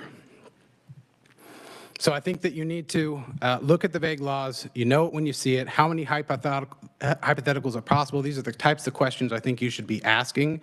How much discretion is left to the enforcement official? Could a good faith actor and his or her attorney determine what is allowed and what isn't? And does it require any informal call Carol or ask Mark prejudgment by enforcement staff? The major purpose test is a clear example of a vague law, and I think we had testimony earlier about the statute. There is actually a definition of that, and that's in the regs. But this was the reg that was at issue in the Fresh Vision case that I think many of you heard testimony on last year, that we finally came to at least some sort of meeting of the minds between the enforcement staff and our position that this needs update somehow. And the reason is every one of these factors to determine if someone is a political committee is in the eye of the beholder. It's subjective and it's not objective. So I would suggest looking at this. I think the Institute for Free Speech has model language to look at that you'll hear from tomorrow. I've included in my materials the remainder. Last session I had a whole spreadsheet of why I think the change is needed and why it's drafted in HB 2391. And I had the problem and why the changes is needed. I took out everything that was passed into law. I left everything that at least was a starting point for the discussion. And that's in my materials that you'll see. I do think that there are additional structural improvements to be made, specifically the qualifications for commissioners. Right now, because of the way the qualifications work in the statute, the Governmental Ethics Commission is the only statute that guarantees that the regulatory body tasked with regulating this area law has no experience in the area that they're regulating. The water board, you get farmers. The behavioral sciences health board, the attorney discipline board, they're all attorneys. These are people who know the practice of law and can kind of fill in, oh, well, that is something that has been done for decades. That is not the case with the Governmental Ethics Commission. Executive Director Scogland and General Counsel Bull Stewart are the smartest people in the room there every time, and they do a very good job of splicing these. We disagree on the meaning of statutes, but I think you need to update your statutes to get people in there who have been through the game and see it. Not concurrent conflicts and definitely not people who have axes to grind, but we need to update our ability of our commission to provide a check on staff. And so these are the substantive things that I think you need to address. Coordination needs more definition, major purpose, definition of earmarking. I think you'll hear that from Director Scogland today. I think that's what Senator Corson is getting after in his question about meetings of the mind. How do we define that so everyone knows what the rules are? The lying thing, I think that's an interesting question. I do have previous cases on that if anyone wants to talk to me about that. Liability of the candidate, piercing the veil. Should you be responsible personally for fines of your campaign? Public trust. One thing I'd say about that, we're not just talking about transparency in this day and age in 2023. We're also talking about the evaporation of public trust because of the appearance of the weaponization or bias of our executive branch agencies. And the idea that reasonable suspicion can be a basis for getting all of your cell phones, I think at least needs to be looked at. So prohibited conduct in Kansas, we thought we had reliable laws. We opened the hood and we found a lemon. These are not ready for prime time. We need to update them. And I've included in HB 2391 my suggestion for earmarking, which is a start. It's not the end of the discussion. Thank you. All right, thank you very much. Committee, are there any questions for Mr. Nye? Mr. Vice Chairman. Thank you, Mr. Chair. We've got this written testimony. Do we have the PowerPoint also? I can make that available. Yeah, because I think there's some, it looked like there were some recommendations there that were not in this one. Is that correct, John? I think that they're mainly summary. I'm happy to provide that to you. They are included in that table at the end. Okay. But I will provide you the slides. Frankly, some of the slides were updated based on the great conversation today, and frankly, some of my thoughts are as always, are updated when I get to hear from Executive Director Scogland and others on what the balance looks like. Yeah, I'd appreciate getting that because I think the PowerPoint was very clear, and I appreciate it. Thank you. Any other questions for the Conferee? All right, thank you very much. Oh, sorry, Representative Neighbor. I was trying to decide yes or no.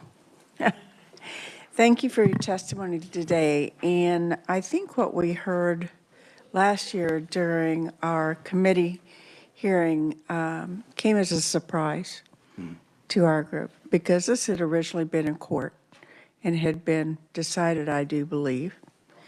And then all of a sudden we had it with this whole list of this is what's wrong, this is what's wrong, and this is what's wrong. I am in favor of change and looking at things that are wrong, but I don't think they come from just one proposal. And I think everything that you proposed so far has happened, and now this is the second part. And I think there needs to be maybe a little bit more in-depth discussion. Maybe we'll get that from Scogland when he testifies. But the way this was presented, and I did talk to the chairman, so it wasn't a surprise, and the way this is done still leaves me concerned about how we approach the people that are doing the job and the staffers. If they were stealing money, or if they were hurting people, sending them to jail for no reason or something like that, egregious, that would be one thing. And yes, things need to change. But I don't know that one person who had money in the game with the people that I think presented the case. I think you talked about them being clients of yours. Fresh Vision OP. Yeah, I talked about, I think, 5 different cases I've had since 2018 in my testimony. And, you know, as we get a little bit more mature and gray, we forget, but I thought I remembered that part, so it made me feel better. But I just wonder what your interpretation is as far as just being one person addressing all these things and saying, you know, I'm not trying to interfere, but gosh, we need this change, and this is what I see, and this is what I feel. And I don't know that we've gotten as much insight and input. So I'd ask you what your feelings were. Well, I think dating back to Mr. Smith Goes to Washington, we haven't demonized one person actually standing up for saying this is what I see. I would say that I'm at least trying to convey the idea that this is not coming out of left field for me. It's not a pet project. I'm actually in the trenches trying to figure out what the middle ground looks like. That's what litigation is. And then when I switch hats, and I do that with defense attorneys, and I'm the prosecutor, we're trying to find the middle ground at every time, at every point. And one of the issues here is that I think that the commission for a long time has not had public input. And it's doing that now. It's just something I asked for them to add in February at the same meeting that you saw the Commissioner Solbach make those comments. At the same meeting, that was the first time they invited public comment. And that was the first meeting where I said, I want to be able to share with you, the commission, my perspective as someone who's having to represent multiple clients in different cases with different interests in front of this commission. And so I think it's provided some sunlight there. I think that it's not just me. You've heard from other attorneys who have dealt with the commission. And like I said last session, really my beef is not with Executive Director Scogland or the staff, because they have a job to do. They are an advocate. They are the prosecutor. They do what I do in Jefferson County, which is say this is the government's case. I wanted, at that time, a fair judge. I didn't want to have the same district court judge paying the salary of the executive director, and there being ex parte communications. That was one of the reasons, at least between the attorney, that was one of the reasons we added into the statute that passed conflicts counsel. That when Executive Director Scogland has a case and the commission is adjudicating it, they're trying to be fair and neutral between the two sides. The Attorney General's office now sends conflicts counsel over to give separate advice to them. And so that was one of the things that I thought it was important, that you need to break up kind of this echo chamber effect across the street, and to shed some light to say this is worse than normal. That was my approach last time. The doom and gloom. What I would say now is it's not doom and gloom anymore. I think it's dis-ease and consternation. I think we've gotten better. So, Representative Neighbor, I think, just to echo your point, I think when we were very rushed when we did this in session, just because of you get 90 days a year and an hour and a half per committee and 13 committee meetings, and that's it. And I think that's why I asked the legislative leadership to do this hearing, is so we could get more voices and get more opinions and actually talk through what we think as a legislature about this issue. So I hope we're gonna scratch your itch here this next 2 days in expanding the aperture beyond just one voice. Fact that this is being discussed, because when this came to us last year, there were a lot of emotions among everyone on the committee. It wasn't one or two or this party or that party. People left there going, what just happened? And there were negative comments made at that meeting. And from the notes I have, those are only mine. And then there were apologies saying, well, I really didn't mean to make somebody feel this way.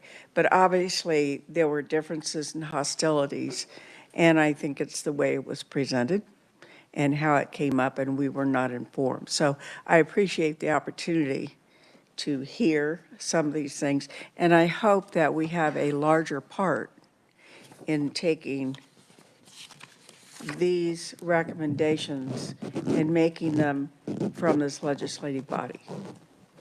And I think they're a good start. I don't discredit that at all. But then, if we don't, then this has become his bill. No, absolutely, and the idea is turn down the temperature. And that's what we're trying to do here, turn down the temperature and have a conversation instead of a shouting match. So, I appreciate not it. that anybody was engaged in shouting Oh, match last no. time, but it was heated, so. I will say my clients did spend tens of thousands of dollars to defend a case that was ultimately dismissed.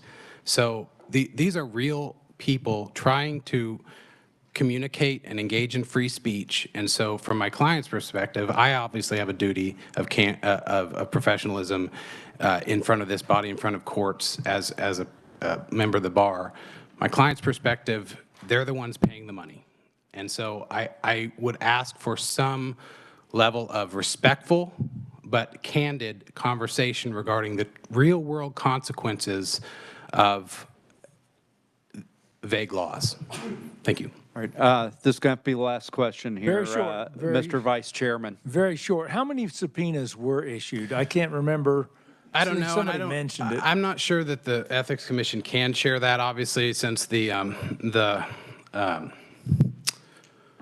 confidentiality statute, which I think is a good one and needs to stay to avoid the stigma. We didn't get the benefit of the doubt for one of our clients in that because of the nature of it going to court and the court ultimately deciding to keep the proceedings open. But I do know that there were at least dozens, at least two dozen, over 20, and based on who I know represent, I know that there are at least 7 law firms involved, and based on my estimates, the collective cost that's been spent in attorney's fees up to this point in this 20-month investigation has gone over $200,000, and that's over the course of a constitutional amendment election cycle, a primary in general, a local one now, and going into a presidential cycle. So whether it affects elections, I don't think that's any doubt. Thank you. Thank you very much, Mr. Nye. I appreciate you talking to the committee. So I want to thank Director Scogland for his epic patience, and I'm going to ask him to indulge us for a 10-minute break, and when we return, you'll have the floor committee. I'm committed to not going over. So we'll see where we get with Director Scogland, and we'll make some decisions about the other stuff that we've got on the docket for today. We may push it until tomorrow, late morning, but I'm not going to keep the committee. I'm going to be respectful of your time because I know a lot of folks have other meetings and other things planned for this evening, and some people are traveling. So we're going to take a 10, or let's be back at 2:45? 2:45? Okay, just short break. 2:45. Okay, thank you.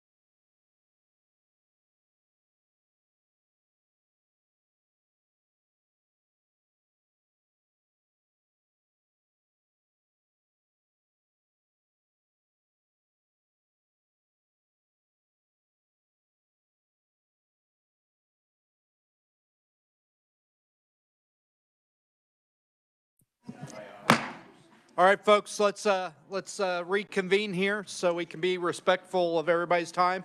So I want to, on behalf of the committee, personally thank Director Scogland for having the patience of Job and bearing with us with the conversation, but I think it's been a good one for us to really push and pull and twist and these issues. So with that, I'd like to call up Director Scogland and to address committee.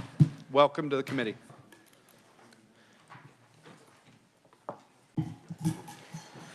Thank you very much, Mr. Chairman, members of the committee. I appreciate the chance to be here. If only Job only had to wait an hour, 45 minutes.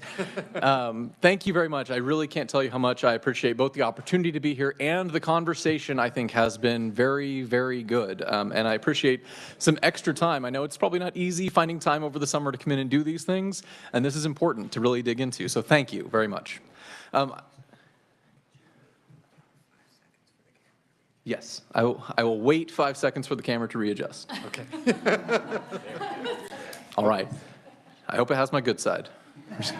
I want to thank you again. I'm here with Caitlin Bull-Stewart, who is the General Counsel for the Ethics Commission. If you are ever calling with state conflict of interest questions in particular, she's the one you're definitely going to be talking to most of the time, though I know I field a lot of your calls anytime you want. So a couple quick things before I really dive into testimony. There's a couple questions that were raised I want to make sure I get to, because if I put them at the end, I know I'm going to forget. Mr. Vice Chair, I'm sorry.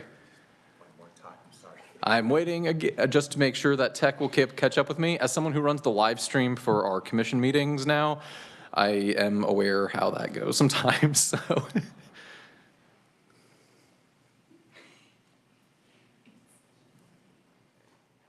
Yeah. There we go. All right, I'm good? Thank you. Okay, so Mr. Vice Chair, there's a question about about how your name gets cleared in an investigation, and I think it's a good question. So typically, when we have an investigation into someone and we get to a point when we know for sure that we've ultimately found, for whatever reason, even if we didn't file a complaint, we ultimately determine what your conduct was either not a violation or frequently it may have been a violation, but for various reasons we don't think that there is reason to be enforced to seek fines or anything against you. Just don't do it again kind of conduct. We call them letters of warning or letters of caution depending on the circumstance. Typically, one of those three letters, which is your name is basically entirely cleared, we think this may have been a violation but don't do it again, or this was a violation and don't do it again. Those are all fairly common approaches. We don't go out and tell everyone about that, though, especially if it's a circumstance. If it's a circumstance where probable cause was never found, our investigation was never public. But you'll have that letter in hand, so if anyone does decide to cause a problem for you, or if they've heard something through some grapevine somehow, even though our investigations are confidential, then you can show them the letter and say, look, I'm fine. They've officially determined that I didn't do anything wrong. Senator, there was also a question about LLC pass-through, and I think that it's a good question as well, because an LLC is legally in Kansas a separate entity from the individual, so LLCs can give contributions as well as individuals. What can't happen, and this is typically something you hear about federally as well, you can't give money to the LLC who then will turn around and give that money. The money has to come from the actual treasury or the actual funds of the entity. So you can't go, for example, day before the primary deadline, you can't go register 10 LLCs, route money through the 10 LLCs, and suddenly you have 10 times the contribution limits as anyone else. That's not something you can do. But if those LLCs already have money from their own practices, their own business activities, then they can absolutely give of their own treasury. I think those are a couple questions I wanted to make sure to get to before I dive in. So I think that it's important, to understand where we are coming from as the commission, where I'm coming from as the director. There are several recommendations, I think, to improve campaign finance regulation, and I think it's important that we ensure that we aren't undermining the significant benefits provided by transparency. I think most everyone who has testified today is on the same page that in general it's better to have laws that have clear guidance, that have clear bright line rules as much as possible, and so it's our goal to also support those as well. But the guiding principle of the Ethics Commission, or the whole reason we exist, is to increase trust in governmental decision-making. We do that through transparency. We fight corruption and the appearance of corruption, both equally important objectives and things that the Supreme Court has also repeatedly endorsed as critical enterprises as well. The Campaign Finance Act does definitely have areas that can be improved, and we endorse many of those recommendations. I'll discuss them at the end of my testimony as well. It's just important that we don't weaken the Campaign Finance Act in that process. I would encourage the special committee not to use HB 2391 as an initial starting point, because I think this conversation actually that we have had here has focused on things that don't have a lot to do with what happened in 2391. And most of the concerns that are being raised are things that have nothing to do with what is left in that bill. There are some things, to be sure, coordination, giving in the name of another, things like that, that are very important.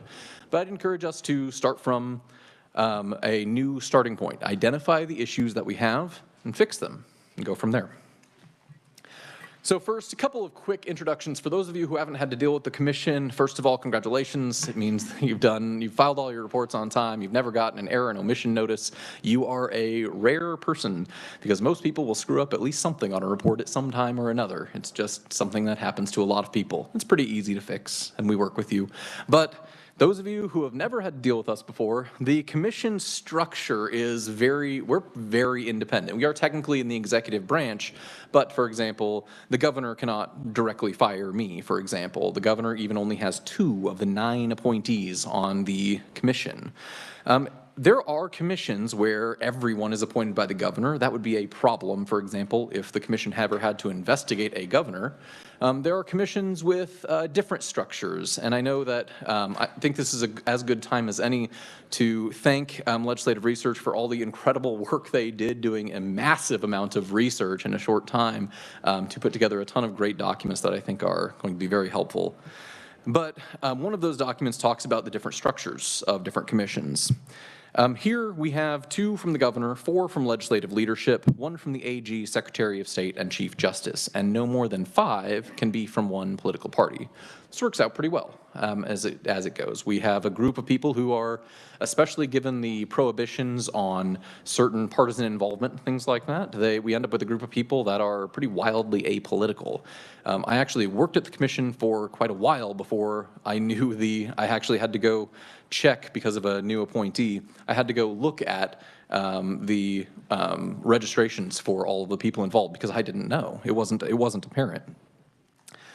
It's important that we maintain that independence to ensure that we can't be unduly influenced or hampered in our investigations. It's also important that the commission has certain guardrails, and I know that a previous conferee discussed kind of some adjustments in the qualification requirements to allow for a little more experience, and I had a good conversation, I think, with him as well. I think there are ways that we can go about doing that. We have to make sure, of course, that we are still ensuring that no one ends up on the commission who is looking to either capture the entity or do some axe grinding for people that they're associated with, things like that. We probably should not have current legislators, for example. There's lots of reasons why that might not be the greatest idea. People we currently have oversight over. But there are some other things that we can do as well. Right now, we have a variety of prohibitions that are pretty important. If you've ever served as a chair, vice chair, or treasurer for a party, then you can't ever serve on the commission. It's the only permanent ban. Which I think that we've had some discussion about ways that can be adjusted. If you were a legislator or if you've run for office, there's certain time periods, either 3 years or 5 years, that there's a cooling off period before you can serve. Things like that are built in, but I think that doesn't mean there's not room for improvement in this area as well. Our jurisdiction extends to campaign finance, lobbying, and state employee ethics. Campaign finance obviously encompasses the most area of our office, but we do have quite a bit in these other areas as well. Lobbyists typically are a pretty compliant bunch, broadly speaking, which is helpful. But we also handle a myriad other ethics laws like nepotism and things like that come up a little bit less, but it is still our jurisdiction.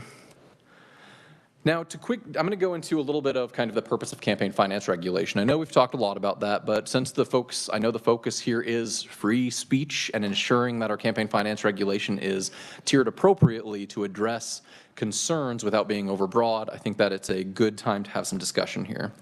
As discussed before with some other conferees, the goals here are preventing quid pro quo corruption, to prevent the appearance of corruption, or there's also some discussion in Buckley and some later cases about voter literacy as well.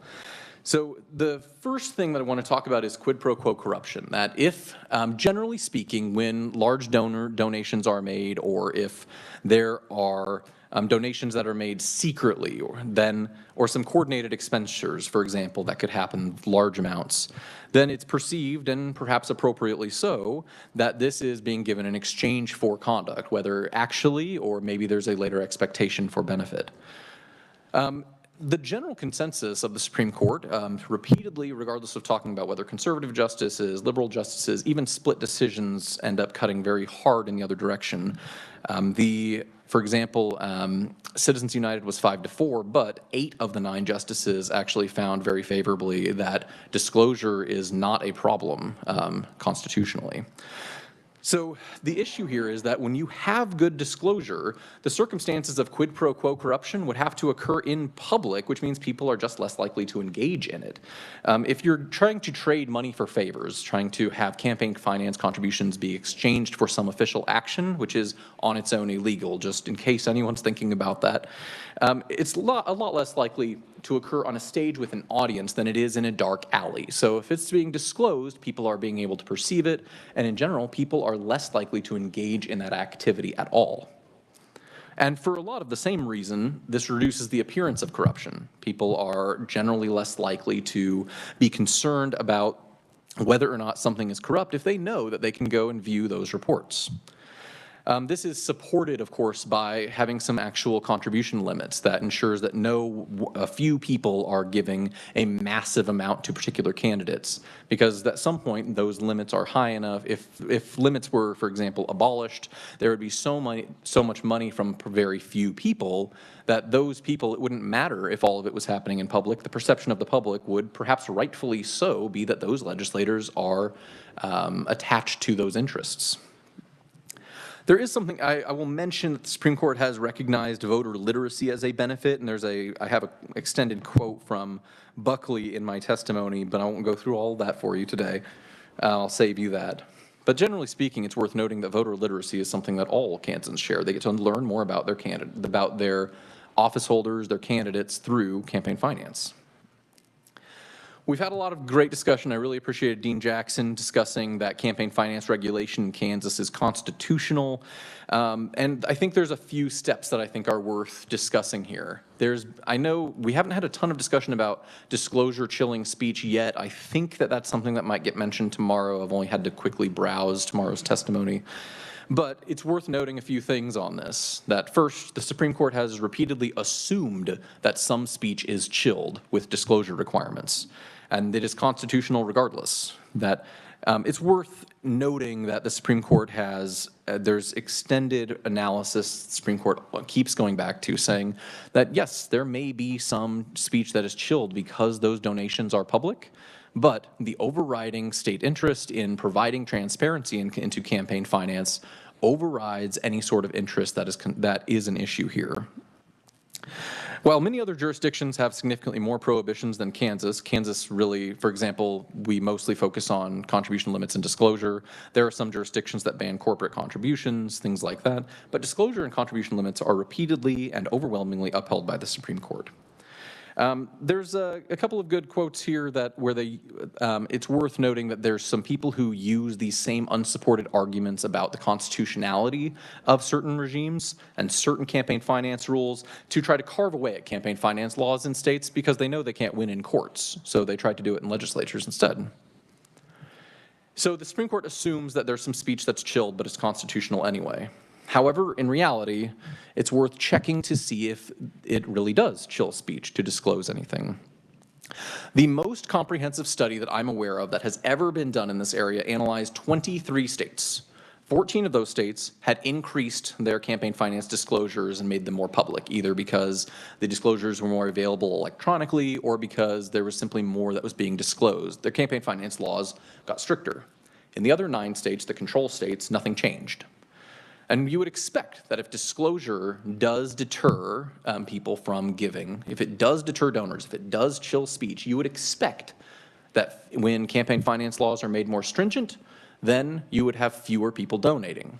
But this comprehensive 23-state study found that in reality, the actual result was indistinguishable from zero, that there was no effect. And the confidence interval was even narrowly focused on zero. So we're not talking about a huge margin of error. They said at most we're talking about something like 0.8 donors per candidate. And that's even on the far other end of the confidence threshold, which focused on zero, which means that speech is simply not chilled because it's disclosed. And the most comprehensive study has analyzed that as well. People don't change their behavior because it's disclosed, or at least they don't give less. And I think that it's worth noting we talk about numbers here. Campaign finance jurisprudence typically is talking about what actually happens on the ground, what is actually necessary to curb corruption, to curb the perception of corruption, which may be different in different states.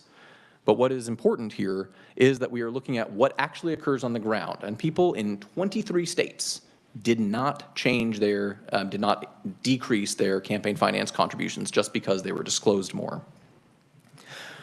What I think is most interesting, though, is there's a recent study that was done, and I'm looking forward to some more studies in this area because, like the Supreme Court, many people assume that disclosure causes chilled speech. But I want to talk about the city of Seattle. Yes, a very liberal place, of course, but let me talk about what is unique about the city of Seattle. They provide what are called democracy vouchers. Every voter in the city of Seattle in the mail gets 4 democracy vouchers. And what they are $25 that you can assign to a candidate. You write the candidate you want to give it to, and you send it to the candidate. It says on the voucher, your donation will be disclosed. This is public information. And they sign what candidate they want to give it to, and they send it off. And that money actually comes from the city of Seattle, but it is assigned to that individual. They have made the choice to give that $25. And I'm not suggesting that we tried going down that route here, of course, but what's interesting about this is it basically removes all of the other barriers that people have to donating. They don't have to have their own resources. They don't have to have there's other issues that prevent people from donating. And it reduces it just to the actual speech of I support you as a candidate. So they know when they write their name on there that they are being disclosed. And I'll tell you, at the beginning of this study, the hypothesis was that people were going to be far less likely to submit a democracy voucher than they were to vote. Voting is inherently a private activity. People can find out if you voted, especially if you keep your I voted sticker on for a really long time. But generally speaking, it's a private enterprise. People don't know who you voted for. So typically voting is not something we talk about as speech that is often chilled because of other activity. So the hypothesis was that people would be significantly less likely to engage in assigning democracy vouchers where your name is assigned and publicly available as giving to a candidate than they are to vote, which is something that is not generally chilled.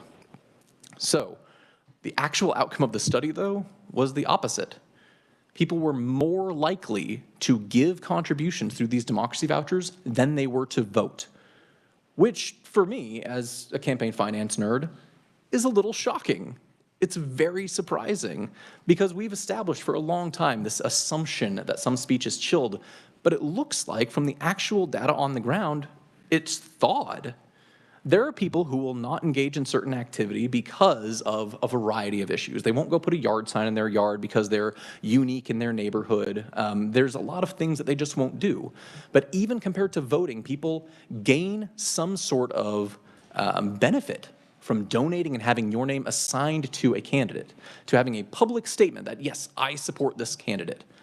That is something that they, for whatever reason, that either they believe that it makes them closer to the candidate, they think that there is a societal benefit to having given to that candidate, whatever else. These are people who are assigning their donation to someone publicly, and they're actually more likely to do that than they are to vote, which means speech isn't chilled from disclosure, it's thawed, which is a very, very interesting outcome. And Seattle is what it is. It is a very liberal area. But the study actually understanding that, and Seattle is the only place you can really study this because it's the only place that does democracy vouchers that I'm aware of, they make sure that the study was robust. They checked a variety of different neighborhoods and across the ideological spectrum. And perhaps most interestingly, they looked at people who were ideologically different from their neighbors. So they looked at basically conservatives in very blue neighborhoods of Seattle. And they thought, well, what if these people are less likely to donate because of societal pressures? They know their name's out there. Are they worried about the approbation of their neighbors? And the answer is no, they're not less likely to donate. They're just as likely as anyone else. So disclosure does not chill speech, it thaws it, which is, again, it's important that we are looking to what actually occurs on the ground. And there's not better studies on this. I think that was really interesting, and I thought that was something that a special committee talking about free speech would be very interested in. But I want to dig into some of the legislative recommendations, so we'll get into some of the meat now. I can certainly pause if the chair would like. Okay. Let's go right on to legislative recommendations. The first one I have to ask, there's been some discussion about how can we make campaign finance law more effective? Is that, well, once whatever other changes we're making campaign finance law, I will note that in order for campaign finance law to be effective, there need to be things that, there needs to be a significant staff. There needs to be an actual investment in ethics. The Ethics Commission has 8.5 staff and a budget of $800,000. There's an argument to be made that a higher investment in ethics would result in being able to capture some of these issues that we've talked about. For example, previously there was a conversation about some out-of-state money and how we can enforce that. There's actually a statute on our books that talks about providing verified statements and disclosing some of the earmarked contributions that are used inside Kansas for whenever you have an out-of-state actor like that. But enforcing that is very, very difficult and massively time-intensive. And realistically, when you have one person doing state campaign finance, one person doing local, one person doing PACs and parties, and a part-time investigator, who's left to do to check into things like that? It's very difficult. Now, it's not saying we don't do it, but if you get a very complicated situation involving an out-of-state actor, that's something that is worth thinking about. So let's dig into the definition of a PAC, because I think there's been a lot of good conversation about that. There's really two big approaches to how to define a PAC in the United States. States are very split on this. About half the states do pretty much what Kansas does, is something like what we have now. And about half the states, about 23 states, I believe, have moved towards this threshold test, where once two or more people engage in certain activity above a certain monetary threshold, they've taken in money and expended money to support candidates, they've done some independent expenditures, then they register as a PAC and file those disclosures. A lot of states have headed in the threshold direction. And the benefit of a threshold test is it's very, very clear. Once you've engaged in that behavior, or once you've spent that much money, once you've taken in that much money, you register as a PAC. It's pretty easy. If you haven't done that, you don't. My favorite part of that structure, though, is that it creates an exemption for people under that threshold. There might be people who operate entirely as a PAC, but they frankly just don't spend very much money. And those people, I think that there's a very good argument that those people should perhaps not have to register as a PAC, file periodic reports, that the public benefit is limited compared to some of these larger PACs. I think it's important that a lot of states have started to move towards the direction of creating this low-level exemption. I think that's important. A threshold test would, by default, create that exemption. I will note that there's another draft of PAC registration that's floating out there. It's based on the total percentage of expenditures by a group. I'm only aware of one state right now. I think Wisconsin is the only one that does this for sure that I'm aware of, where they are basing PAC registration based on what percentage of their total expenditures were for advocacy. I don't think Kansas should be the second state to do this. I think we should not perhaps be the national guinea pig on this. But I also want to point out there's some real structural problems with that. Perhaps there's a ways to massage this into something workable, but a general percentage test, especially as it's been discussed, really does not work. The way that it's been analyzed is that at the end of a calendar year, you would determine what percentage you spent on independent expenditures or other express advocacy, and if it's over 50%, you register as a PAC and you file reports. That's December. It's January, actually, by the time we actually see it. That's months after the election. So realistically, we would never be able to determine whether a group actually was a PAC until months and months after an election. That money would never be public during the election. Voters would never see it. I don't know who is looking at campaign finance reports in January, but it's not the general public. It's not something that ends up being transparent. And that is something that would be, it would be a serious loss for the public. The determination on whether a group registers as a PAC also would depend on how large the group is, which is a little odd. The second, I think, the First Circuit actually rejected this whole analysis for this reason, basically, that if you go spend, if you decide to go spend $50,000 on independent expenditures, on some sort of advocacy, some express advocacy, then why should it matter whether the rest of your money, the rest of your budget was $99,000 or $100,001? One of those is a PAC and one of them isn't. Why should that matter? The other activity that an organization does should not impact the transparency of what actually occurred. And that's the argument that the First Circuit had as well. I'll note that percentages are also really easy to game. As if you decide this on at the end of a calendar year, here's what's going to happen. Any large PAC with even a vaguely savvy treasurer on the last day is going to say, well, we've spent about 55%, 60% of our budget on advocacy. Let's just spend a large bit on, let's make a big donation to our parent organization. And now our total expenses are 49.99%. And all of a sudden they're not a PAC. Legally, they're not a PAC. And there's absolutely nothing we can do about it. Nothing is transparent, and it's all because they've gamed their percentages at the end of the year. We can't allow a system where people can simply just move money around. But you know who can't move money like that? Is the smaller groups. And we absolutely should not build a PAC registration statute that only targets small groups, which is what this would do. Separately, it's impossible to police. This is something that perhaps is something that's a lot easier for us to see because we deal with the day-to-day of this. But if an entity calls us up and says, our expenditures were 49% this year, so we're not going to register as a PAC, our answer is not going to be, okay, show us your books. Our answer is going to be, okay. If they're not a PAC, they're not legally required to show us anything. We would have to have reasonable suspicion of a violation, which without knowing the intricacies of the organization, we would never know. We couldn't initiate an investigation. Anyone who says they're not a PAC just simply wouldn't be a PAC. It's entirely unenforceable, no matter how much staff we had. And there's no way to actually police that. But again, the groups that get dinged for this are small groups. A little neighborhood community group, everything they do is discrete. It's very easy to see. It's just a few discrete actions that they've taken. So you can tell very easily if what they've done is probably over 50% or not. But you can't tell that for a big group that has $1 million in its chamber, or quite a bit more than that. So again, we can't be building a system where that really targets small groups. And I know that, Mr. Chairman, I know you were concerned about pulling in small groups, and I think that that's important to use as kind of a touchstone when we're analyzing how to evaluate PACs. We should make sure that we're being fair to those smaller groups and applying the same approach for everyone. Number 3, I'm not going to talk very long about this, but giving in the name of another obviously has been a subject of conversation. The Kansas statute is, for the most part, identical to the first part of the federal statute. The federal statute does have one benefit that Kansas does not, which is an extended definition. I've attached it as Appendix 1 to my testimony. There's only one appendix. I don't know why I numbered it, but it is the appendix to the testimony. And it shows you really kind of some of the detailing of ensuring how to tell whether something is a contribution in the name of another or not. What we can't do, we can't go eliminate, the one conferee claimed that the issue is disclosure, which isn't true. There's no point to contribution limits if you can just pass money through a bunch of intermediary entities and try to exceed limits at the destination. It has never been only about disclosure. The FEC has always been enforcing it as a contribution limitation enforcement as well.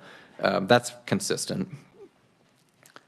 Number 4 is coordination. We should just adopt the federal coordination test. I think there was a meeting of the minds last year on this, but there was an issue late in the process about some text in the bill. I think it was citing the federal statutes instead of bringing the language in for Kansas. The federal coordination test, again, I think a lot of people have said it's well tested. There are good guidelines on it. Everyone knows exactly what, for the most part, what is and isn't coordination. I would encourage the committee to perhaps look at, I'm nervous to say it because it hasn't really happened in Kansas all that much yet. I would encourage the committee to consider a prohibition on red boxing, which is something where there's ways to start handling this, but basically what happens is a secret place on a candidate webpage will have, or sometimes on a public portion of the page, will have a statement in a literal red box that is essentially a message or things that a candidate needs. And a PAC goes and looks at it and starts producing documents based on the red box. They're essentially, it's a way to coordinate without actually coordinating. So it's a candidate saying, these are the things I need, please help me coordinate. I need some other people to spend a lot of money and this is what I need you to say. And they put it on this red box, and because it's public information, it's called red boxing. It is a big problem elsewhere. I'm nervous to say it in Kansas because I really don't want to deal with it here. But if we're going to take a good hard look at coordination, then we should consider other approaches to dealing with something like that as well. Again, just like we were talking about cryptocurrency last year, let's resolve the problem before it happens. Express advocacy is worth, should have some dive into this as well. Kansas's current express advocacy enforcement is limited to only uses of 9 phrases. Vote for, I support this person, person for office. This person's the one. It's based on 9 phrases that are, it's based from a footnote in Buckley v. Vallejo. Previously, the commission used to have a broader totality test back before 2000. That totality test was similar to what I think the FEC was doing at the time. The FEC and the Kansas test was ruled unconstitutional in 99 or 2000. It never got replaced. The FEC did replace theirs with the only reasonable interpretation test, and it's been upheld by the Supreme Court repeatedly. The only reasonable interpretation test basically is, it's actually not much broader than the 9 phrases. It says, if you look at a mailer and the only way to interpret it is that it is to advocate a vote for or against a candidate for office, then it is the same as express advocacy. It doesn't start policing into issue advocacies, because if you have a mailer that says, candidate A voted to cut your taxes, maybe you should think about that, contact them. That's an issue ad. It has nothing, even if it's, you could send that a week before the election, that's not express advocacy. It is an issue ad. Issue ads are not subject to regulation in Kansas. So the only reasonable interpretation test basically just opens it up to these circumstances where entities are very intentionally trying to make their language very carefully so they don't cross into the express advocacy territory. They use words that are basically the same as the express advocacy words, but because they're not the same, it becomes a problem. We had some issues in the last several years. There was a TV ad that basically used express advocacy, but it didn't use those words, and because it didn't use those words, it wasn't express advocacy. There was a series, it's happened a few times now, there was some texts that went out that claimed to be from one entity that weren't, but because they weren't, it was very clear in these instances that some very savvy operative had drafted them because they knew how to split the express advocacy so it was not express advocacy legally, which meant that we can't enforce it, we can't do anything with that. Obviously, there are ways, there were several conferees that talked about expanding our enforcement beyond just express advocacy. I'm not even saying we necessarily do that, but we do need to fix express advocacy to cover these situations that we need to have transparency and communications that are the functional equivalent of express advocacy, so we stop letting people just change one word and all of a sudden it's not regulated. That makes no sense.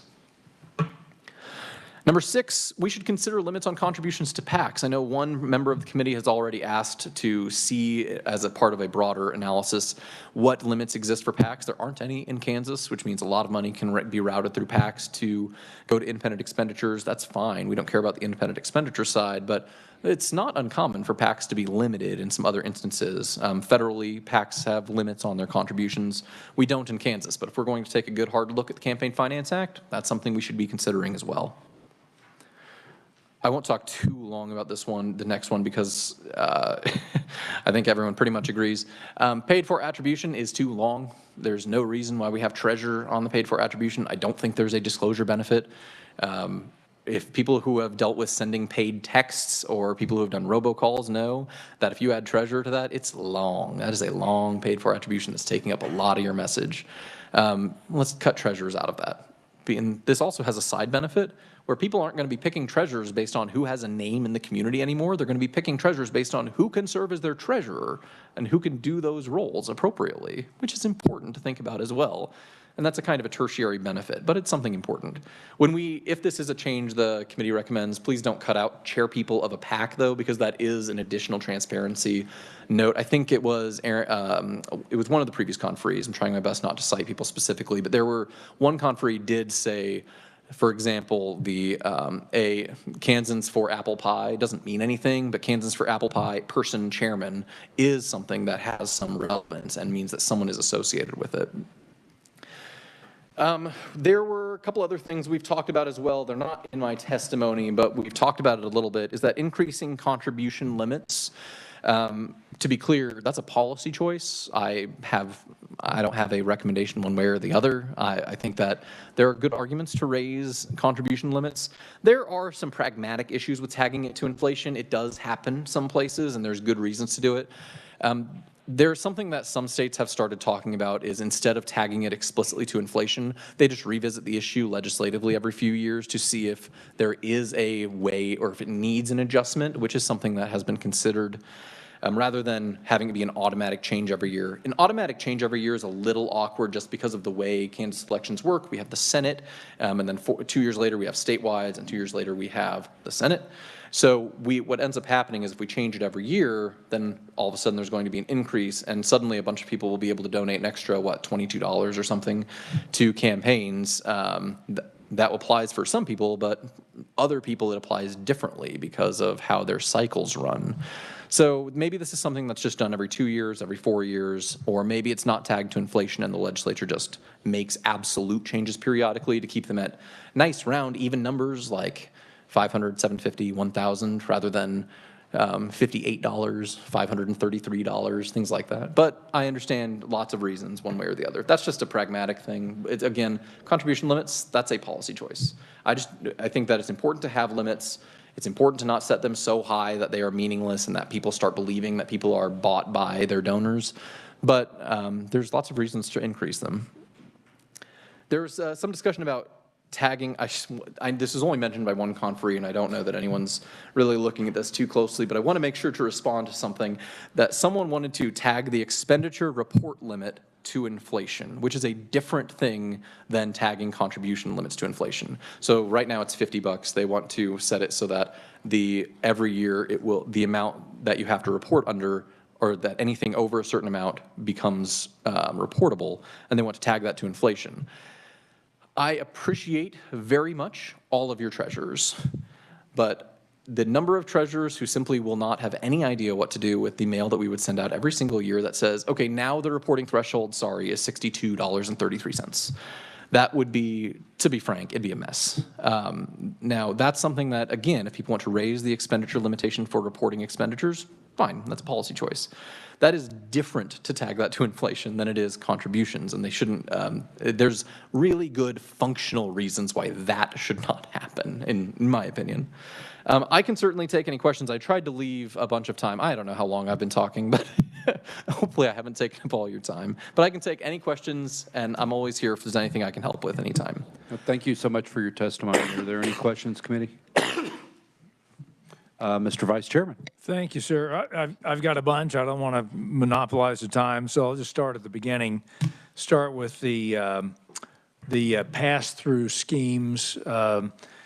Could you explain what was your distinction legally, policy-wise, with regard to the pass-through, that example on the Republicans versus the Democrat, because they appear to be the same type thing going on? I am not in a position legally to be able to comment on ongoing investigations, but what I will say is the answer may be different than you expect, and I will leave it at that. I really cannot disclose anything about ongoing investigations or confirming investigations, so I will leave it at that for now. If there is a point when if the commission finds probable cause in an action, then I'm free to talk about a lot. I can talk about anything at that point.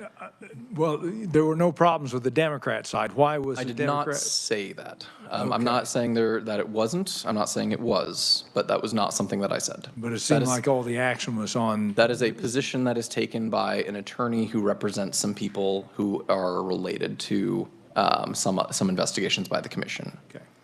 But that is not, I am not taking a position about whether or not whether or not certain conduct was legal that they talked about. If I could follow up.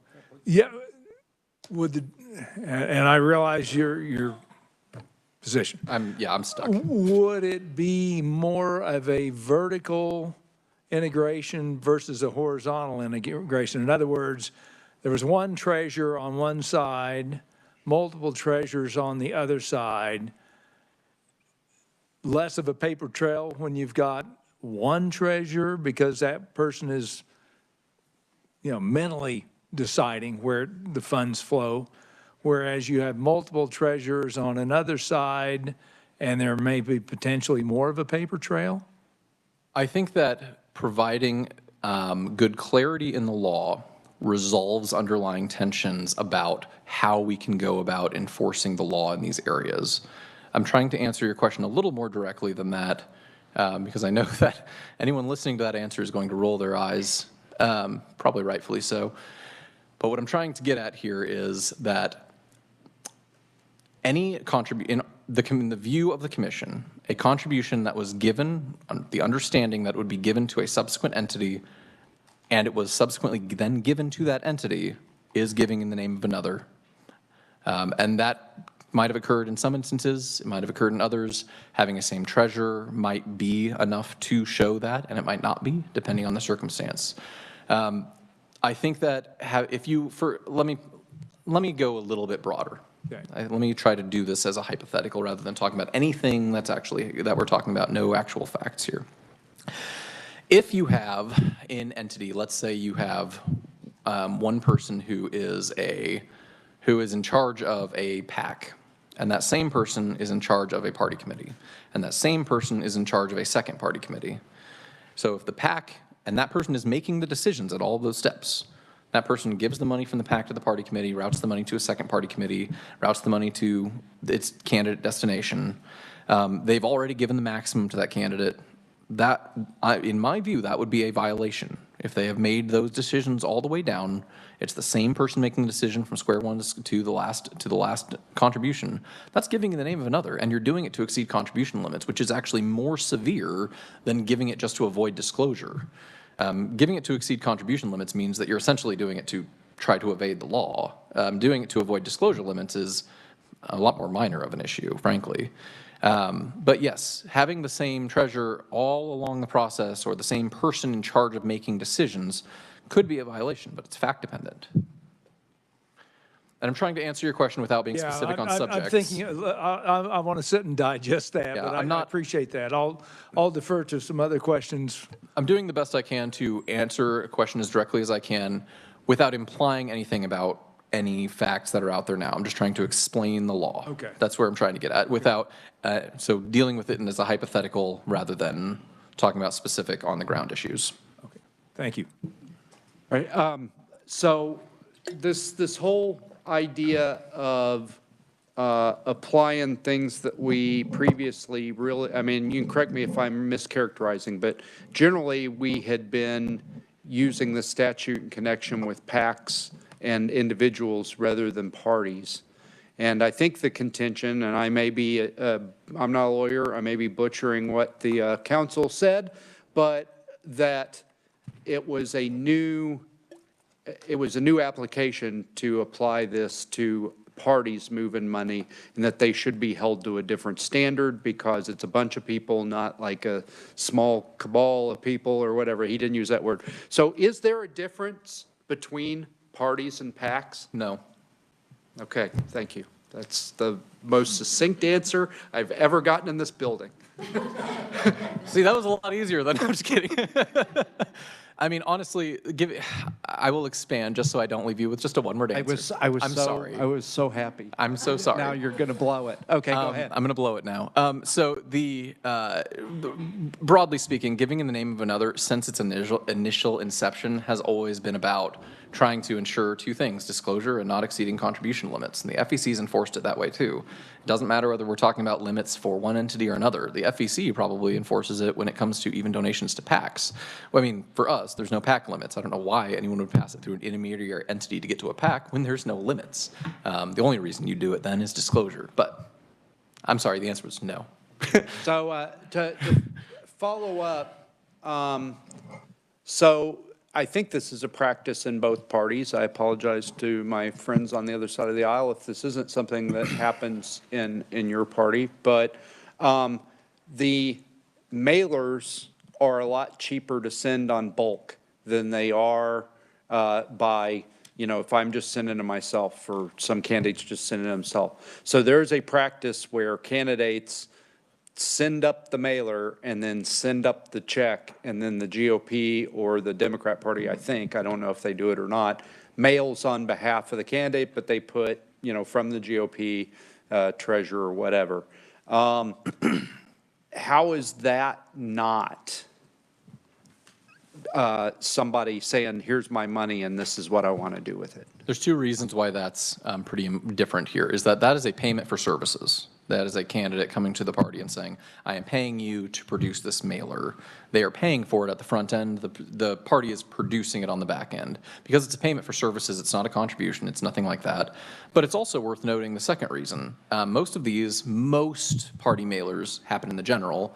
There's no limits in the general, so we never even have to look at whether, is the discount that you're receiving an in-kind contribution? We don't even have to explore that because it doesn't matter whether it is or not. There's no limits to what a party can provide for its candidates. But primarily we're talking about the first issue. It's a purchase, it's a business service. This happens actually not uncommonly in other areas too. A party will have office space, or it will have some extra yard sign brackets, something like that. You can buy those from the party. That's not a contribution. You're just making a business transaction, essentially. And it's done at market value. Thank you. Okay, Representative Underhill and then Representative Berkowitz. I just had a quick question on express advocacy and the only reasonable interpretation. In here it says that issue ads are exempt from it, but isn't interpretation, I'm using your scenario, if a mailer went out that said candidate A supports issue X, consider that at the poll, isn't that trying to persuade you one way or the other? So the FEC opinions on this, because they have the test, and again, it's nice that they've had some opinions released on this, say essentially that that's a little different than the scenario that I perhaps gave, that you're basically saying, remember to set the polls, there's an electoral connection. But if you just send a mailer saying, candidate A reduced your taxes, contact them at this number, or something like that. Now, that doesn't have an electoral connection, and the FEC has been pretty clear that there's still ways to skirt it, but it's less effective. And it means that the most effective mailers that do have an electoral communication of some kind are disclosed, they're transparent. And you can't just avoid transparency by changing one word from vote for to something else that is basically the same thing. Stop, or instead of defeat, for example, is not express advocacy, even though it means the same thing. So that's something that's worth thinking about here as well, that generally the FEC has been clear. The only reasonable interpretation test needs some sort of electoral nexus, something about voting somehow related to that. And the FEC even considers a temporal test, that if there's a communication that happened in January, a year and a half before your election, before your primary, that can be considered differently than a communication that occurred in May. But I don't know that we even need a temporal test because the FEC opinions haven't used those. They've really talked about what is actually on the communication. What does the communication say? Which I think is helpful. Thank you. Senator Blasey. Thank you, Mr. Chairman, and I apologize to the committee. I missed this morning's session. I was coming back from our nation's capital, and my plane was delayed a little bit, but I have arrived. And while I was in D.C., we talked a lot about federalism and the importance of the 10th Amendment and how it apparently is trampled on these days. And it talks about how power is reserved to the states. I mean, it was the states that created our federal government, right? And I think sometimes that gets lost even here in Kansas about sometimes where power rests. And I'm a firm believer in our legislative branch of government that in Article 2 of our Constitution, it says that legislative power of this state shall be vested in a House of Representatives and the Senate.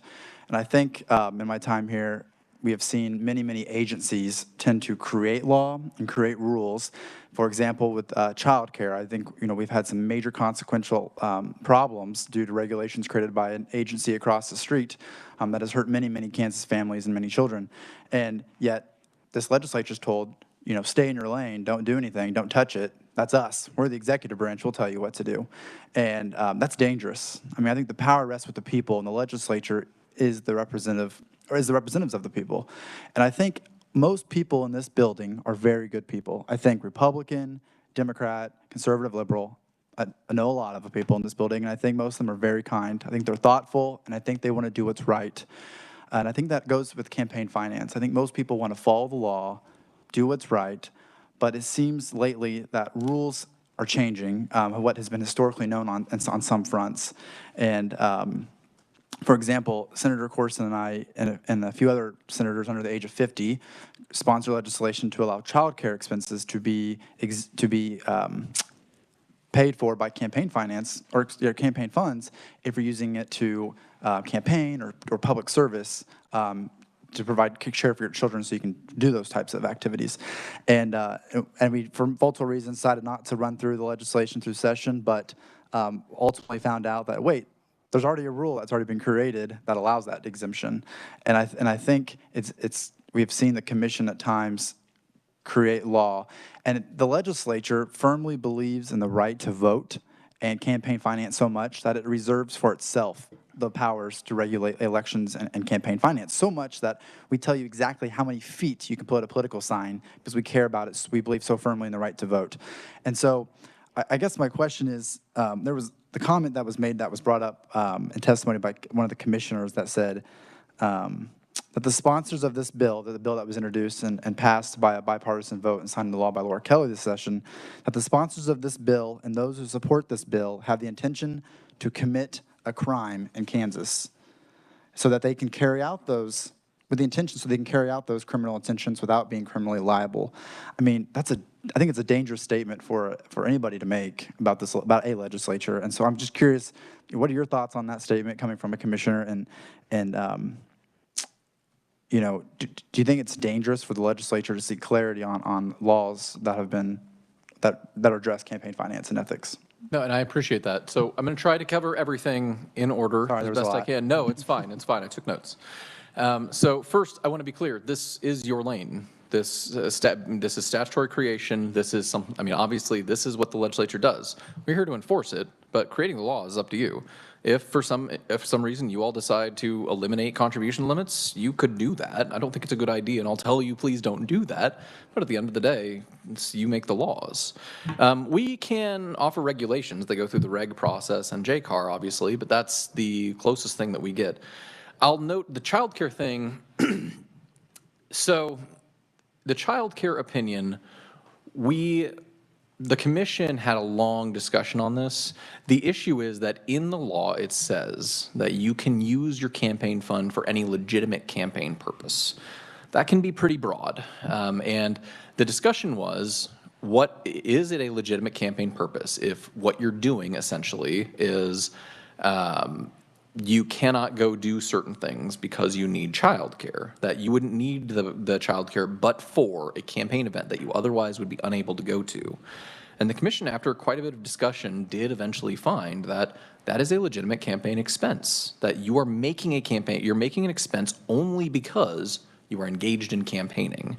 Similarly, they applied the same to office holder, which is something that it's notable that they did that because generally office holder expense is a pretty narrow avenue. We're talking, you fly to conferences, you do things like that, but they actually offered a formal opinion at one point saying that yes, you can use your campaign fund to offer water in your office when there was when at one point it was cut out of the budget, I think. So it's worth noting that childcare, there's a good discussion on that, but they believe that it's already in the law. That said, opinions are something that are not, if the legislature decides to say that that's something that should not be allowed, or if they say it should be allowed, obviously statutes have quite a bit more stability. All opinions do is they essentially say, this is the current view of the commission. If you were the one who requested the opinion and you abide by the meaning of the opinion, then there's a safe harbor provision. You're deemed to have followed the law. In terms of specific comment by a commissioner, the 9 commissioners are my bosses. The person in question is still a commissioner. I'm not going to say anything negative about the people that I serve. But I think that the rest of my comments, I think, might provide some clarity to respond to that. I think that this is the legislative domain. This is what it's for. If I may, or sorry, you go on to somebody else? Go ahead. I appreciate that. And to follow up on Senator Thompson's question about, just the distinction that was presented to us this afternoon about the case that's ongoing before the commission regarding Republicans, and then the case that was laid about Democrats doing the same thing. But Vicky, being the treasurer for multiple entities, I mean, there could be an argument clearly that there's some coordination potentially there, but it's obviously something you're going to have to look into. But attorneys or conferees have made, from both sides of the aisle previously have stated today that they believe that's acceptable, how the law is currently written, and there's nothing wrong there. I guess, there seems to be a lot of questions about some of the actions that have taken place. And in fact, there's legislators who are just, and I got to say, every time I call the Ethics Commission's office, the staff have always been kind, have always been helpful and responsive. But I think there are people who, because of these issues that are hanging out there still, people are scared to ask questions and to talk before the commission and to the ethics staff because of what's going on. There's a fear of targeting. And I guess, how do we restore confidence? We had the IRS, people know, a few years ago was targeting conservative groups, and that, not people really like the IRS to begin with, but, the public confidence in the IRS has plummeted. Same with the FBI. I mean, the FBI has been known to target Catholics, and the Attorney General was just before Congress being questioned about that.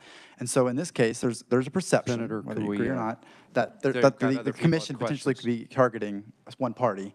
And so I guess my question is how, everyone wants to ensure that there's equality among the law for all persons, and that everyone knows the rules, and that it's very clear, and that they're understood, and that everyone will follow them. So how do we restore confidence that the commission is fair and doing its job to ensure that, you mentioned earlier, I believe your words were, to be independent with no undue pressure, but to root out corruption? I think we all would agree that's what we want. So I'm going to try to cover everything. First, I think that it's important that let us get to the end of a process before we make judgments about the process. I think that's important. But in terms of restoring confidence, things like that, I think what we're doing here is great. I think there's a lot of good discussion, both from conferees and from other people, about the ways to make our laws better. And if our laws are better, then that makes life a lot easier for us. It makes it easier for you. It means that marginal calls never have to be made. And it means that, frankly, we just know, and everyone knows, what the laws are going forward. So we think that even if a law is, and I'm not saying any of them are, but even if a law did have some vagueness, it's something that might still be something that you could still violate if your conduct was severe or egregious enough. And I'm not saying that happened in anything that's ongoing or anything like that. I'm just making the point that we can be improving our laws today, and I think that helps everyone. Representative Berquist. Thank you, Mr. Chair. Thank you, Mr. Scogland. Question about treasurers for campaigns and treasurers for PACs. Can a treasurer for a campaign be the treasurer for a PAC under the same campaign, same person's name? Yes. Can that treasurer be a spouse of that person? Yes. Okay. End my question. Yeah, there's nothing in the law that prohibits that. Typically, if someone is serving as a treasurer or something like that, especially if it's not a treasurer in name only, it's someone who's actually making decisions, we're going to assume that if that PAC is doing some express advocacy for that candidate, we're going to assume that's coordinated, and we'll probably do an investigation in those instances. But most of the time that we've seen similar kind of universes where that's happened, we don't see express advocacy happen. We sometimes see issue ads, but issue ads aren't covered by the Campaign Finance Act, at least not right now. So, well, my only comment is the larger the campaign, the more reason there is to be concerned about whether there's express advocacy going on. And that's all I got to say about that. The one nice thing about having basically setting that real clear guardrail about express advocacy, even with the only reasonable interpretation test, is that we can look at a communication and say, yes, this falls under the Campaign Finance Act, or it doesn't. It's very easy to tell in, I would say, 98% of instances. Thank you. So following up on the representative's great question, what could you talk about the logic? You clearly know this law, this statute backwards and forwards. What was the rationale of allowing the governor to have a PAC, but not allowing legislators to have a PAC? What was the conversation there, or how did that happen? Because congressmen can have PACs. Sure. So this is a good question. I know we haven't talked about leadership PACs or that prohibition. It's a statute we haven't really dealt with too much today. But right now on the books, there is a statute that prohibits legislators from establishing a PAC. And I think there must have been some concern about ongoing leadership PACs. I know after that happened, there was a formal opinion the commission released that said that the law is not backwards looking. If you still have one from before that time, you can continue having it exist. But that law does not apply to anyone other than legislators. And so if that's something that, there's two things here really. Number one is if this is a prohibition that is important for people, then the word establish needs to be made something that is more than just established, like serving on the board or serving in an officer capacity or a decision-making capacity. Perhaps that should be something that shouldn't be allowed, if that's something the legislature cares about. But also, there's a policy judgment here. Why should other people who are not legislators be allowed to have PACs? Should candidates be able to have PACs before they become a legislator? Is the issue just the fact that leadership PACs federally become basically slush funds? Though that's something that might not happen in Kansas for a variety of other reasons, but maybe it would. I don't know. So that's something that there's a lot of policy judgments built in there that I think are worth teasing out and figuring out what should be prohibited here. What is the goal of the legislature? I don't think the current law really does it one way or the other. Mr. Vice Chairman. Thanks, sir. And I hate to belabor the point as we go back to that. My original question was, where are the citations or interpretations within the law that you utilize to make the differentiation between what the Republicans were doing and what the Democrats were doing? And how would anybody have known if there is no interpretation in the law? How would they know they were violating a campaign finance law if they don't have, if the law is vague? Sure, a couple of things. Number one, I'm not saying one way or the other whether the commission or myself view those situations differently at all. I'm not taking a stance on that because I can't. I can't confirm the ongoing investigations. I certainly can't discuss details of them. No, I'm just asking whether or not there's actually something in law that you use to interpret. I just wanted to make sure that I was being very clear here. Okay. The giving in the name of another has a pretty clear definition. Again, it's the same language that the feds use in terms of what the actual statute says. We don't have all the extra language providing that. Giving in the name of another pretty much means the same thing everywhere. Everyone has a reasonable understanding that contribution limits mean you cannot give more than the contribution limit.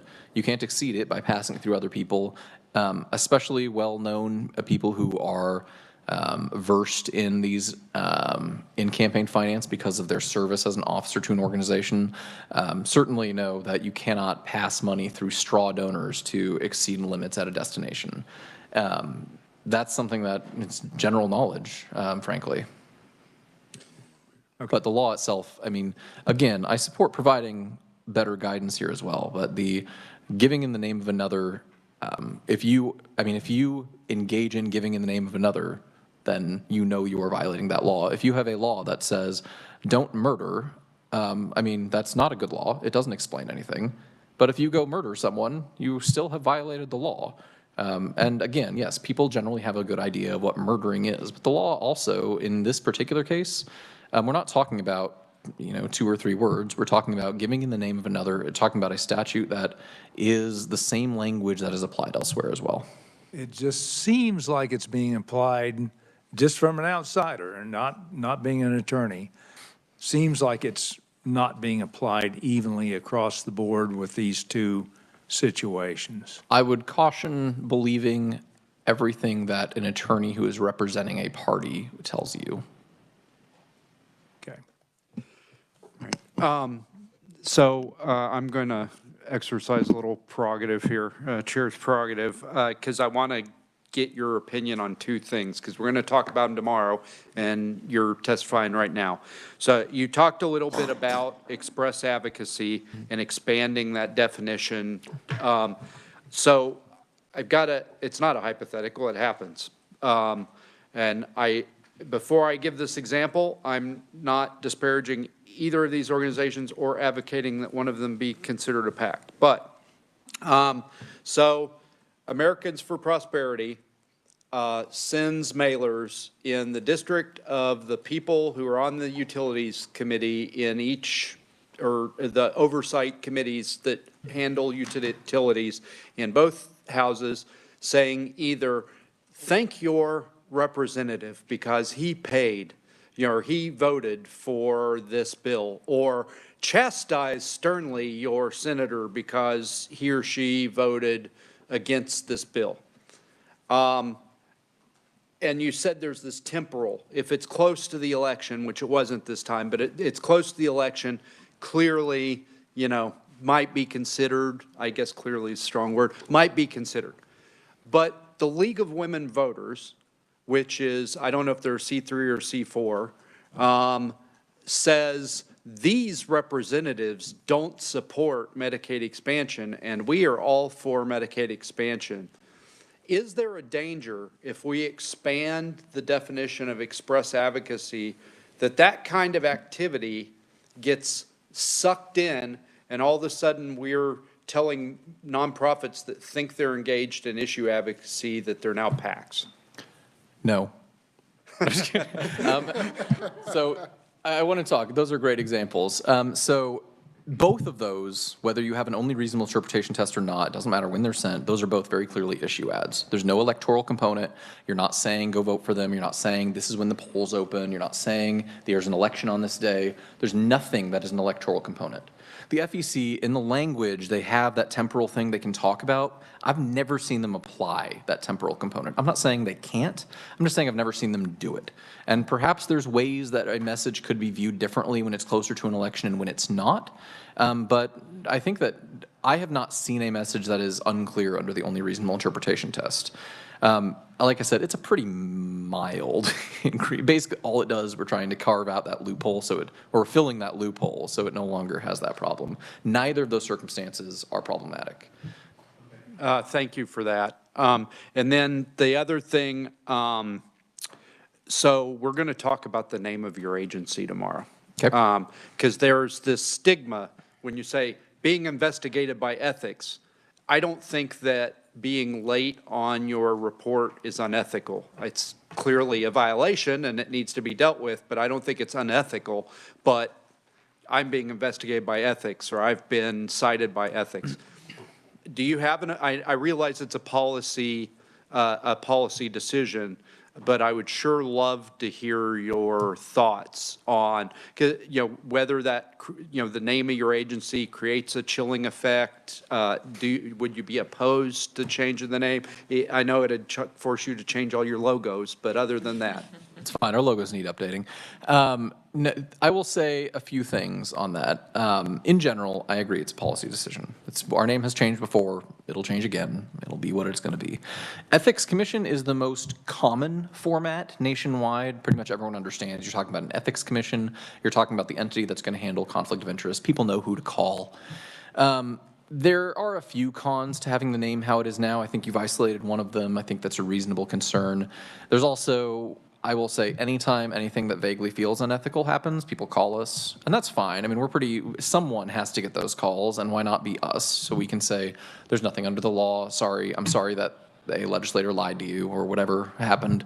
Those are bad. I'm sorry you got blocked on Facebook. It's not illegal. I don't know how to tell you this.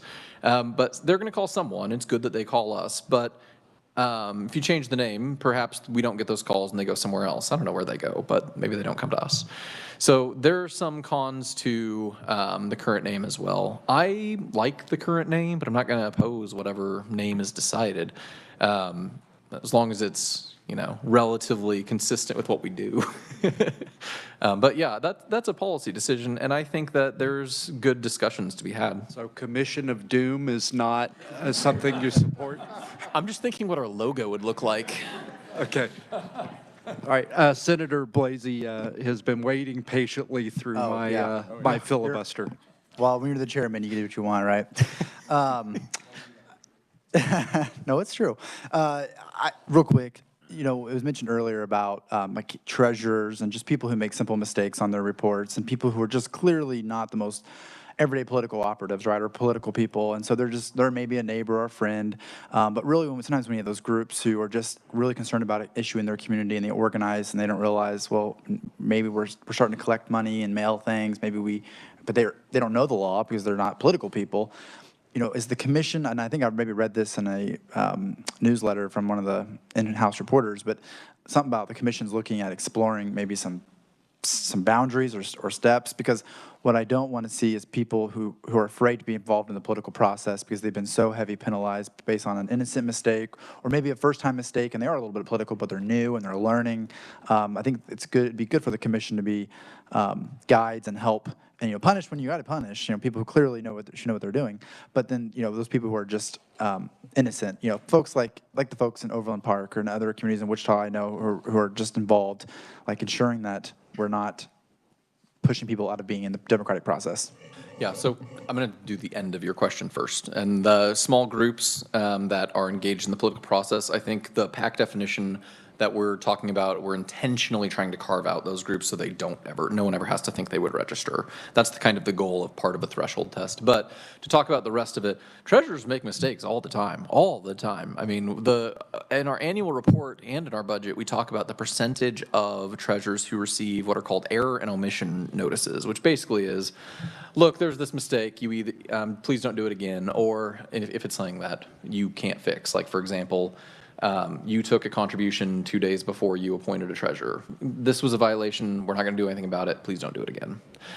There are those that say there are some things you got to fix. We're going to help you through those calls if you have questions. Otherwise, you have 30 days to fix it.